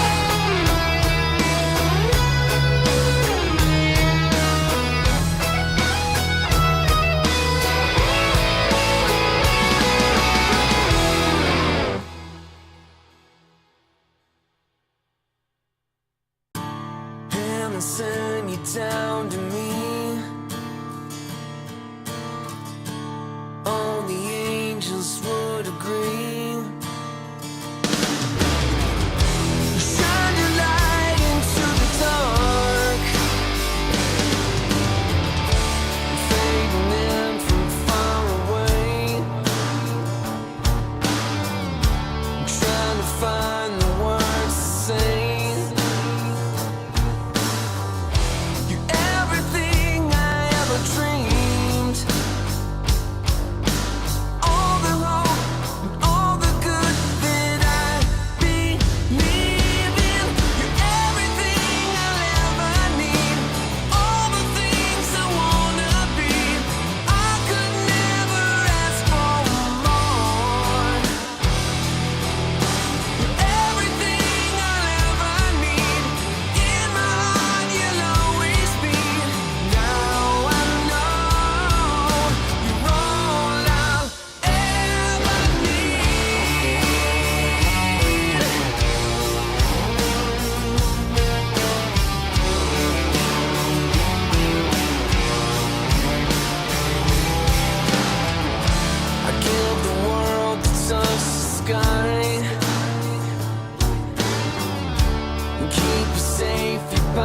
my side. I give you all the brightest stars, for all the hope and all the good, 'cause I can see now you're everything I'll ever need, all the things I wanna be. I could never ask for more. You're everything I'll ever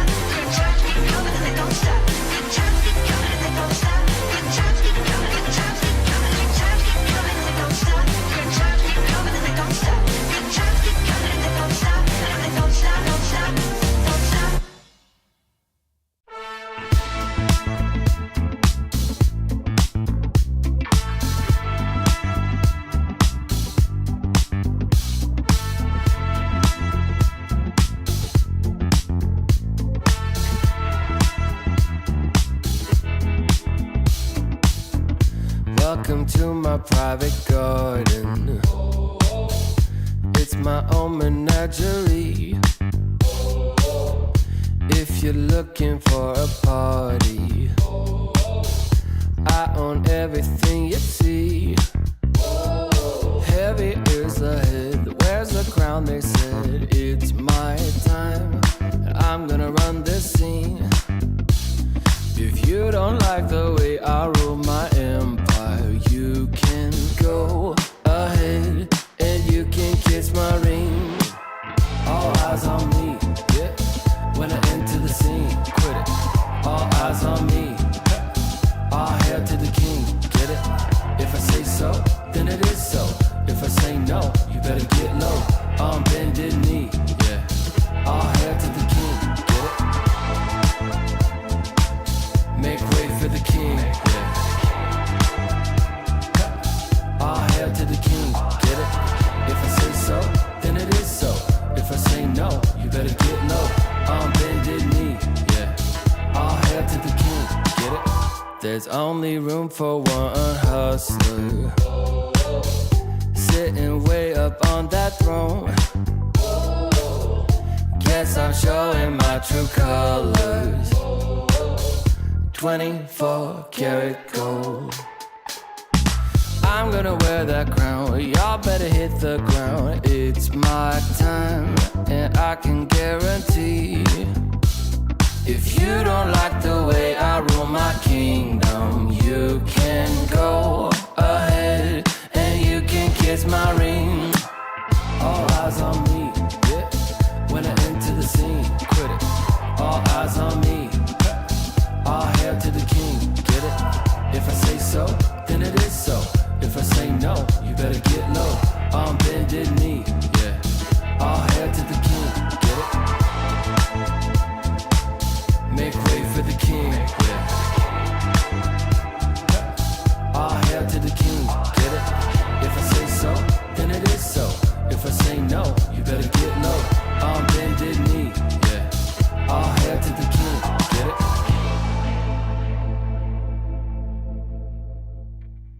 Oh, I'm feeling good. I'm feeling, oh, I'm feeling good. Wake up with no alarm, brand new kind of charm, and fresh hot coffee in a big old mug. Can't wait to get my face in the morning sun, yeah. Make a list, check it off, doing only what I want. 'Cause there's nothing better than making waves. I'm front and center in my own parade, on parade, on parade, on parade. Oh, I'm feeling good. I'm feeling, oh, I'm feeling good. Solid gold, I'm shining into full. So come and take a look. I'm feeling good. I'm feeling.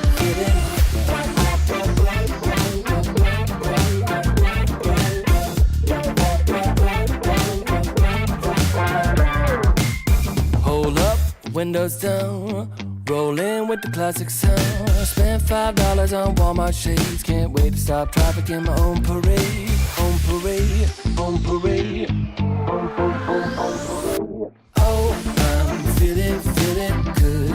I'm feeling, oh, I'm feeling good. Solid gold, I'm shining into full. So come and take a look. I'm feeling good. I'm feeling.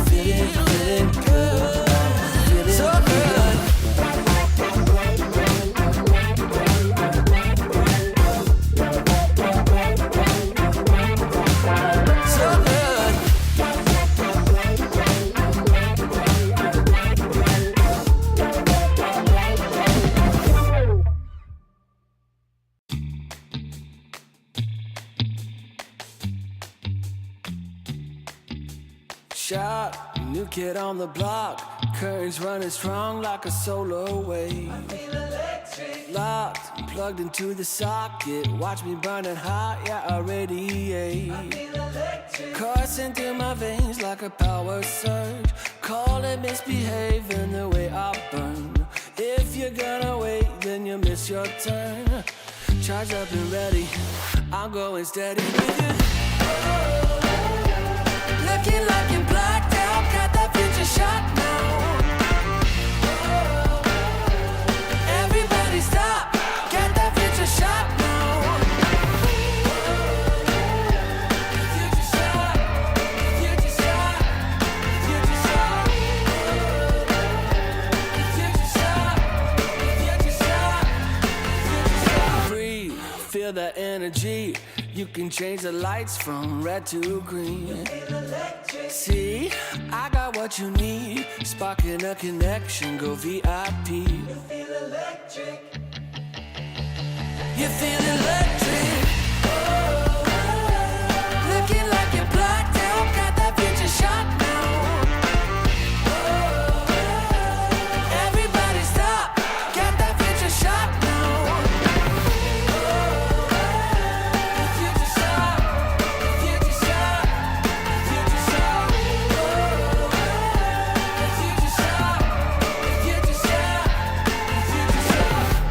Future shock, the future shock. Once we started, there's no way to stop us.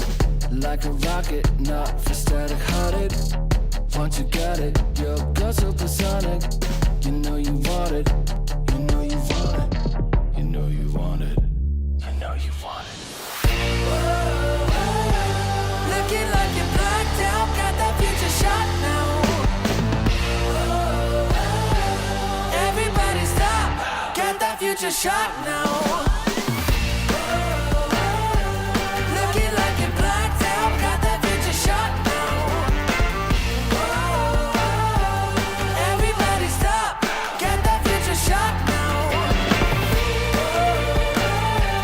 Future shot, future shot, you know you want it.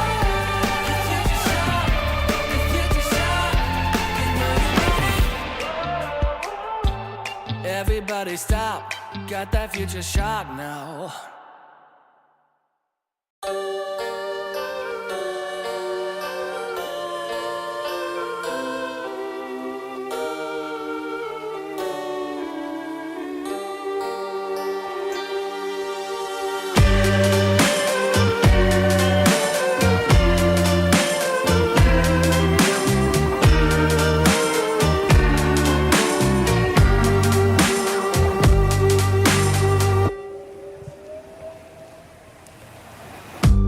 Out on the street, people pass you by. You don't meet their eye, you don't care.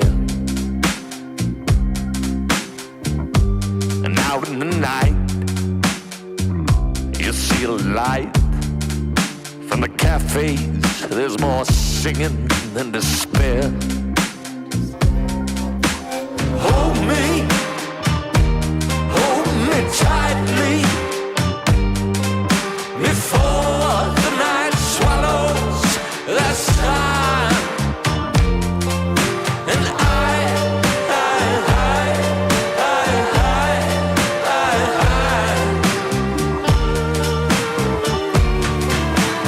done.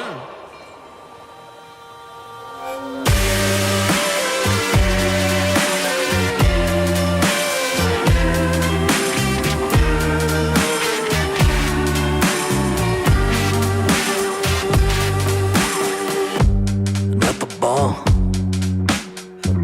too drunk to sit. They're talking shit of what's been before. And the dancing girls, they twist and twirl. They sweat like beads of pearls, scattered before swine. Hold me tightly before the night swallows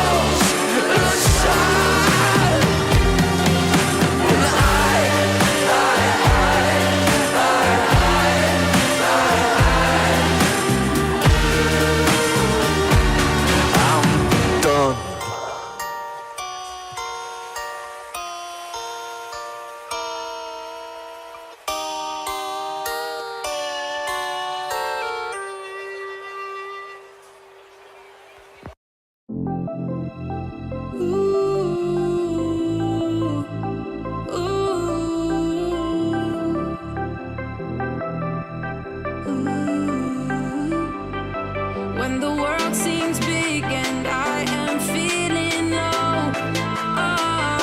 I'll think of all the good things in my life and dream of all the places we will go.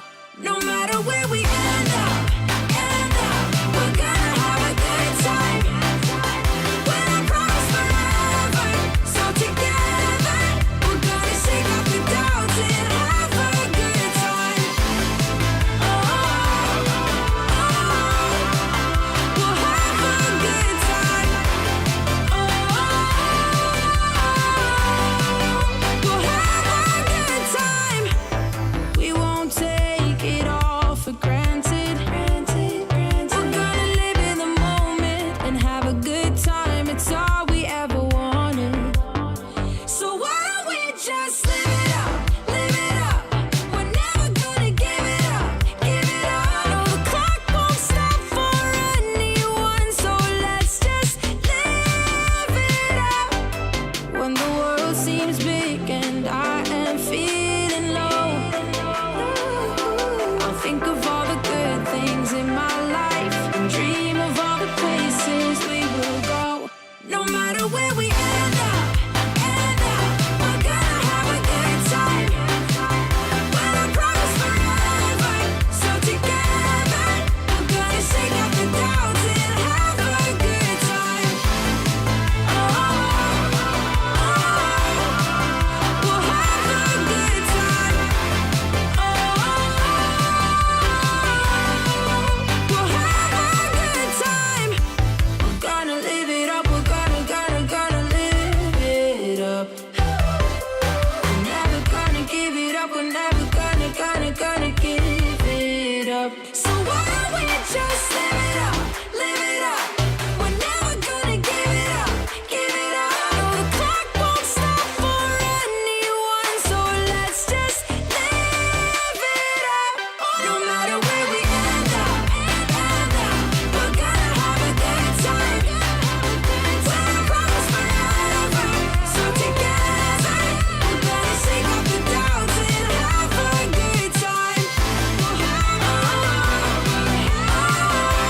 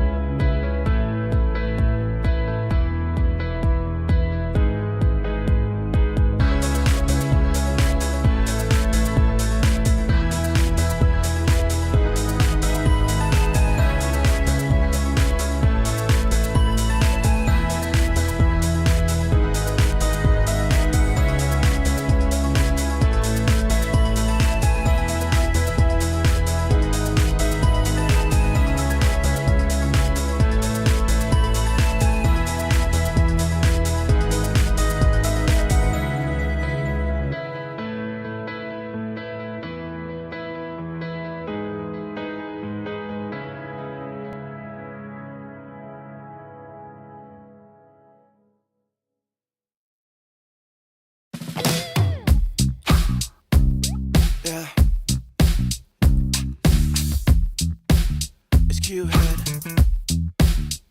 It's been love since we met. Right from the bar to the bed, all night long, roller coaster.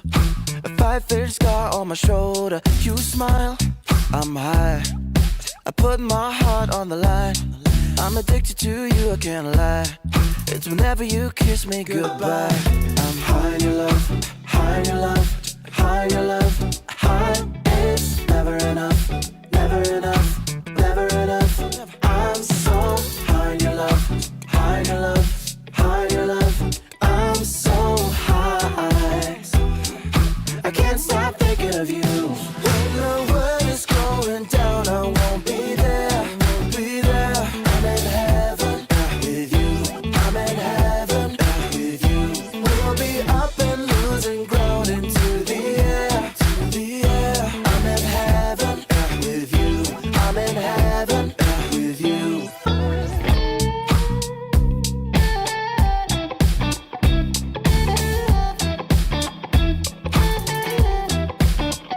And we faced harder times when sweet words turned into lies. We got caught in our nest, yeah.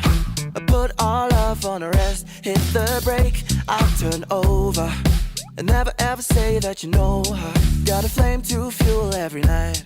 Keep her safe and hold her tight. High in your love, high in your love, high in your love, high. It's never enough, never enough, never enough. I'm so high in your love, high in your love, high in your love. I'm so high, I can't stop thinking of you. When the world is going down, I won't be there, I won't be there. I'm in heaven with you, I'm in heaven with you. We'll be up and losing ground into the air, to the air. I'm in heaven with you, I'm in heaven with you.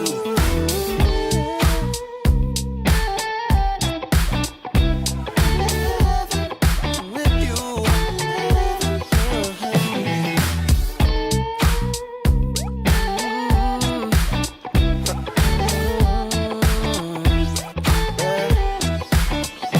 When the world is going down, I won't be there. I'm in heaven with you, I'm in heaven with you. We'll be up and losing ground into the air. I'm in heaven with you, I'm in heaven with you.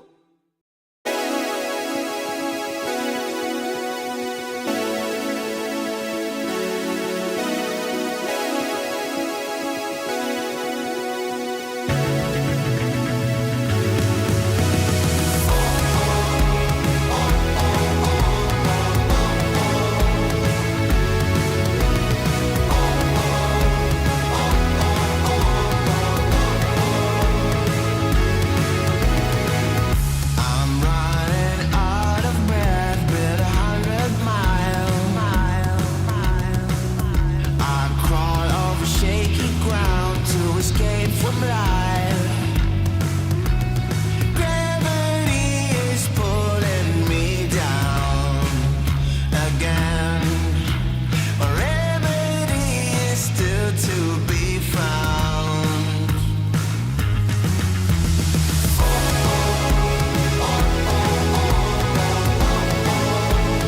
Keep running.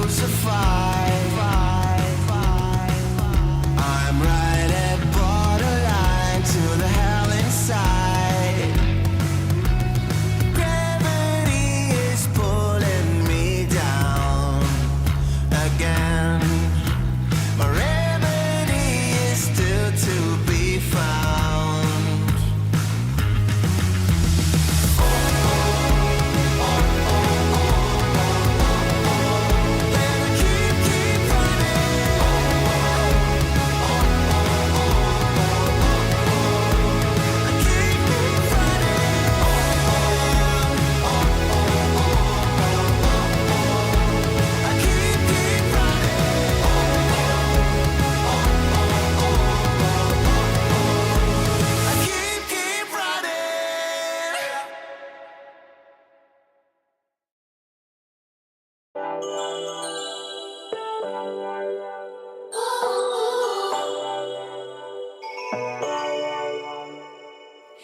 me up, dark brown with Marty McFly. The future's back, DeLorean style. This is my time. Got my Ray-Bans on, my acid wash jeans. Pull pedal to the metal, flashback to the beat. Step into my time machine. On a rooftop in electric Times Square, with the wind in my face and a scrunchie in my hair. Fold out my rolling D50. Gonna bring back the vibe. Walk back to 85. Yeah, you know I got my A-team. Edison pop loop drum machine. This is my 80s fluorescent pink dream.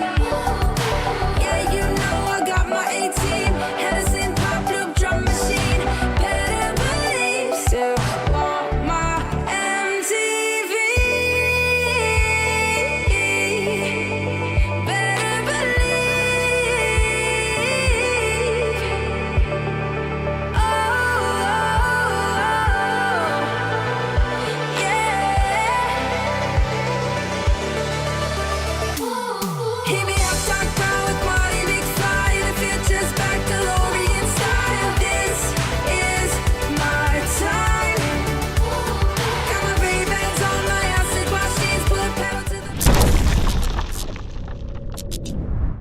DreamLeague Season 25 South American Qualifiers continues as we've got the upper bracket finals about to begin. It is Hokori taking on the side of Heroic, an absolute slug match of Titans here in this region. And I'm excited, man. We haven't had a chance to cover Hokori.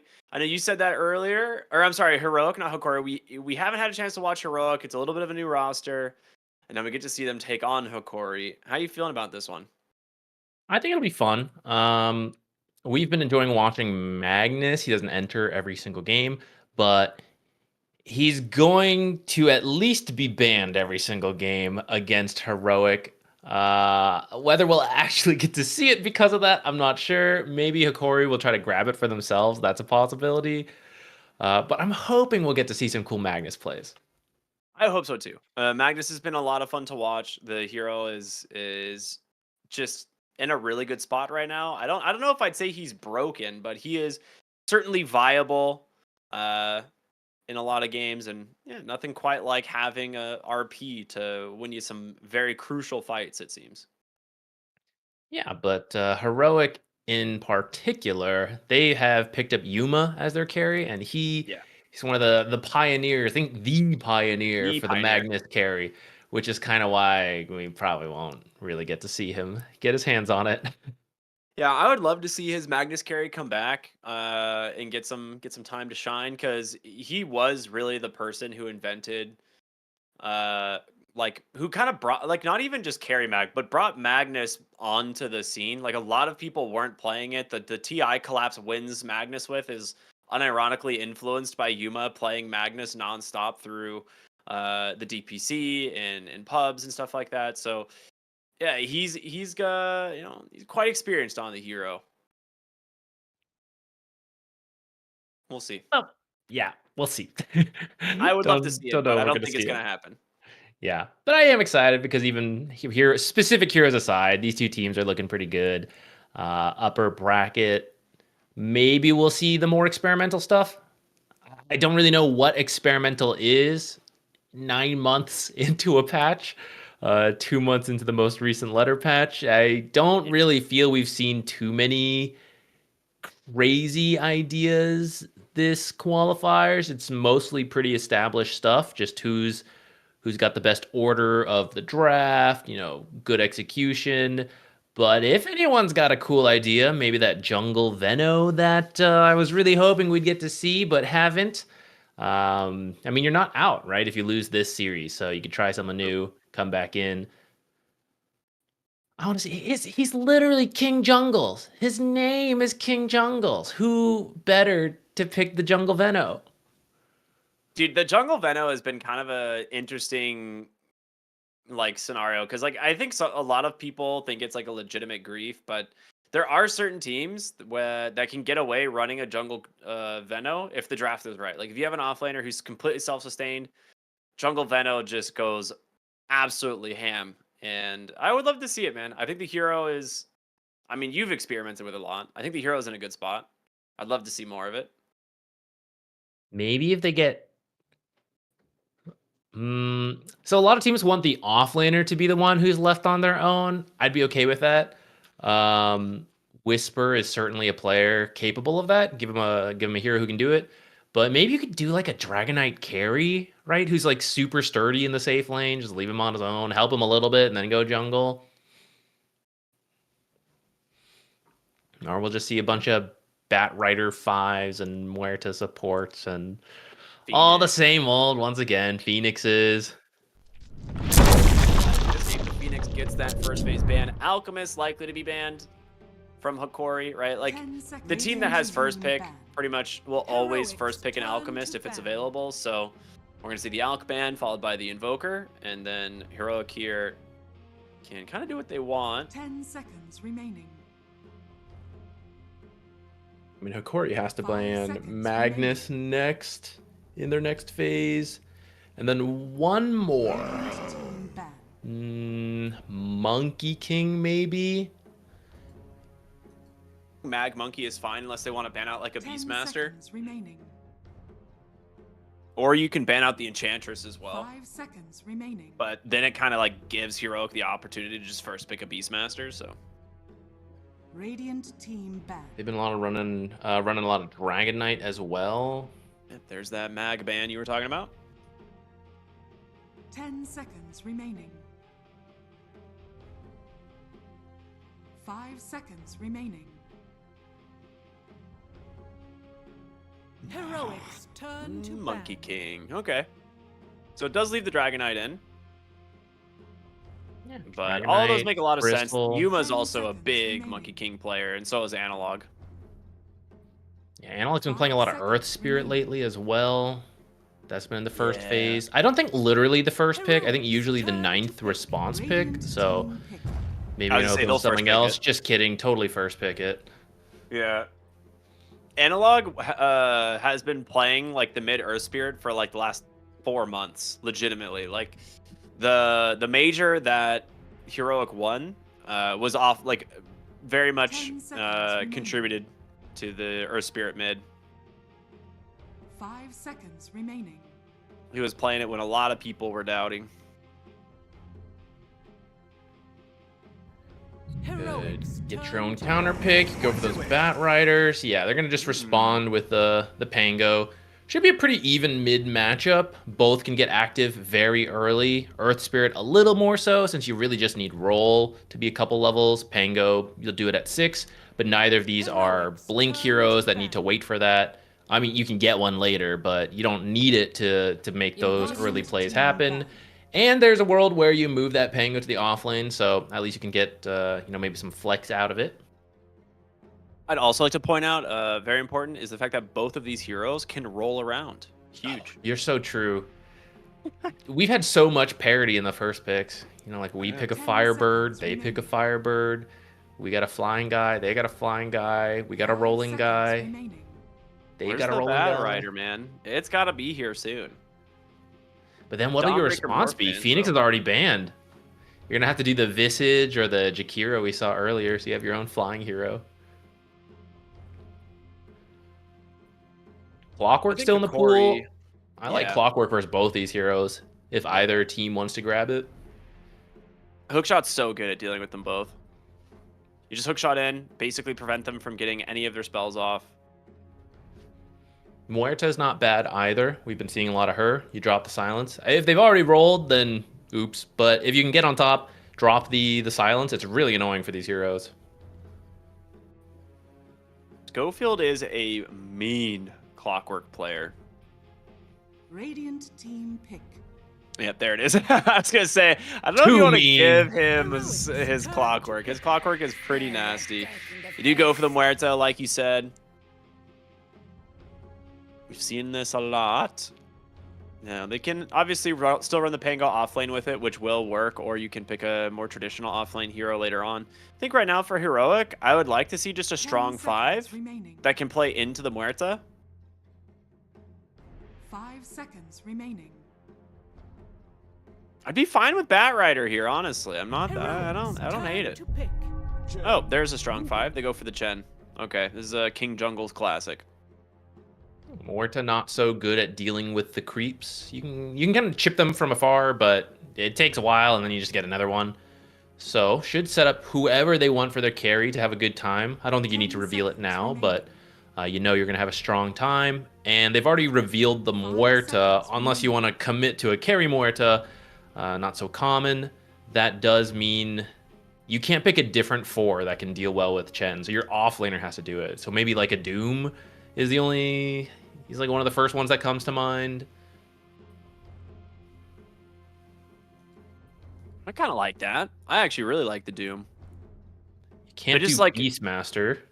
Yeah, it's like you can't really run the Beastmaster, and Chen really struggles against Doom in the lane because you can't go Satyr Convert because he just then gets your mana burn. So, but you can sometimes see them do like the potato creep, and then they just run at him. Exactly. That you just have to go a different creep, and that takes away some of the strength from the Chen. This is something we haven't seen a lot, but this is definitely a Schofield classic. So. Gonna stick to the wood nature theme here. I think that's a lot of the reasoning behind the Hoodwink pick, honestly. I agree. I think they were mostly just deciding like we've got to stay on brand. There's not a lot of 4s that fit the nature theme. 5 seconds remaining. I don't mind the Doom pick, and then I suppose you would pick your position 5, maybe your own strong 5, or someone else who can deal with these creeps, because anytime a Chen comes in the game, you know they're going to come at your towers pretty early. Muerta doesn't really have the greatest wave clear. Oh, Timbersaw's got some wave clear. Good pick. That's a really good pick. You do have a lot of magic damage from the Hoodwink and the Earth Spirit, but in terms of being able to... Yeah, with the break. But in terms of being able to apply pressure in this offlane, I think that fills a lot of those holes, and now you have a Batrider as well. So... I like Hikori's draft in terms of how they're responding to Heroic right now. I like it a lot.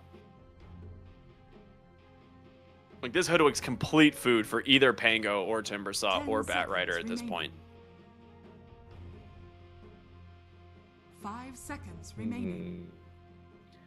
With Timbersaw now in, you're not so interested in picking up that Dragonite. That would have been a nice combo with Chen for some early activity. He could do something like Gyro and just flack out all the waves so Timber can't really get to you. Just has to sit back. Ooh, the much more aggressive Bloodseeker. Finally, dude. I don't know why it wasn't so... Like, the other game earlier was super obvious to me. And I actually was just, like, looking at the hero list. I'm like, oh, what hero could they go for? And I thought they would lean towards ranged. 10 seconds But we get Bloodseeker against a Pango Timbersaw lineup, which is absolutely a dream. And I'm very excited to see Bloodseeker, because I think this hero is a little bit underrated right now. I think he has the potential to be a very good carry. The Rupture with the Earth Spirit kick is pretty funny too. So yeah. Maybe we'll get to see some funny combos here. I'm up for it. It can be a tricky hero. You have to be very confident in getting the last hits in lane, but with the Chen helping you out, should be okay. So what do we need? We need offlaner going into the final pick for Heroic, and probably the carry, unless they want to put Muerta there. I don't think she particularly does well versus the Bloodseeker though, so I feel like you just grab someone else. 5 seconds remaining. Someone who doesn't need to move too much. Someone like Gyro's maybe not too bad because he can kill the Chen creeps. It's a very good Medusa ban. Yeah, I was thinking that.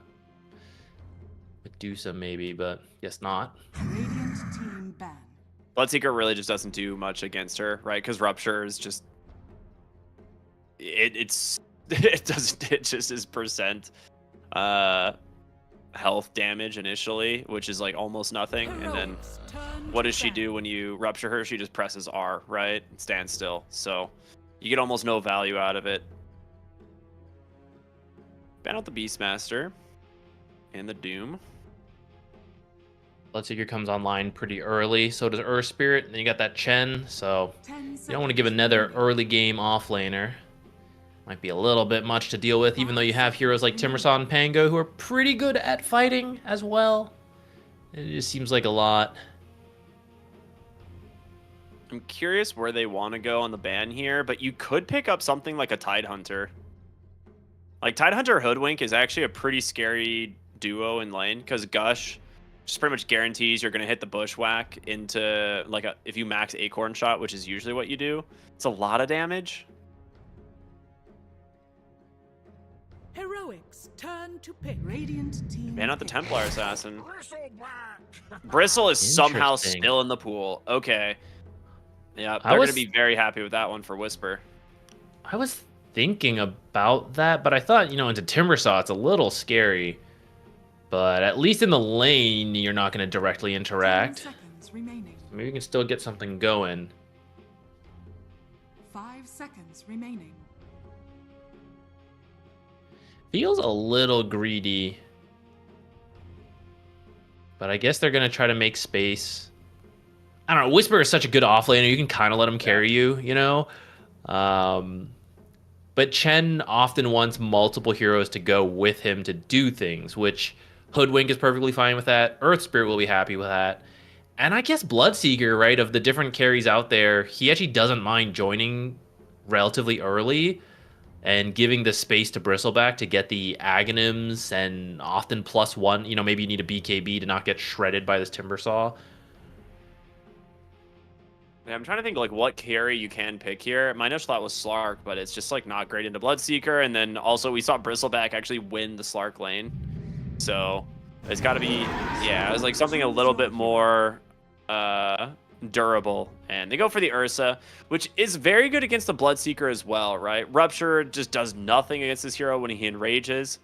So Yuma will have to make sure he's pretty much always going to be targeting Sacred or Dark Mago with that Rupture. And I'm glad he's going the Arterial Spray. That is like the only good facet. It's crazy. Bloodseeker literally like pretty much only has one facet. Believe it or not, so does Chen. Yeah. Just the Satyr convert. It's crazy. I don't think I've seen a Bloodseeker ever take his other facet. It's just, yeah, that one's wild to me. 10 seconds remaining.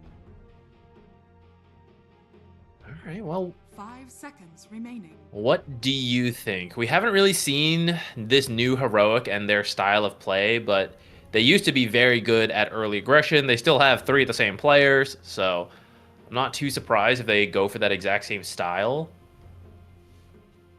It does feel a little greedy to me, but I trust Whisper on it. And he's also, he's changed to Snot Rocket. Yeah, I was gonna say, is he gonna stay on Snot Rocket? Because that changes this game massively. It is super annoying for the Ursa. That's Because actually, you will just have kite potential the whole game. yeah, that's a really cool idea. Because the Ursa would usually want to run at you, but between Snot Rocket slow, and then anytime you get really close, you can just bushwhack him. It really kills the Ursa's aggression. And then he has negative armor on him for the Hoodwink to just poke from afar, Quill Spray build up. Yeah, the thing with Snot Rocket that's interesting is this means you're not going the Ags build, I think. Yeah, maybe you still go the Ags build. You need it for farming. But, like, the interesting part about it is if Ursa jumps you and you manage to turn your back to him, he can just, like, trigger, like, 5 AoEs, like, Snots instantly, right? So, like, with how much damage he does, he can just trigger the Snot Rocket to pretty much everyone in the team. Because the AoE is pretty huge, right? It's 900 AoE, increases the maximum Nasal Goose stacks to 6. So, tons of You're armor. doing very well. I'm very proud of you. Negative armor. Yeah, tons of negative armor. Pathetic. So I am very excited to see how this one's going to go. We do not see Snot Rocket on Bristleback hardly ever, but Whisper's cooking something cool here. So we'll see how it plays off. Great drafts from both teams. Big fan of this Bloodseeker pick. I want to see it perform, but Ursa also a fantastic pick here at the end. I like this. Yeah, Blightstone on the Hoodwink. That's not too crazy, but sometimes you do other builds. But with the Snot Rocket, the Bristleback's actually just gone Belt of Strength, Straight Iron Branches. So I feel like at level 1, we're going to see them go absolutely ham in a trade and just blow all of their spells trying to get either a kill or just to knock off all of the health. Because that is about as much upfront power as you could get out of your starting items. So I was thinking, you know, what hero lore would be good to know for this game. Heroes that we don't see all that often, you know? So maybe Bloodseeker's lore could be pretty good. What is his? Isn't he just like serves the blood gods? He gathers blood for the blood people. The Flayed Twins, yep. That's it. That's his whole lore. Go when ready. I'm ready to collect blood, says Yuma.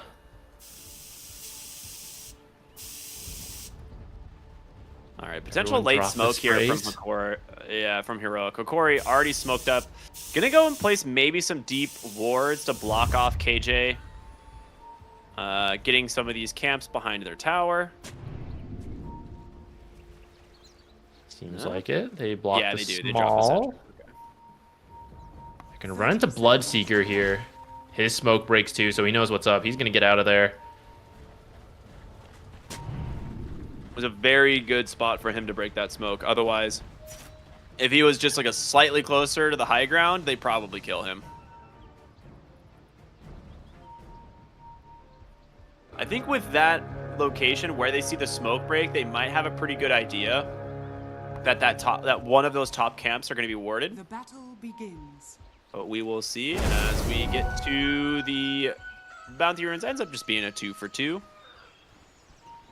Oh, they're waiting for Lumiere. They can actually stack up a lot of damage with Nasal Goo here if he has it, and he does. The body blocks are going to be super annoying. Has to go Earthshock level 1. And yep, already down to -4 armor. Between a Blightstone on your Hoodwink and the Nasal Goo on Whisper, that's going to be pretty huge. Batrider actually has to be super careful in this lane. He needs a stick, I'll tell you what. You gotta get all your free mana from this Snot Rocket. Level 2 is when things are gonna get interesting for this lane, I think.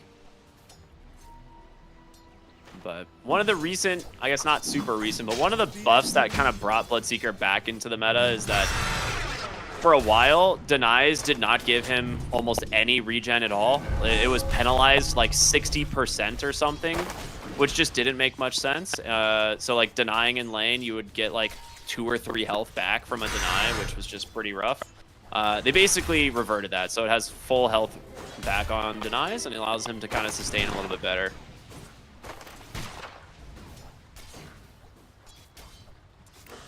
And boy, once he has Rupture online, he should be looking for some kills pretty easily.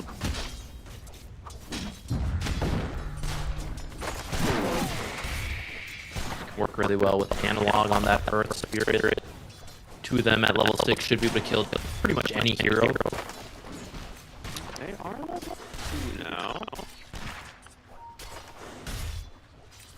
They might be looking for Ganon. Yeah, they're going to slow him up. Blood grenade inside of the blood right, slow him up just enough. And Yuma will grab first blood on Bloodseeker. A little bit of damage over to Sacred. Burn his mana as well, JJ. You're going to see some chunk of damage pretty quick, but that is pretty much as good a start as you could ask for on your Bloodseeker lane now. Top of the CS, now getting first blood. He's going to have a great start.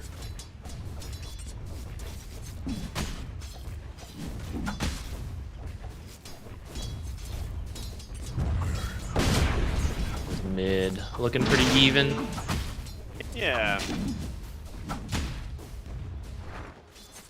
Very even, actually.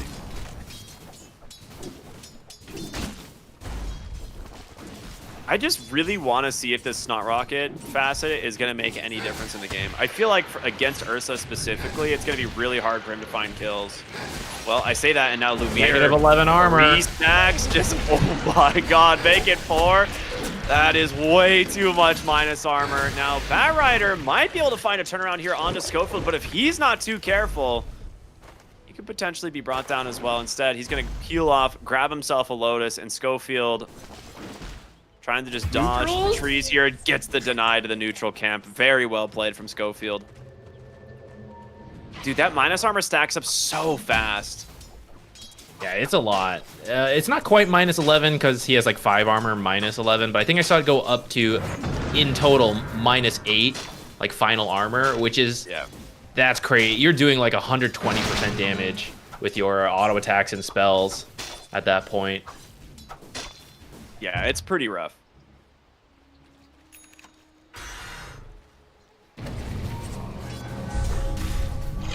Very cool. Cool to see the Snot Rocket come into play here.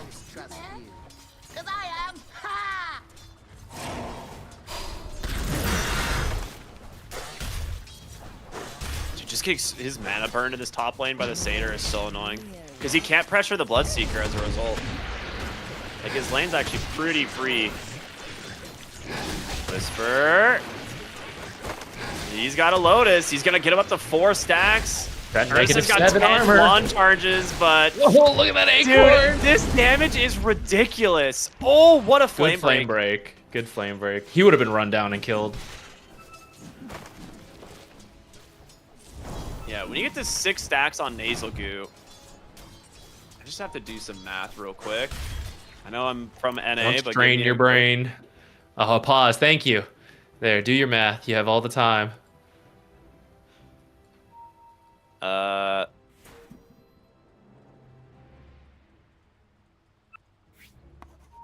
This 9.5 armor? Is that right? I think it might be. Or I what? think it's How like many stacks? just for max Nasal Goo. 9.5 armor with level 1 Nasal Goo. Top lane, Bloodseeker. In a little bit of trouble.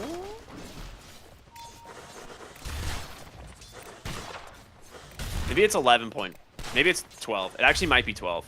12 minus armor. That's 6 stacks. And then, of course, they have the Acorn shot, so... Or the Blightstone. Ricky, I feel like I'm being gaslit listening to your math. Dude, I don't know, man. I don't know how the... It's like the wording on it is not super clear in like terms of how it works. Is it? Isn't it just like armor loss per stack 2.5 up to 6 stacks? Is that not just AT? Well, there's also And a then base armor loss. The base armor. So the very first Nasal Goo is 4.5 armor because of that. Okay, that's what I was wondering. I tried the support. I tried the support bristle for a bit. I wasn't sure if the first one was just 2 and then it was 2.5. But okay, yeah, if that's the case, you're right. Wait, did I say 18? I'm also NA mathing here. 50, 17 total armor. Yeah, don't do math on stream in front of people. It's alright. No one will know. We can gaslight all of Twitch chat. It'll be fine. Schofield in a little bit of a problematic spot here, bottom lane, but no mana. Oh, just plenty of mana. But here comes KJ. It was all a bait. Schofield setting up a kill here onto the Batrider. It's gonna go the way of Whisper. Good rotation in from the Chen. They're getting snot rocketed. Dude, I mean, imagine being a bear in the woods and a porcupine comes and sneezes on you. Like, how do you handle that? Kill a squirrel, apparently. You probably want to get like a flu shot or something. I don't know. Well, kills the squirrel.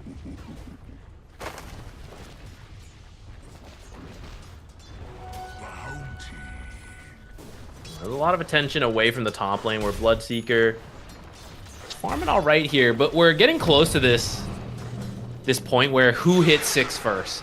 If you have Rupture first, then you can threaten the Timbersaw. But if Timbersaw hits 6 first, he can actually get you killed. Both of the mid laners on the top side. He's just going to drop the Magnetize and an immediate use of the Rolling Thunder. That's going to be able to just disrupt the entire fight, but Sacred starting to fall very low, as well as Dark Mago, and that Magnetize is still rolling. His Should be able to pick off this Pangolier if he can keep that magnetized. There's one more rock left. He's got him.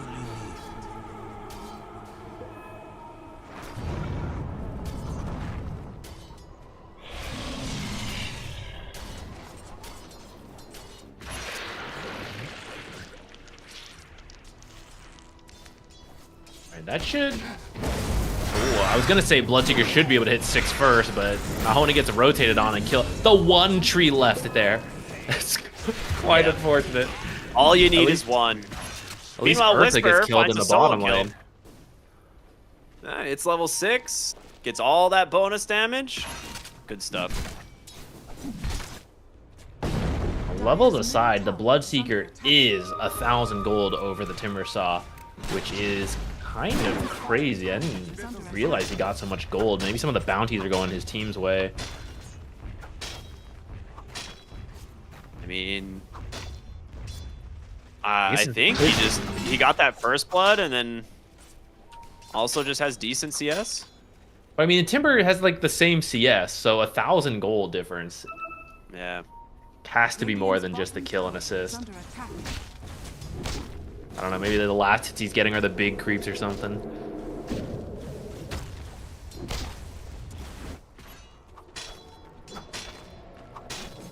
Dire are scanning. Interesting. We top line, rupture it up, silence now as well, and the arterial spray facet helps secure that kill, just bonking him away slowly. And he's on his way to his Maelstrom, right? He goes for that kill, has that javelin, helps out a ton in securing the kill against the Timbersaw. We almost only ever see Bristleback build Aghanims, but Whisper is going for a Sanj and Yasha first item. I was wondering. This is some tech involving his Snot Rocket choice. He's Also, just gonna status run at resistance. people. Yeah, I think Satisfaction's is just super value for him this game. Oh, top side. They're gonna make another play here. Magnetize the... Just so much damage. He's just dead twice now on this Timbersaw. That's like one of the worst things that can happen. Rolling Thunder's out though. They're looking for Yuma. He's gonna need some help. Gennett comes in, hits a nice silence. The chain stuns from Dark Mago are there. They're trying to give Yuma the move speed, and he's gonna make it out. Meanwhile, Analog as well as Schofield find themselves that kill on the backside. So at the end of the day, pretty good fight here for Heroic. He's gonna have to in range, bottom lane. Yeah, he has no choice. He just TPs. Oh my goodness. This hurts. Radiant's bottom tower is under attack. That Ursa's getting caught off guard by this Snot Rocket. I think Hikori, in general, they thought that safe lane would be pretty strong. Bat Rider plus Ursa usually would be strong, but Snot Rocket. This is really the first time I can remember seeing it outside of the support Bristleback attempts. Whisper I've might be definitely seen punished. it a couple times, but yeah, it's rare. Sacred should be able to finish off Whisper. Very nicely done, bringing the Timbersaw to the bottom lane. Great call to try and slow down this Bristleback. Radiant Also, Sacred getting some very much needed gold.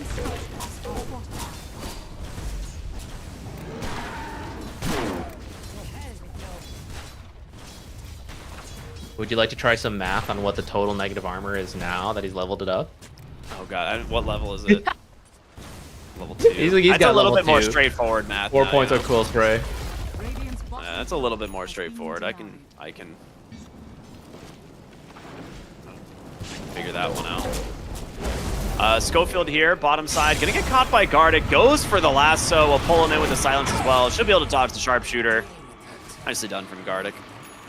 Gennett actually just popping Pierce the Veil to try and get an early stack if he gets the shard. Nicely done. Diffusal's close. Just about done. Oh, with that camp done. Yep. All right, the Diffusal's really strong this game. Even, like, Nasal Goose cheap, but his mana pool is not very large. So you get hit by a couple swashbuckles in the fight, you are going to take out all of the mana from the Bristle. Oh, that's a rupture if I've ever seen. Swashbuckle comes out. They're going to maybe go for the dive here. You have an Earth Spirit. The silence, though, is going to save him. Beautifully done.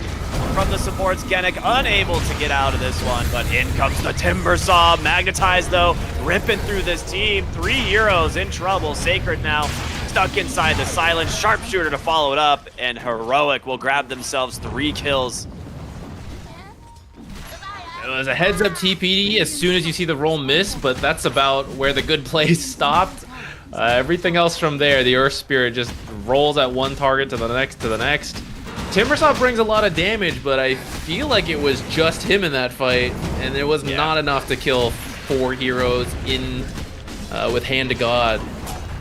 You need your Pango for damage, for sure. Like, Rolling Thunder is a big part of this team, especially since he just grabbed the Diffusal.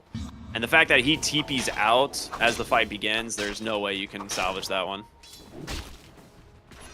Dire are scanning. Lumiere struggling a little bit here on the Ursa, trying to get closer to that Battle Fury. Scanning. Meanwhile, Whisper just chilling on this Bristleback. Amazing what you'll find laying around. Earth's bounty.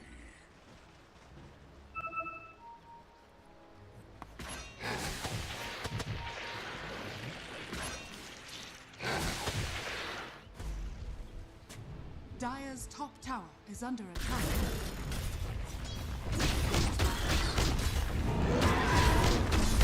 All right, I like this movement to the top side from Lumiere. He's playing a little bit closer to his team, so he's somewhat safe. Gonna try and do some damage to the tower here. They want to pull this wave to prevent this tower from going down, but Sacred's not gonna let it happen. That being said, they are smoked up on Heroic. Looking to head towards top. You do have Rupture available. Timber Saw Sure would they be a saw nice this smoke kill. happen. Maybe Yeah, not, looks like though. they're going for the Ursa. Does he have the silence? Oh my god, the Rupture kick, like you said. The roll to connect, and just like that, the Bear's dead. Now looking for more. Gardic, low on the Bat Rider. If the Boulder kick hits, no, they don't want to go for the dive. Lasso's up, a little bit scary. Dire's middle I tower didn't think is that smoke would under work, attack. because I thought it got caught by a ward in the mid lane, but maybe they thought it was going in another direction. Looking for Sacred, but without the Rupture, I don't think you can get him. Yeah. I mean, the thing with Bloodseeker is he's pretty just okay using Rupture, getting killed, and going back to farm, because he farms so Dire's fast middle tower with a is under Maelstrom. attack. It's one of the things people like underestimate, I think, from this hero. Like, some heroes like need a Battle Fury, but Bloodseeker's Maelstrom, combined with the fact that Blood Rage now has 0 mana cost, is pretty nuts. Oh, Analog's gonna get a freebie here onto Gardic. Actually drops the Magnetize for this. So that's a decent cooldown to get, but it does take the Bat Rider out of the game. He wasn't sure how many people were behind. Well, I don't know. He has an observer. Yeah, I don't know. I wouldn't have thought he would need that magnetized, but just gonna take the free kill. They're still farming. Bloodseeker and Bristleback just taking every creep wave, jungle camps. They don't mind, I think. Radiant's middle tower is under attack. Deep to the mid lane, looking for the Chen. Nice pullback from Gardic into the lasso. Genic will come in to offer a little bit of assist to secure it. That being said, they're not done. Rupture out once again onto the Pango, going for the roll. Gonna chase, the Fear connects, but Analog is still chasing here on this Earth Spirit, but with Sacred to intercept, they will back away.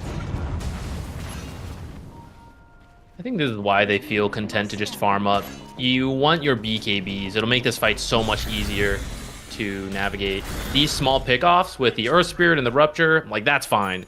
But once you start bringing all these heroes together with the Timber Saw especially, it's where you potentially throw your lead. So The Yuma might be dead here. The Diffusal into the chain stuns. Genic here as well. Pop here's the Veil. They got him. That's a huge kill going their way. Diffusal slow plus the calling. Man, Bloodseeker was not moving. He's supposed to be one of our fastest heroes. Dire's Yeah. Mid lane. That's a nice pick off. Very well done from these two.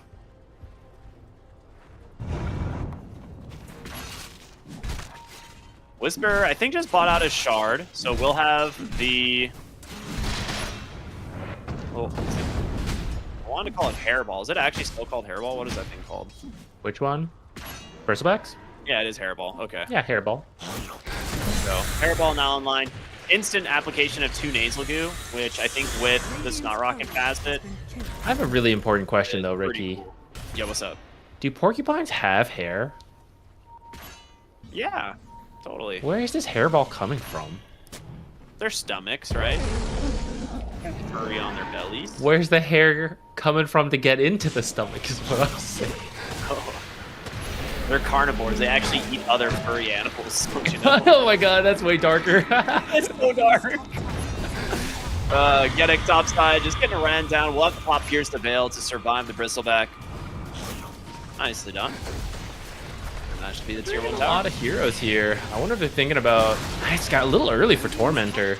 Yeah, Just clearing up the last tier 1. Dire's bottom tower is I'll under tell you what, you can do Roche really early with Nasal Goo. The math is They're paying impossible to calculate, but the negative armor is immense. It's like 25 armor at this point, maybe 6 more. million, I think. Yeah, that's probably more accurate. But with Bloodseeker having a finished Mjolnir, we're going to just see the minus armor stacking up here pretty fast. Yeah, Should be 27. Right? That's pretty good. Yeah, 27. And then the Blightstone, so 2 more. Yeah, not bad. That is a quick Roshan into the hands of Bloodseeker.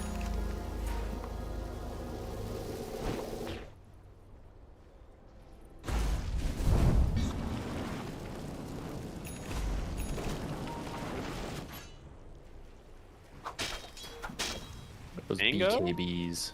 Does he have axe? He's super farmed. Dark Mago is having a pretty great game. Yeah, that is the finished Aghanim Scepter. You don't need that extra damage. The problem is, if you can't find a fight soon, He gets the lasso, but had no idea Whisper was just right behind him. Just beats him down. Now looking for the Timbersaw in mid. Ato's going to find some time, but there's the Rupture from Yuma. The Bloodseeker's here. The Timbersaw goes down. 2 pickoffs. They're not going to turn this into a mid push. And an amplify damage for the Earth Spirit. That's problematic. Actually going top right away. They saw the Ursa on the ward. you're about to walk through the creep wave as well. He I'm also also sure you has should his be. own ward. Oh, the silence connected. They can get the chase. He doesn't get the blink quite yet. They're able to stay on top of him. Lumiere in so much trouble. There's no way. Oh my goodness.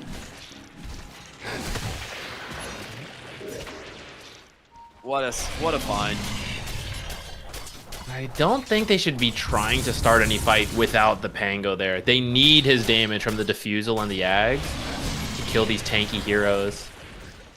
And every time you kind of slip up and give another kill, it just gets harder and harder. It looks like you're gonna lose your Tormentor now. Yeah, they're gonna scan behind it, but it's already dead. Oh my god, so fast. Goes to Schofield. That's that And 5 because million armor. Yeah, because of the minus armor, it also just reflects way less damage. So, that's nice. The team doesn't have to back or anything. Dire's bottom tower is under attack. Ooh, going to the other side of the map. I think they saw the Timbersaw going for it, so they will make sure that they do not lose their Wisdom Rune. Meanwhile, Gardic, he thought he had a moment to find a kill here. Not going to happen.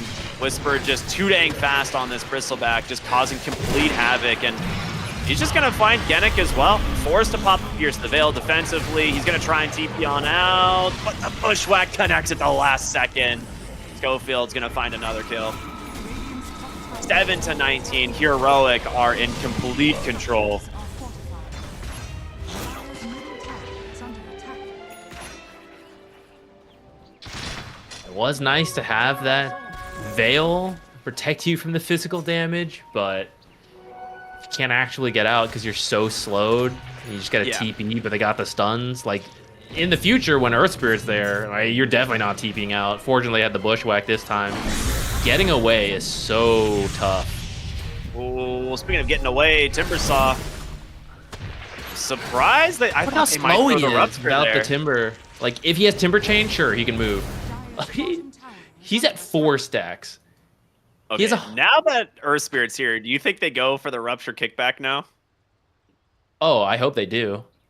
He's got 122 move speed. He might as well be stationary. He does have Timber Chain available though, so not sure if you can get it. You probably just get this D ward.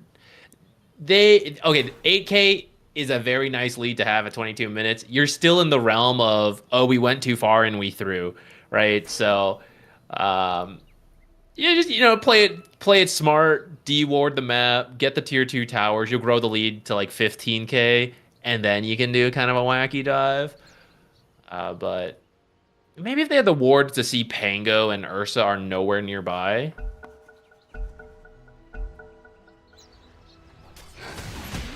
They'll just get the D ward first. All right.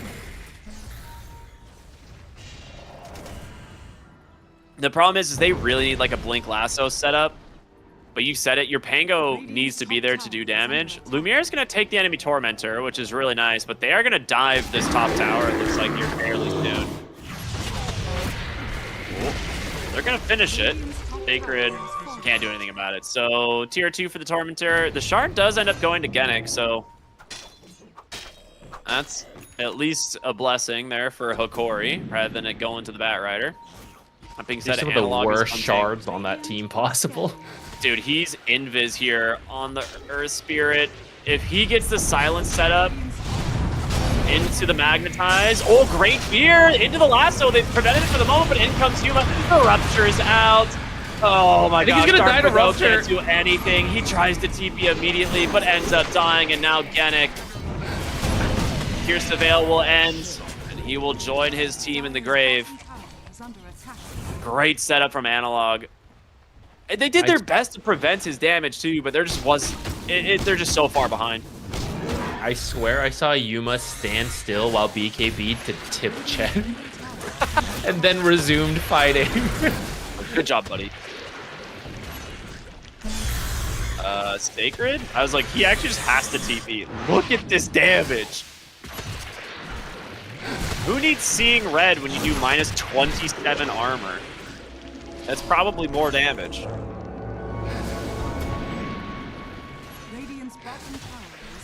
At some point, you get dispels and you get BKBs, and then you can deal with this. But when you're this far behind, those items are so far away.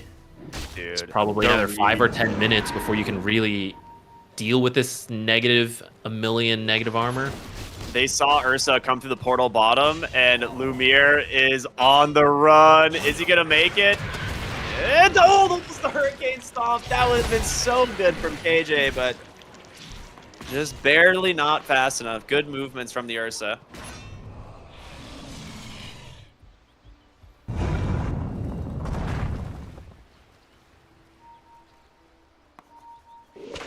I feel like we're seeing every hero by Sanj and Yasha now, by the way. I know, that's what I'm saying. It's just really popped off.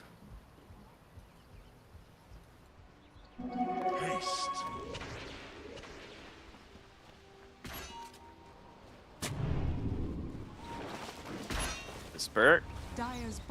You'll let him go. He's like, I got a tower to slay.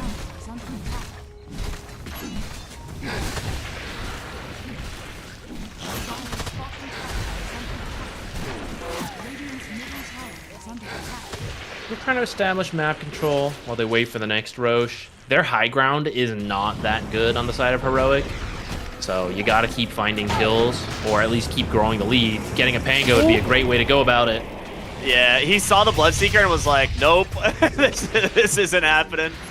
Immediate kill, great find there from the side of Heroic, and Whisper does manage to finish off the mid tower, which, I don't know if you've noticed his build. He's gonna disassemble into a Halberd. I love it. Flame Schofield hopped. Very nice kill for these guys. They definitely need it. Lumiere gets a pretty big influx of gold.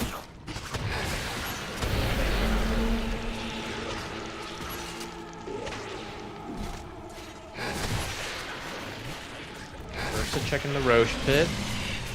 It's actually a little bit too early. But that could be a way back into this if you can sneak the Oh. second Roche. Such a close roll there from Analog. Almost finds the Timber Saw.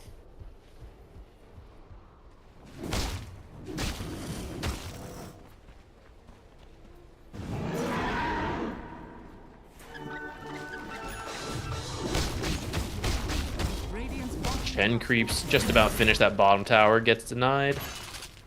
But it's just, that's the final tower. You have very little space. And pretty much any fight seems to be going the way of Heroic. They're working on a Lincolns for Dark Mago here, which is nice. They're getting a Lotus on the Timber Saw, some absolutely essential items to survive this game. Now we'll see if they actually get to them, because next Roche is up in a minute. We can absolutely see Heroic group for it. So he does manage to get his Halberd complete, and he's going the Yules into Wind Waker, I think, is the idea here. So definitely not your standard Bristleback build, but it is super annoying to play against. That being said, KJ pulls back, finds Genic. We'll ignore the Timber Saw for now. He's going to get the Dispel, tries to TP out, and the roll from Analog is there. Unbelievable. That is a peepo-wide roll if I ever saw one. The track marks ended like 300 units away from her. It's all right. He's Maybe her first spirit pick form big is boy, wide. you know? Yeah. 15 seconds for the Roche.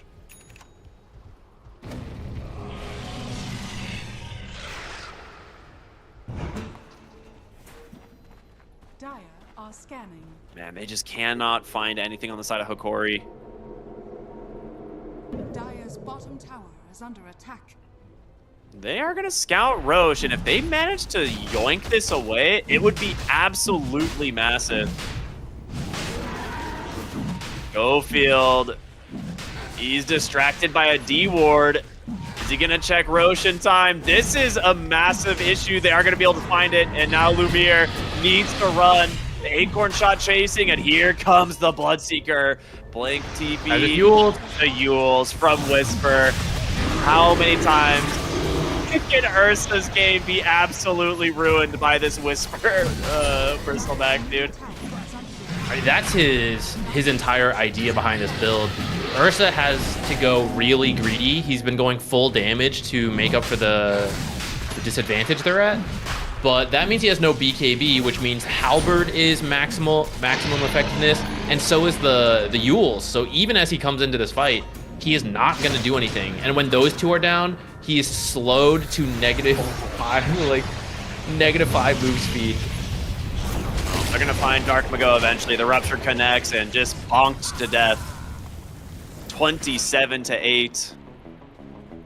As Whisper, he queues up another Sange. She's like, yeah, I don't care. I'll buy another one. Watch me.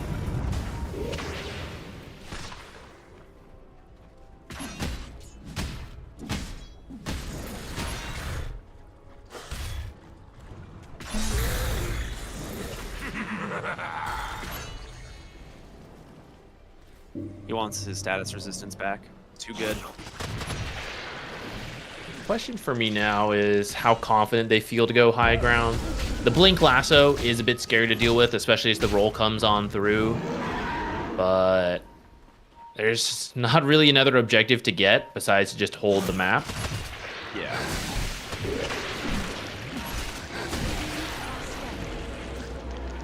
The Ags isn't too far off from being done on Bloodseeker, so maybe they're just waiting for that. They have refinished the Sange and Yasha on Bristle. Yules, kind of far. Yeah, Gardic trying his best to get a deny onto the creep there, but no such luck. Does get the D ward at least, so that's something going their way. It's just you're grasping for straws here on the side of Hokori. You're gonna lose your Tormentor again because they took it just at the 20-minute mark. Now they're gonna get it at the 30-minute mark. Very easy kill. And how close on that Aghanim Scepter for the Bloodseeker? Because that Ags is absurdly Could be on the strong. way. Oh, it is on the way. Okay. He's going to play. That's a really What? defensive banner. What? He was like, I don't want this in my inventory. Oh, Will it- wait, is this just for the catapult? I was Oh, like, that's will it smart. I was gonna ask if it protected the catapults or not. Okay, it does. I didn't see the catapult coming in. It has really long range, so you can put the banner further back, and the catapult doesn't get distracted, so it's not going to move out of this position.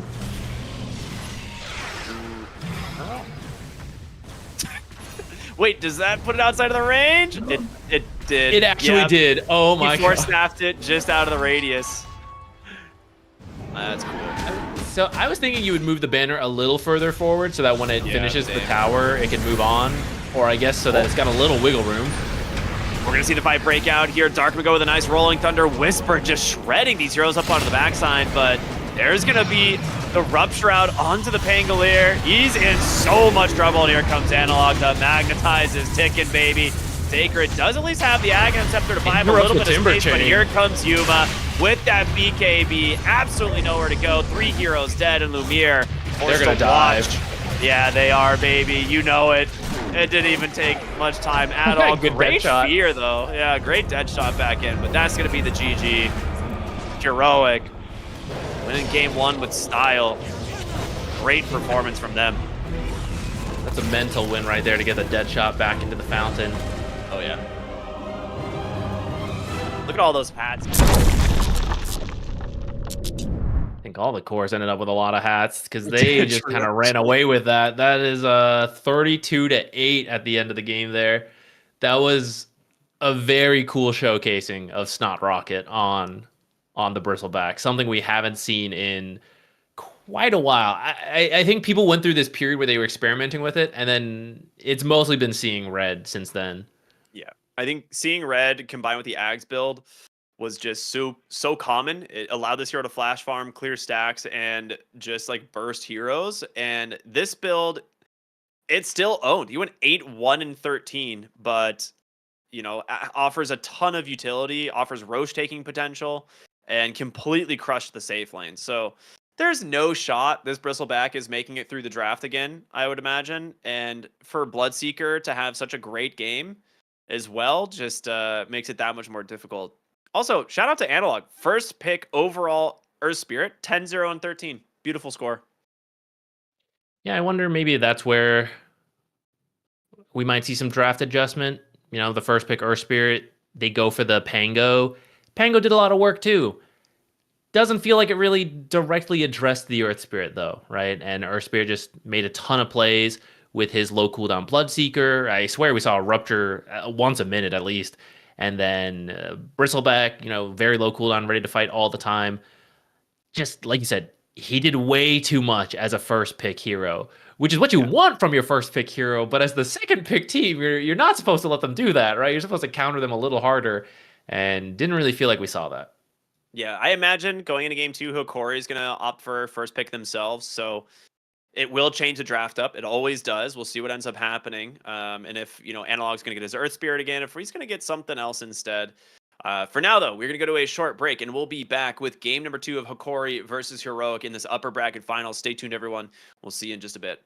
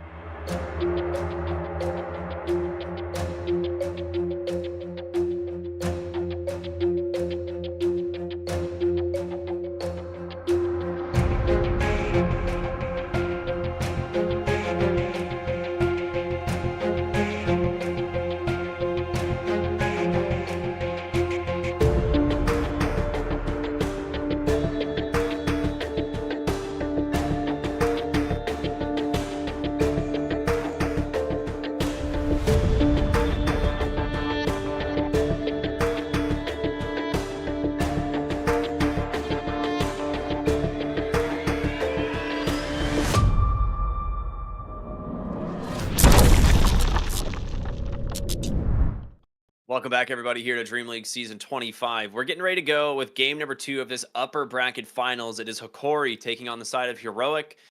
And I'll say, Heroic looks like they are in full form. They absolutely crushed game number 1, looking incredibly good.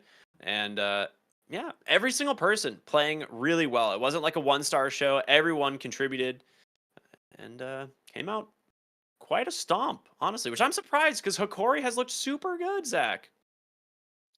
Yeah, I mean, to be fair, I feel like that bristleback threw them off quite a lot. Yeah. Didn't really expect the snot rock to be so powerful, perhaps, and maybe that threw them into a little bit of disarray. So maybe you ban it out. Maybe now you've dealt with snot rocket once. You have a better idea of how to do it the second time. Maybe the game will go better. But I would love to see a change to the draft, a more direct response to the Earth Spirit. We'll see what they end up going for if they have first pick. You know, maybe they don't have to deal with that. They can get something else. Magnus, perhaps, right? You could steal it away if they are confident in that. Earth Spirit themselves, if you want. Like, I think Earth Spirit is a fine opener, but I also know Analog has some sneaky counter picks, right? Like, he's the Huskar kind of guy. So it always scares me a little bit. To reveal the mid pick too soon if you know they have those kind of cheese players. Yeah, I think that's kind of the problem against drafting against these guys is they just always have a ton of heroes that they can rely on, and they're comfortable pulling out a Bloodseeker, which we've seen in this tournament. Some teams, even in really good Bloodseeker games, like kind of fall back on more traditional carries. And Heroic's like, yeah, we can play Bloodseeker. We can play, you know, like you said, the Huskars if we need to. We've got this kind of niche offlane Bristleback build as well, which I'm not saying Bristleback's niche, but the idea of how to play it in a game like this is super, super interesting. Yeah, I think overall, Heroic, a very scary team to play against right now. Yeah. I wasn't sure if their style would adjust, swapping out 2 players, but it seems, at least this strategy we saw was still a very early tempo, creative draft type play, right? Heroic has always been that team. Like you said, Bristleback, maybe not that out there, but the style of it was cool. Seems to be a good fit for what they enjoy. And I'm looking forward to game number 2. I'm sure they would play the exact same way if it meant another win, but I also hope we get to see another creative draft from them or creative style, something like that.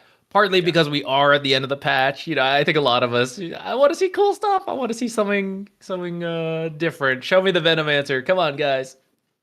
Yeah, the Venomancer would be cool, right? We know that they can do it. It would be a fun draft to see them experiment, especially if they're up a game in the upper bracket. But I also feel like Heroic is one of those teams, especially their coach is one of those coaches who's like, nope, we're just going to win. We're going to win because we know we can and we don't want to risk it. So we'll see what happens as we jump into game number 2. A draft is just getting underway. As we mentioned, Hokori have choice, and they have chosen first pick. Heroic have chosen Radiant. So we'll see how this changes things up, right? The Earth Spirit not likely to be available as the overall first pick. Magnus already banned. Alchemist going to be banned. See what else they decide to go for. Probably Phoenix, I think. 10 seconds remain. Red team ban. Yeah, and a lot of their previous drafts, they opened with supports, Bat Riders, Phoenixes, Muerta, Clockworks even. Maybe put into a little bit of a different style, trying out the Pango response pick. seconds remaining. Maybe going back to those support routes. Heroics turn to ban. Dire team ban. Doom. Okay, good chunk of offlaners and mids being taken out so far. 10 seconds remaining. Monkey King again, still available. 5 seconds remaining.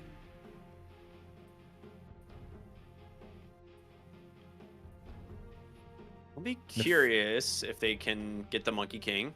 I feel like it is a hero that both teams like, but we haven't been seeing it prioritized as a first pick. Whereas both teams could go for a Phoenix. Yeah, it's usually you're worried about the Monkey King being counterpicked in the 9th spot. So you ban it, pick some other melee hero, and then you're not worried about that Monkey King. But some teams do value it in that first pick, knowing they won't get it any other way. Dire team pick. There's the Monkey King ban. Yeah, you're right. Heroics turn to pick. Bristle? Oh, Morphling. That's a very early Morphling pick. Yeah, I mean, chat can't see right now, but my eyebrows are very raised. I am trying to figure out why the overall first pick Morphling. Maybe they've experimented with this in the 4 position, because we've talked about 4 position Morphling quite a bit, you and I. 5 seconds remaining.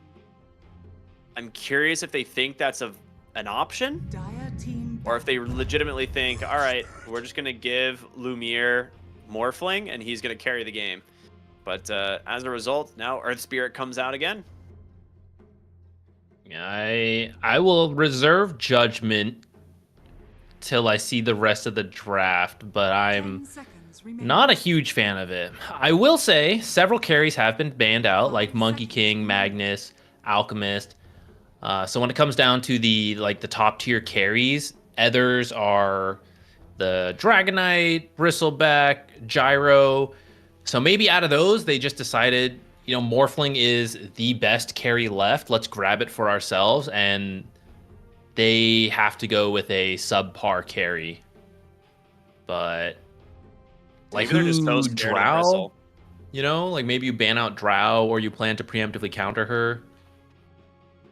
I mean, you could, like I said, maybe you're baiting and this is not a carry Morphling. That's true. And if that happens and it's just a support Morphling and you've picked a Drow, it could be very scary. But Heroic's the ones who have last pick here. Now, the 18th pick will tell us a lot. I think based on these bans, though, Lion and Hoodwink, this is a carry morph, man. I don't know. This is a It's carry part morph of a if I've ever bait. seen it. To make it Those look like a bans- bait, you got to make them believe it. Yeah. Earlier, we did see Genic play Pudge 4, which was cool. So maybe he likes it, the kind of weird style. 5 seconds remaining. But I do think Earth Spirit, well, I mean, he was their first pick last time, right? So he doesn't care if he gets countered. And if this does end up being a Morphling carry, Earth Spirit brings a very fast tempo, doesn't mind building a Spirit Vessel potentially. Maybe see the rest of the draft before you decide that. But you can make this Morphling sweat in the early game while he's still working on building up some power. 10 seconds remaining. I'm trying to think what you could go for 5 right now. seconds I'd be remaining. perfectly fine if they want to take the Bat Rider for themselves and then maybe look for an aggressive offlane to play with as well, because they could do something along those lines. Otherwise, you just pick something like an Ogre maybe, and then give yourself some time to plan for your next picks when you have a little bit more info. Because Ogre's going to work with almost any of the carries that are good against Morphling. That's true. I wouldn't mind something like a Muerta here either. The silence is very annoying.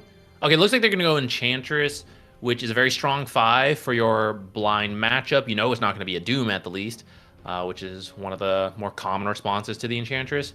And you're going to be able to bring a really fast pace versus that Morphling. You can rotate over into his lane once you get your safe lane in a good spot and just squeeze the map so that he has 5 nowhere to seconds go. remaining. There's a lot of safe lane or offlaners still in the pool somehow, but the primary one being the Beastmaster, and I think Enchantress helps out quite a bit in dealing with that. And Beastmaster plays great with a Morphling, so I do like that idea in terms of the Enchantress. Plays great against the Morphling too. Maybe something Yeah. Hikori has to be careful of, especially like you said, Enchantress just got taken away, so you're not going to have that response.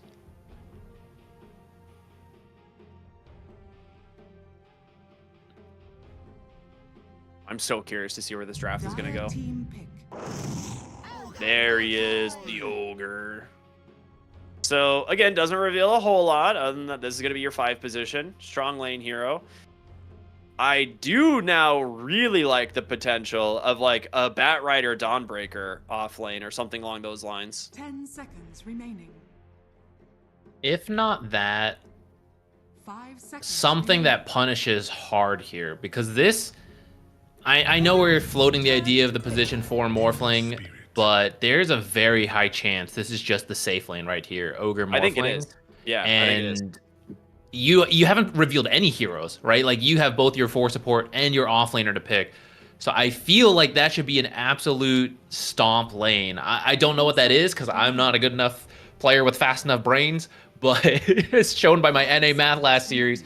But All right, you were closer than I was. there has to be some combo here that stomps that lane.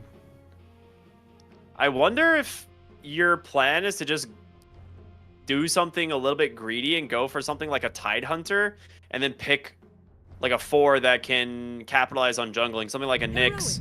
And now you have the Ember Spirit. Is this a Skywrath Legion, bro? Okay, Skywrath Beastmaster, also pretty dang scary. That's cool. Okay. Yep.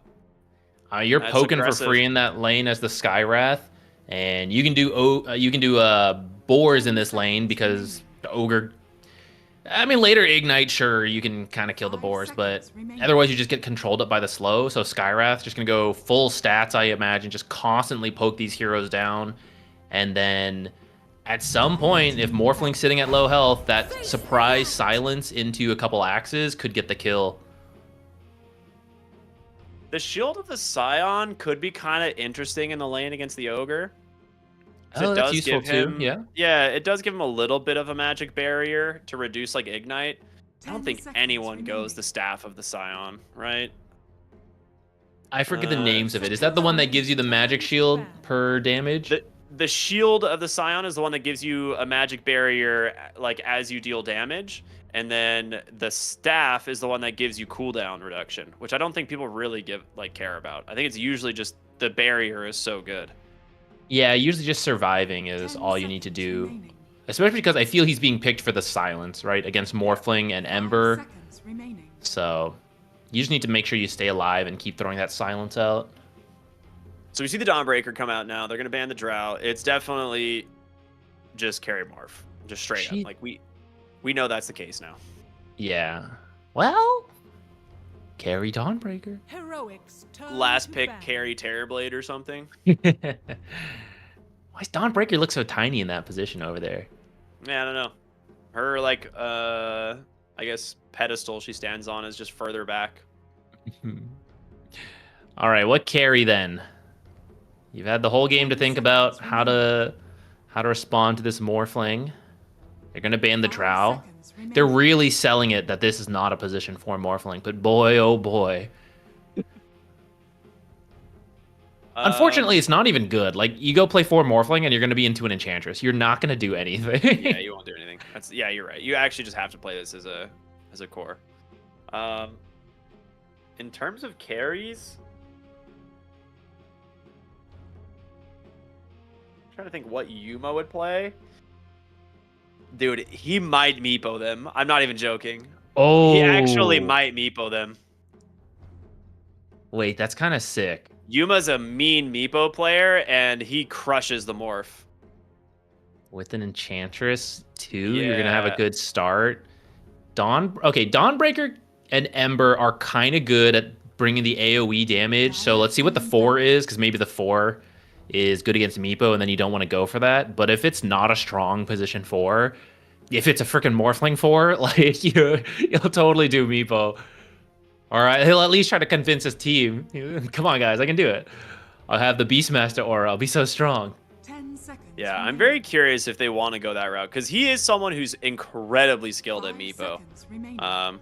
It gets respect banned out on him quite often. The other option here is just something as simple as a Phantom Assassin. So you have to be a little bit concerned.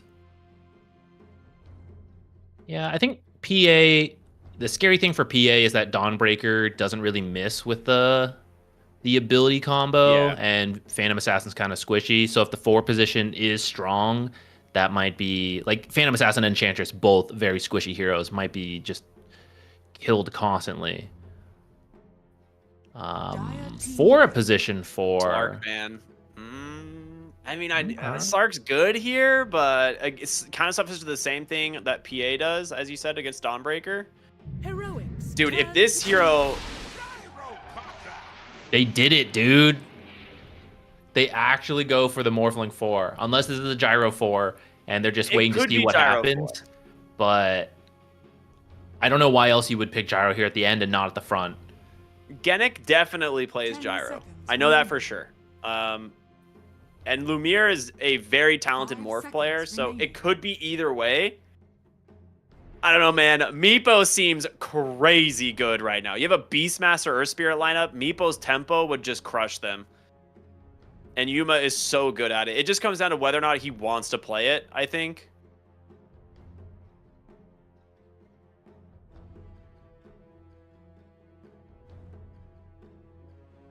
Is there even anyone else who... I mean, there's a couple other heroes that you could go for. I actually think Weaver is fine. Dang it, man. I didn't want to see Dragon Knight. The same old boring Dragon Knight. Yep, it is 4 Morphling for Genic. Wow.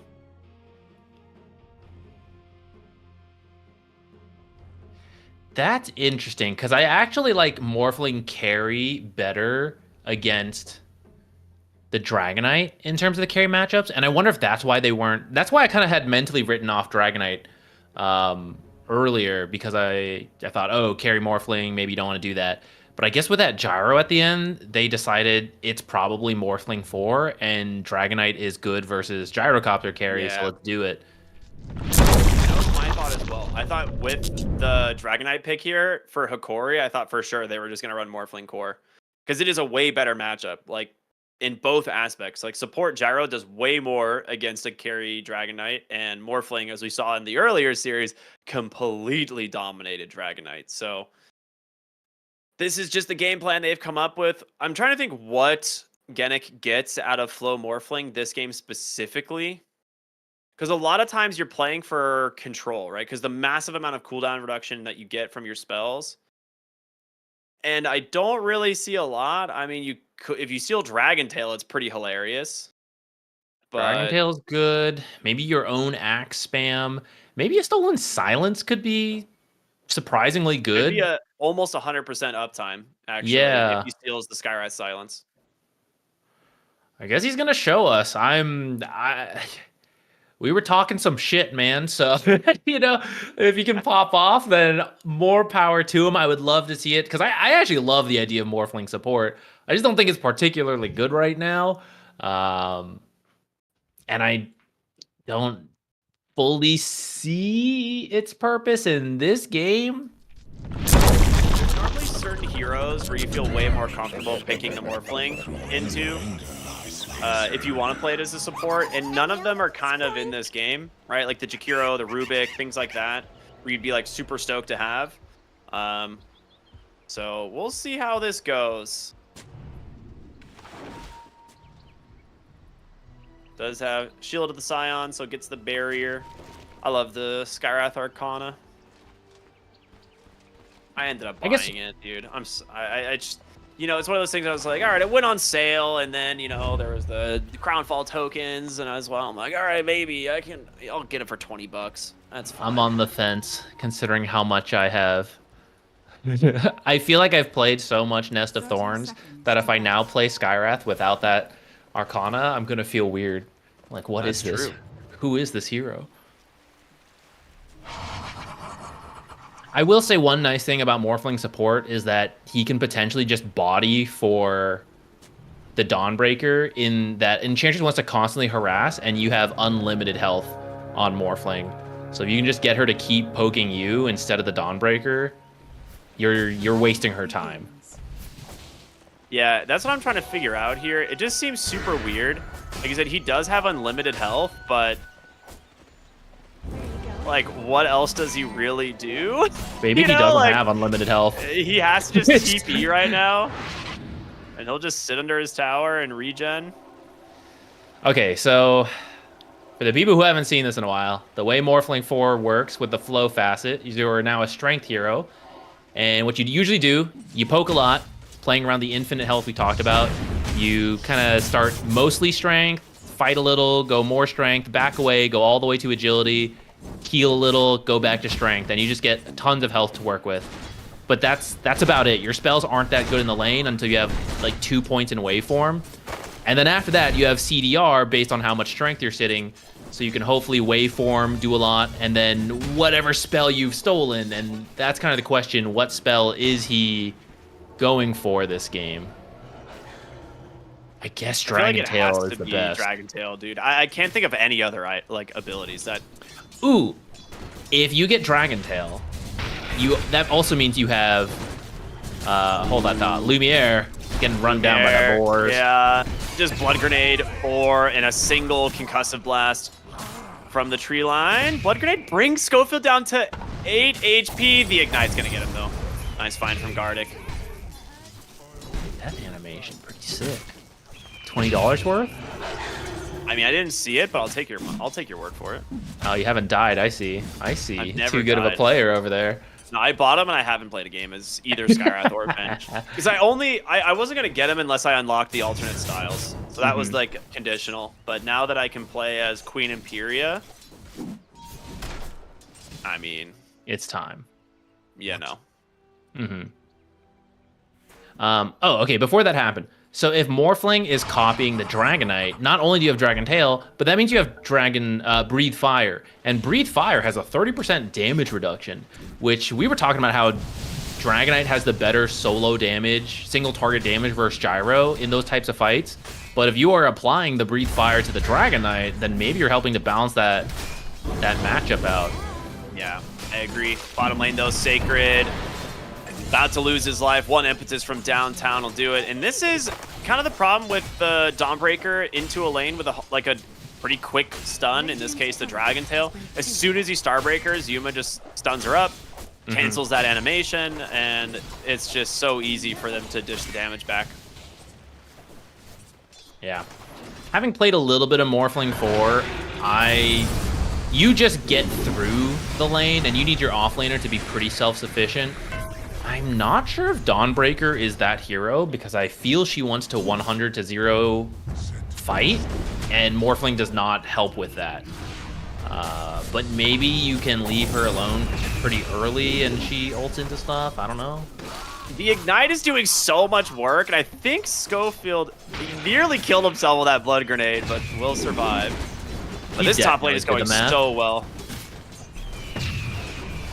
I bet Schofield's math is exceptional compared to ours. Yeah. He's a genius.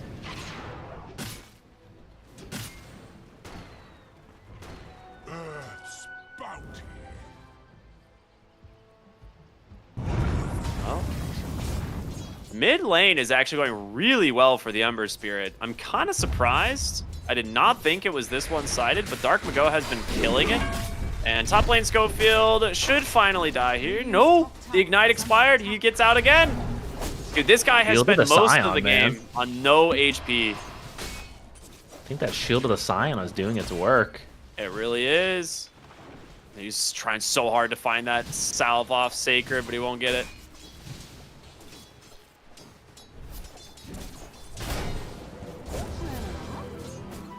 Dude, I don't know what you're getting out of this bottom. Like, I feel like both of the side lanes are going really well for Heroic.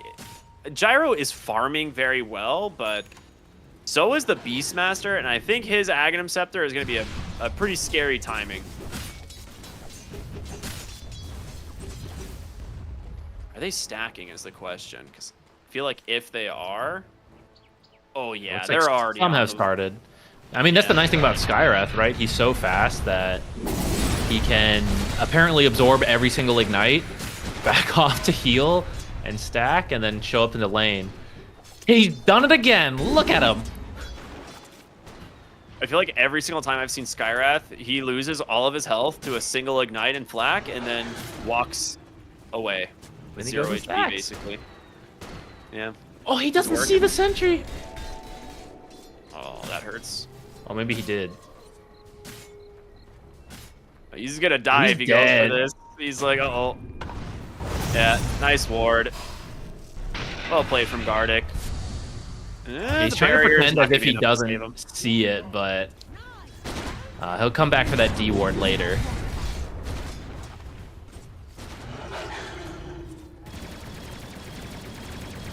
Again, Enchantress has already roamed up here. I mean, it's Dragonite, right? He's fine on his own. Yeah. It's Dragonite versus the Morphling and Dawnbreaker. Are we about to eat our words? Doesn't look like it. Fine. They're actually swapping the lanes, it looks like. They're a little bit tired of the harass into the Skywrath, so Scofield's going to come bottom, it seems.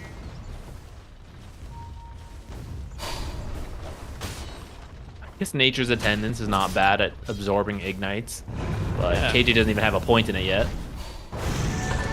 Rune's going to spawn bottom. KJ does take it away, gets an amplified damage, and Dark Mago gonna try and finish off the Enchantress here. Genic manages to do the job now. Mid lane, Remnant to safety. He's gonna be just fine.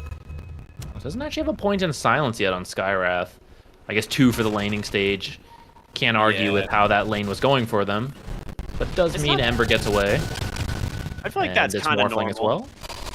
Yeah. Sometimes you'll see like 1-1 and then max Ancient Seal, but I don't mind the 2 points in concussive. You're right. And sometimes people max concussive, but I feel like this is a game for the silence. Just seems so good. Amplify all of Earth Spirit's damage, control the Ember and the Morphling. I guess it's just a support Morphling now, but yeah, kills are kills.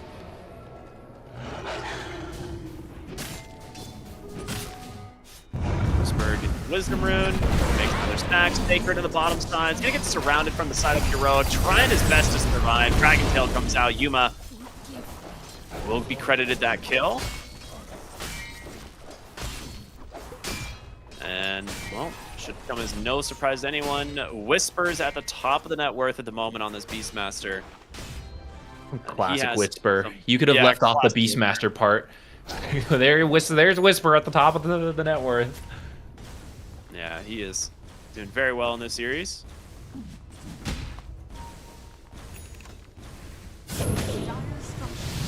Ooh, they're gonna make a play here on the mid lane. Nice silence. He drops the magnetize. The chain stuns are there. Dark Mago trying to get away, but Whisper comes in on the That's Beastmaster. roar. Remnant from high ground. He needs to get in range for the roar. He throws it. Raindrop's gonna save him. Is it long enough? It is. They get the kill. Whisper now in some trouble. Lumiere with a call down. The missiles doing huge damage.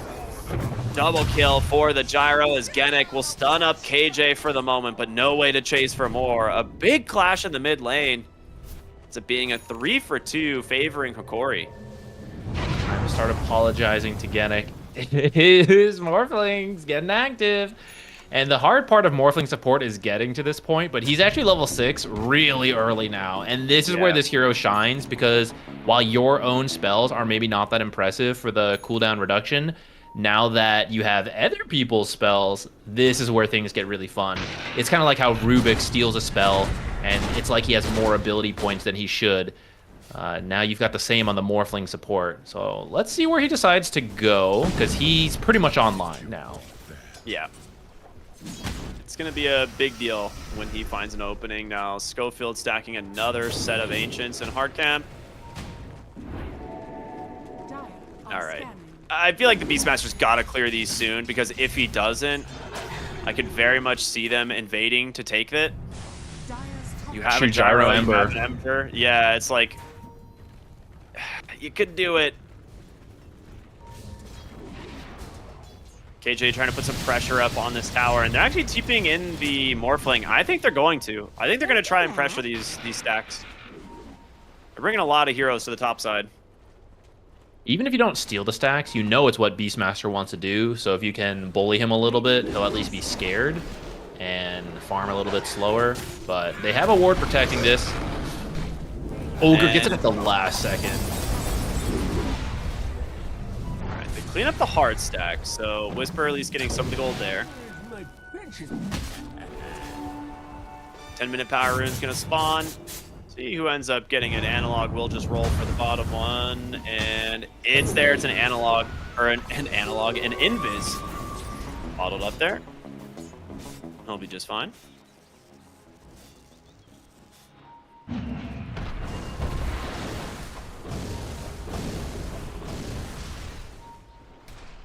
All right, overall, Corey looked very good in this game too. 6-6, almost no gold advantage.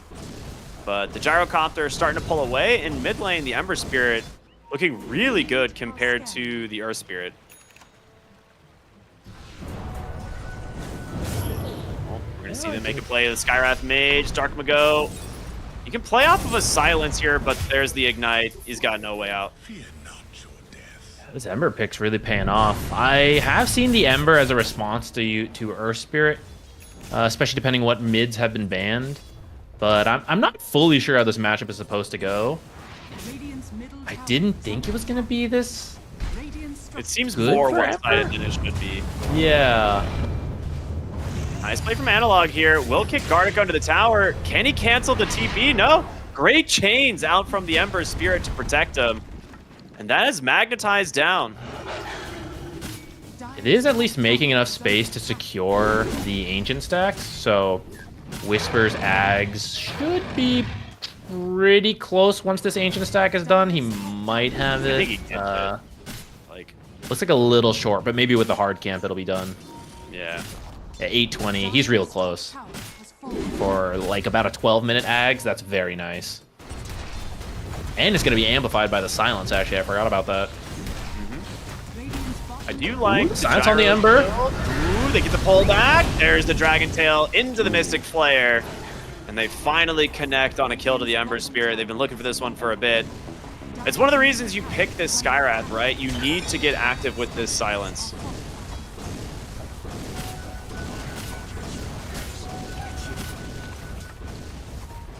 I thought, oh, well, maybe I'll see a fight here now.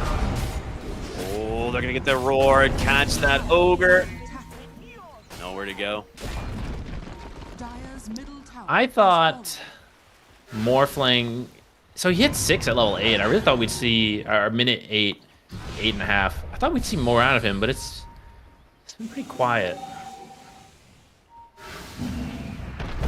Yeah, one thing I also didn't really consider is if he morphs into the Earth Spirit, it's actually pretty cool, but there is a weird bug between Morphling and Earth Spirit, which is that your own stones trigger the enemy Earth Spirit's magnetize. I'm sure that can't possibly become an issue. Don't worry. So I have seen it happen where a Morphling like turned into an Earth Spirit and spread a magnetize to his entire team. So yeah, and they didn't like lose the game off of it, but it was like a absolute game-changing fight. Certainly didn't help the game. Yeah, it was like a game-changing fight. So we'll see if that ends up happening here. I don't think it's been fixed. So we'll see. Ignite just burned like 700 health from this Earth Spirit. I hate Ignite. It really is such You a get hit by one multi-cast Ignite, it's over. Roll into the mid lane. Magnetized kick back into the silence. They need more damage. Do they have it? Dragon Tail is out into the Mystic Flare. Spirit helping secure that kill. Really nicely done. Fortunately, I think we got that bug where you can't see the Mystic Flare. Yeah, it's. I would say I wish it was just a spectator bug, but it's not. That ability's just been broken for, I think, like 4 or 5 years now, which is just wild. Don't worry, when your health bar starts rapidly going down, I've got a surprise for you. It's Mystic Flare. Yeah, right. It's the gentle ghost of Mystic Flare. You can't see it, but it's still here. Yeah, and Skywrath did end up maxing the Ancient Seal, as we expected, so it's a 6-second duration silence. Yeah, it's pretty essential in killing the Ember the last couple times. Keeps him silenced long enough for Dragonite to get close for the stun to finish off the kill. Maybe we'll see a Sanj and Yasha from the Ember later. It's been really popular, but not really on Ember. Radiant's top tower is under attack. They want Yuma. That is not an easy kill to get, especially for how He's deep in a it really is. good spot. Yeah, he's in a really good spot to break this. They're going to instead settle for KJ here on the Enchantress. Unfortunately, kill goes to the Morphling, but Is under attack. they will take it. That being said, they are smoking to the Dawnbreaker, which is the best possible thing you can do if you actually find Sacred. Which they will. Smoke's going to pop. He knows he's over here somewhere. Sacred actually pings. He's like, guys, I think they're trying to dive me. Yeah. Oh, man, just barely. I'm surprised he didn't just, like, cut the trees and try and go for a roar, but with that one, Sacred dodging death. Maybe just a little bit scared. Wasn't sure if, you know, after killing the Enchantress, if other people had come over right away.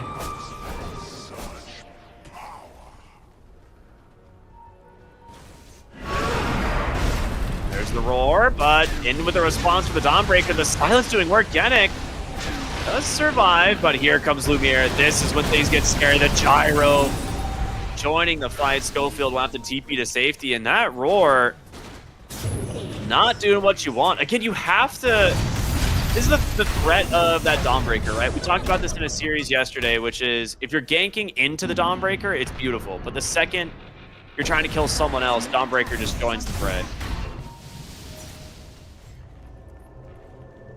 Yeah, and it's just a Morphling going in too. So the initiation, it's weird to say, you know, the initiating Morphling, but as strength Morphling, the waveform in is your gap closer, and adaptive strike is a 2-second stun. It's really not too bad. Nice grab here from Analog once again, finding Sacred. Has that Magnetize going, and it's going to bounce around They here. keep her alive? He's gonna take so much damage. Pops the Blade Mail.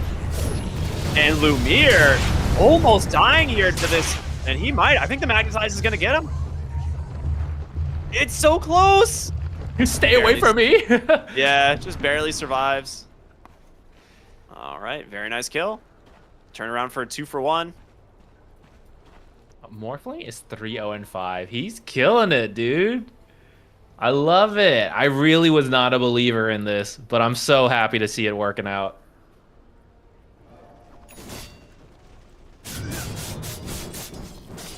Yeah, I also was unsure. I just thought it would get wrecked in the lane too hard, but it seems like that didn't happen. Dire Scan comes out. They know the Roche has to be an on the table here since you have like a Beastmaster Ags. It looks like they're going to give it up. They're not going to make it in time. Well, they're going to try. They're TPing in everybody. It's just too late. They need to cut and run. Yeah, they end up just canceling the TPs. They don't want to risk it.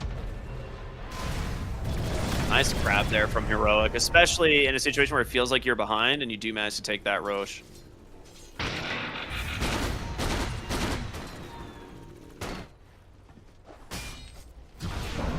Illusion Rune. That's actually really good this game versus the Silence. That's a free dispel for you in an upcoming fight.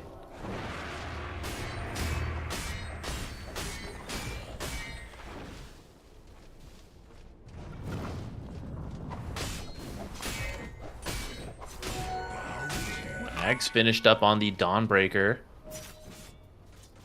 Really? Already? Wow. Yeah, disassembled her Echo Saber for it. Okay, I like that.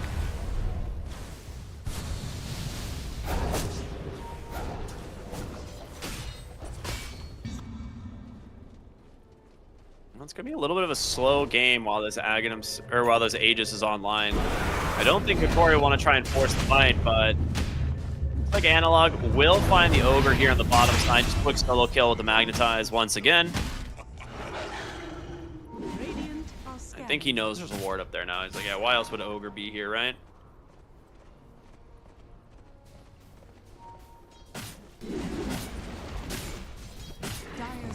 AJ's got it with a courier. All right. Into the bottom tier 1 tower. First should be pretty free. Yeah, they have some really nice vision down here. So I imagine they're going to try to play for the Tormentor or Wisdom Rune while They pushing should these definitely go for towers. Tormentor. Yeah.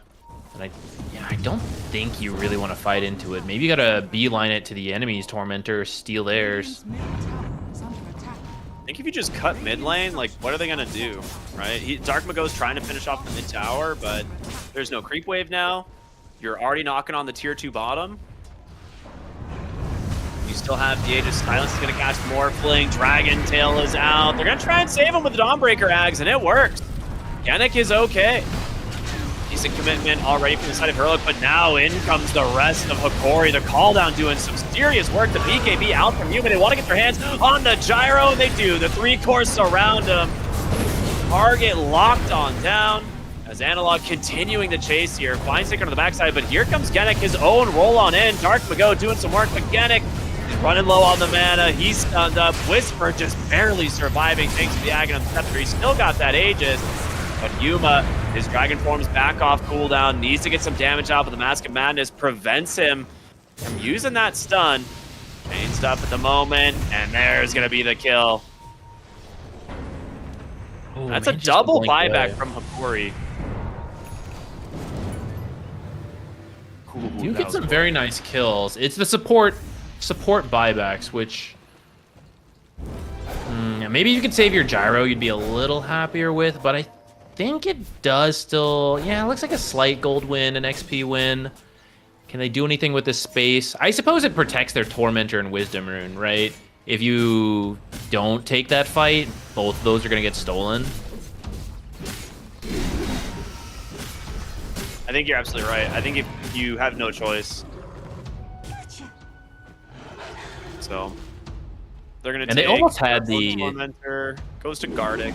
That's not a great one this game. You would probably rather have the Morphlings. Well, Dragonite hits kind of hard. It might be fine. The shield's kind of nice to reduce. What is it, like 3? I think 3 attacks by 85%. So for a Dragonite, what were the numbers we were talking last game? It was like 700 damage per hit, but that was with a Magnus. So this game, it's probably more 400. You know, that's not bad for how much damage you're going to absorb in that. One of the better heroes for that shield to be good. Analog's got his BKB. All right. Heroic are in fighting shape, but the last fight went well thanks to that Aegis. But if you manage to force a dieback on either of these supports, it would be pretty huge. You do have 3 BKBs now, which is really good. You can ignore Yeah. so much damage from Hikori. Yeah.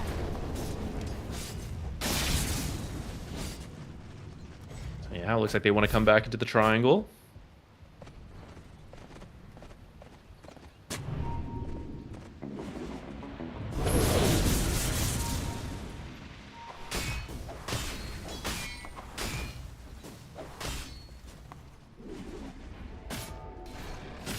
Dire's bottom tower Bottom tier 2 tower still available if Heroic want to try and commit for that. And it looks like with the Beastmaster summons and the Enchantress here, they should be able to finish this one off. That's exactly what they want. Dire's bottom tower has fallen.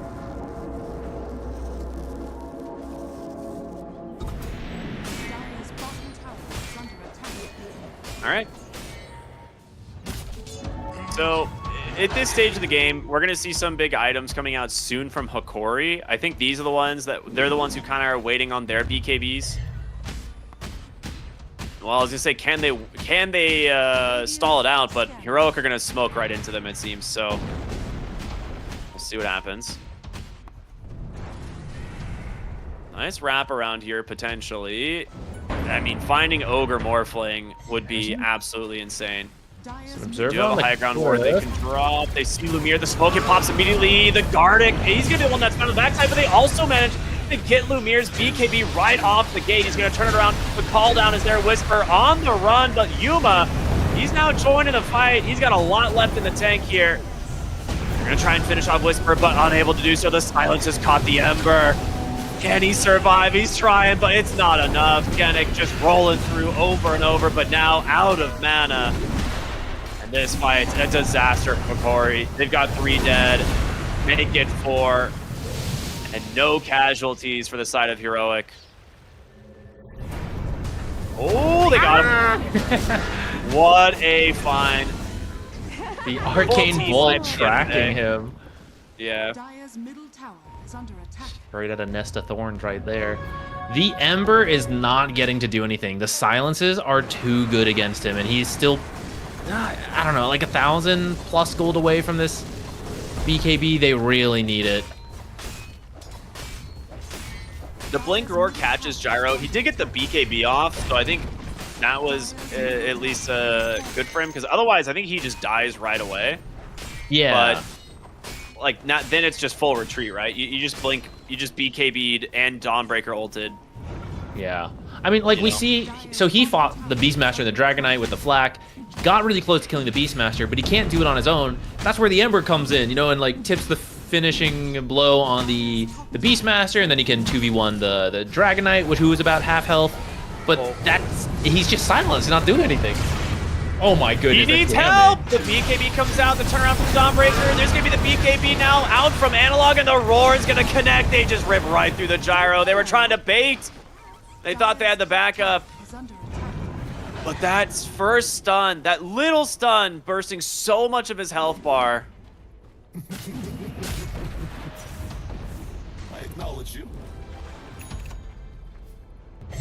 Oh man, they're too far ahead now. I think 11,000 gold all of a sudden. And full control on this map. We're getting that point where the Dragonite does just outscale the Gyro in the one-on-ones. Dire's middle tower is under attack. They haven't really built very many auras. I suppose you do have the Bloodlust. That helps you out.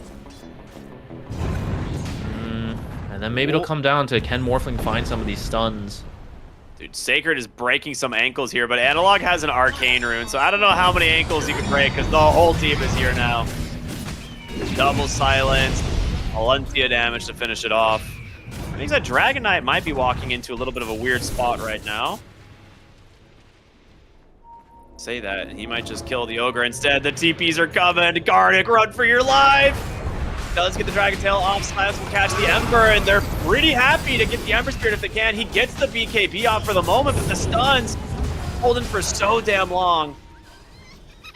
First BKB of the Ember spent to just barely survive.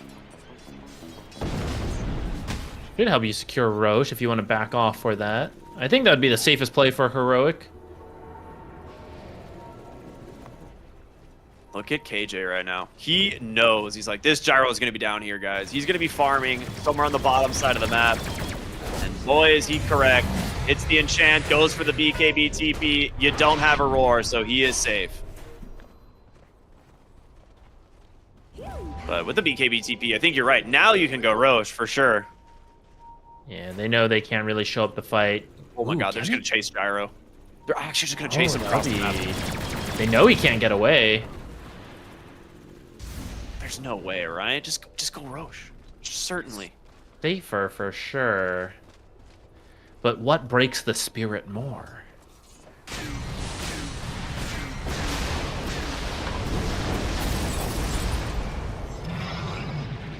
Dire's Maybe they top just want the tower is tower, I under guess. attack. I mean, if you take it, it does make Roche a lot safer. Radiant's middle tower is under attack. I don't think you really need to. Yeah, okay, now they're gonna back off. It would have been really nice if you could get a fight around that ward and you get the Gyro, but I guess it doesn't hurt to try and then back off like this. Yeah. I agree. I think that makes sense. In mid lane, Earth Spirit was also trying to get that pushed out. The Morph's being a little bit annoying and cutting the waves at this point. So that does mean Aegis and Roche's banner is going to go the way of Heroic. And the Aegis will be on Whisper once again. I think this is the safe call. I don't think Dragonite's under too much threat right now. Bottom lane, looking for Dark Mago. They need one more Roar. Can the Skywrath Mage make it in time? The damage, it's definitely there now. Oh my goodness. The combo is so good. Dire's top tower.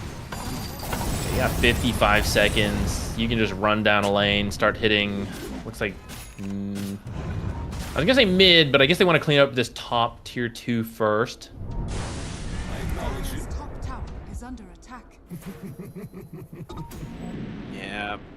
Gardic hiding in the trees, gonna try and cut a wave and then run for his life under the cover of Glimmer Cape. This is some high-level gameplay.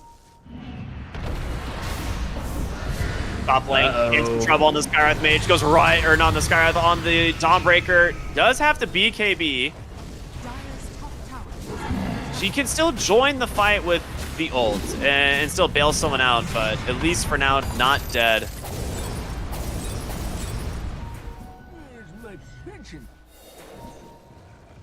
All right. I feel like this top tower is not going to live that much longer. They've got the Roche banner down. Genix going to go in, see if he can maybe get a morph off, but gets caught right away. The roar is there, but look at Lumiere. The damage getting coming out low. from these heroes. They got one. Yuma is just dead. And now your Beastmaster is going to respawn, surrounded by 5 heroes. A massive win from Hikori.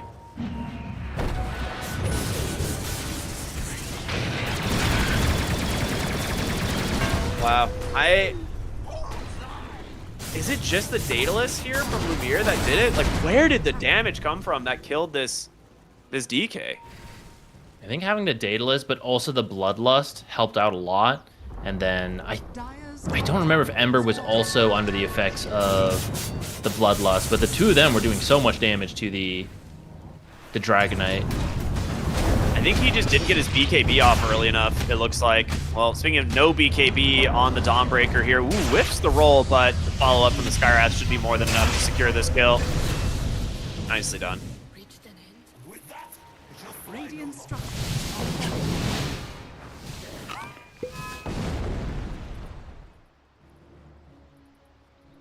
Analog's got an Axe queued up now. He's like, yeah, I'm not letting that one happen again.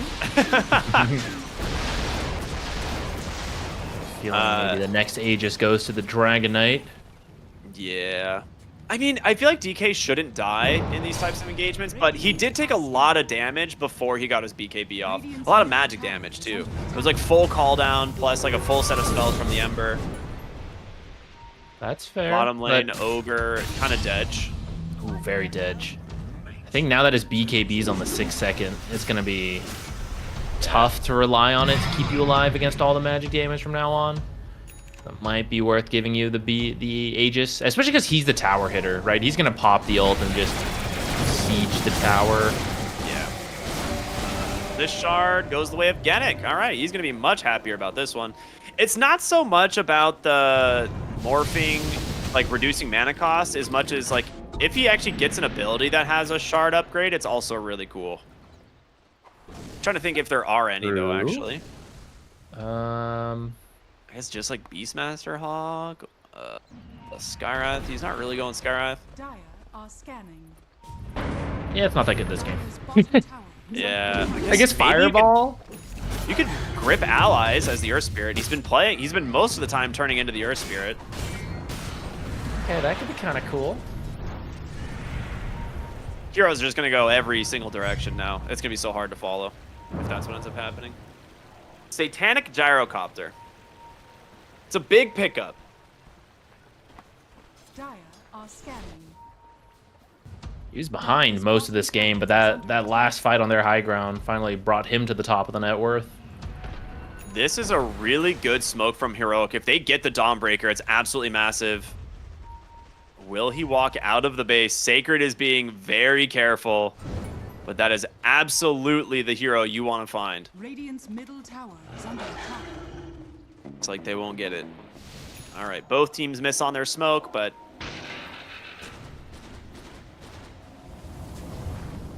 Corey managed to get all the lanes kind of pushed out into a good spot. They're gonna find the Morphling here.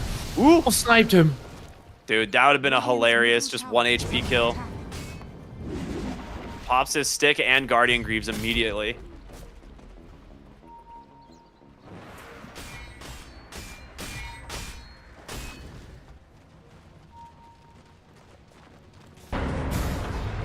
Oh, they see the Ember. He's in a reward. There's gonna blink. There's the roar, the Dragon Tail to follow it up. In comes KJ. They're gonna try and save him with the Dawnbreaker, but it's not in time. Here's the call down though. The chain stuns are there. Lumiere ends up taking a ton of damage just from this blade mail. And the Morphling, he's all on his own. very far forward. Does have buyback now as Cage is going to walk him to the high ground. Sentry out here onto Sacred. His BKB is going to be popped pretty much right away. Try and turn this one around, but Lumiere needs to continue to back away. Dark Mago, he's going to buy back into this fight, try and dive this back line. They've isolated the Enchantress. Trying to bring her down, but they can't do it. A full disengage here from Heroic. If KJ survives and he's out, oh my goodness, that buyback hurts now. Roche isn't even close. Yeah, if you can't find something, and it doesn't look like you're going to, Heroic seems to be in the full retreat mode, realizing what a big economic win that was, not losing anybody. Skyrath almost has an Ags, actually. He is 300 gold away. I mean, that's just like multiple silences would be really good this game. Yeah, that's like you target someone and you get a bonus kill on the back line, right? You're like, oh, nice. That hero's also dead. Refresher for the Beastmaster, that's a huge pickup.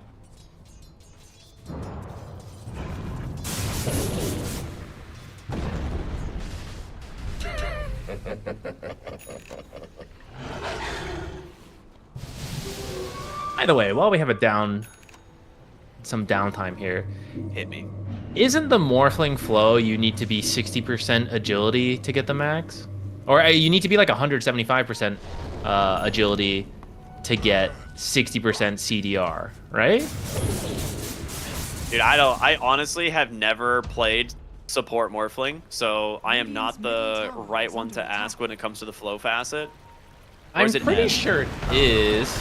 But, I was just yeah, finding it interesting because he's been staying around like 60% strength, which keeps him alive, but it actually doesn't give him the ability CDR very much. Yeah, he gets a little bit, right? Just not a ton.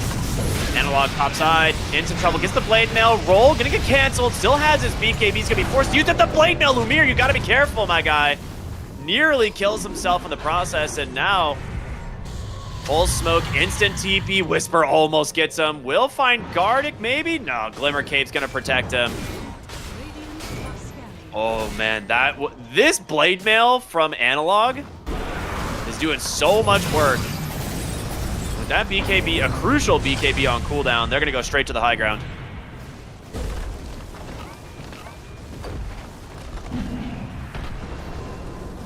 See what they can do. Whole team sitting behind Yuma here.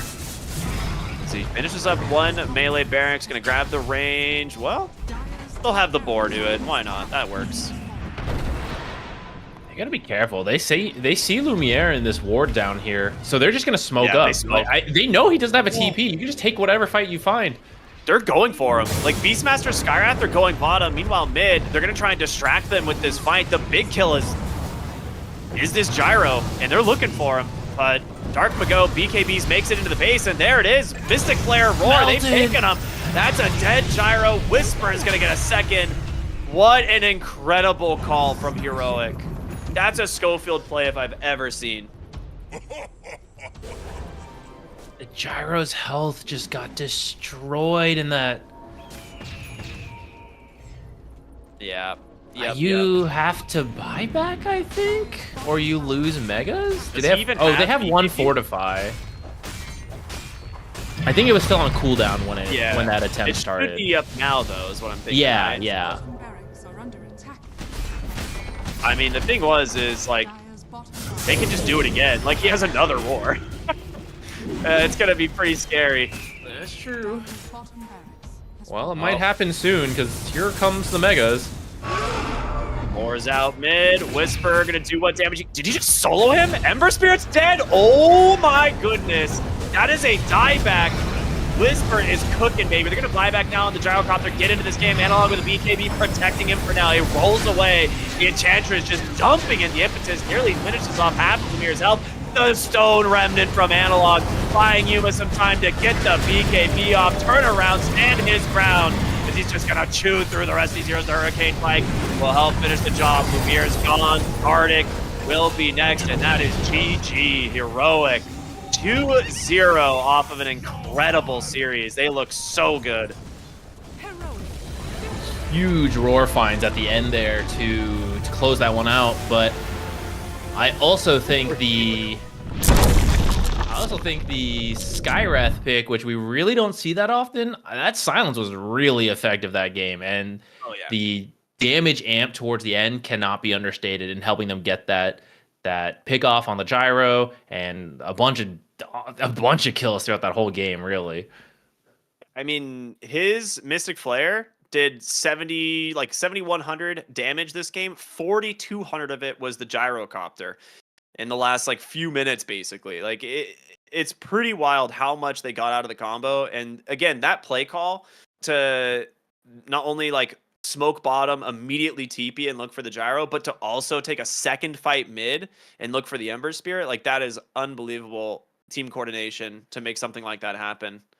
And yeah, Heroic still looking like the top dogs of SA, or at least one of them. They are absolutely crushing it in these qualifiers. Yeah. I'm glad we got to see the Morphling support. It looked a lot better than I thought. I don't know if it was good enough though. At the end, I'm not fully sure what it was supposed to do in this game, and I didn't learn it over the course of seeing it. So I don't know. Maybe they were trying it because this is the upper bracket, right? And we mentioned they're not out. They're going to go to the lower bracket. Maybe they wanted that option and they wanted to try it here in a like high stakes setting because that's like the realest test compared to scrims. Having the option to run it as a carry or a support is cool, but going for the gyro and then just getting Dragon Knighted, right? That's, I don't know. It didn't feel like a gotcha carry pick at the end, I guess. Yeah, I agree with you 100%. And that's the thing. It's like, we both talked about it in the draft. Like we both thought like maybe Morphling carry would just actually scale better against Heroic's draft. And Gyrocopter still doing a ton of magic damage from the support position is great. But they opted to go this route, which it looked okay for a little while. But once Heroic got their BKBs online, they mostly just ignored the Morphling in these fights. Like he was turning into the Earth Spirit, rolling around, trying to stun people up, but they're like, yeah, we're BKB'd. We don't care. We're gonna roar someone. Wait your turn over there. Yeah. Wait your turn. Yeah, I like that.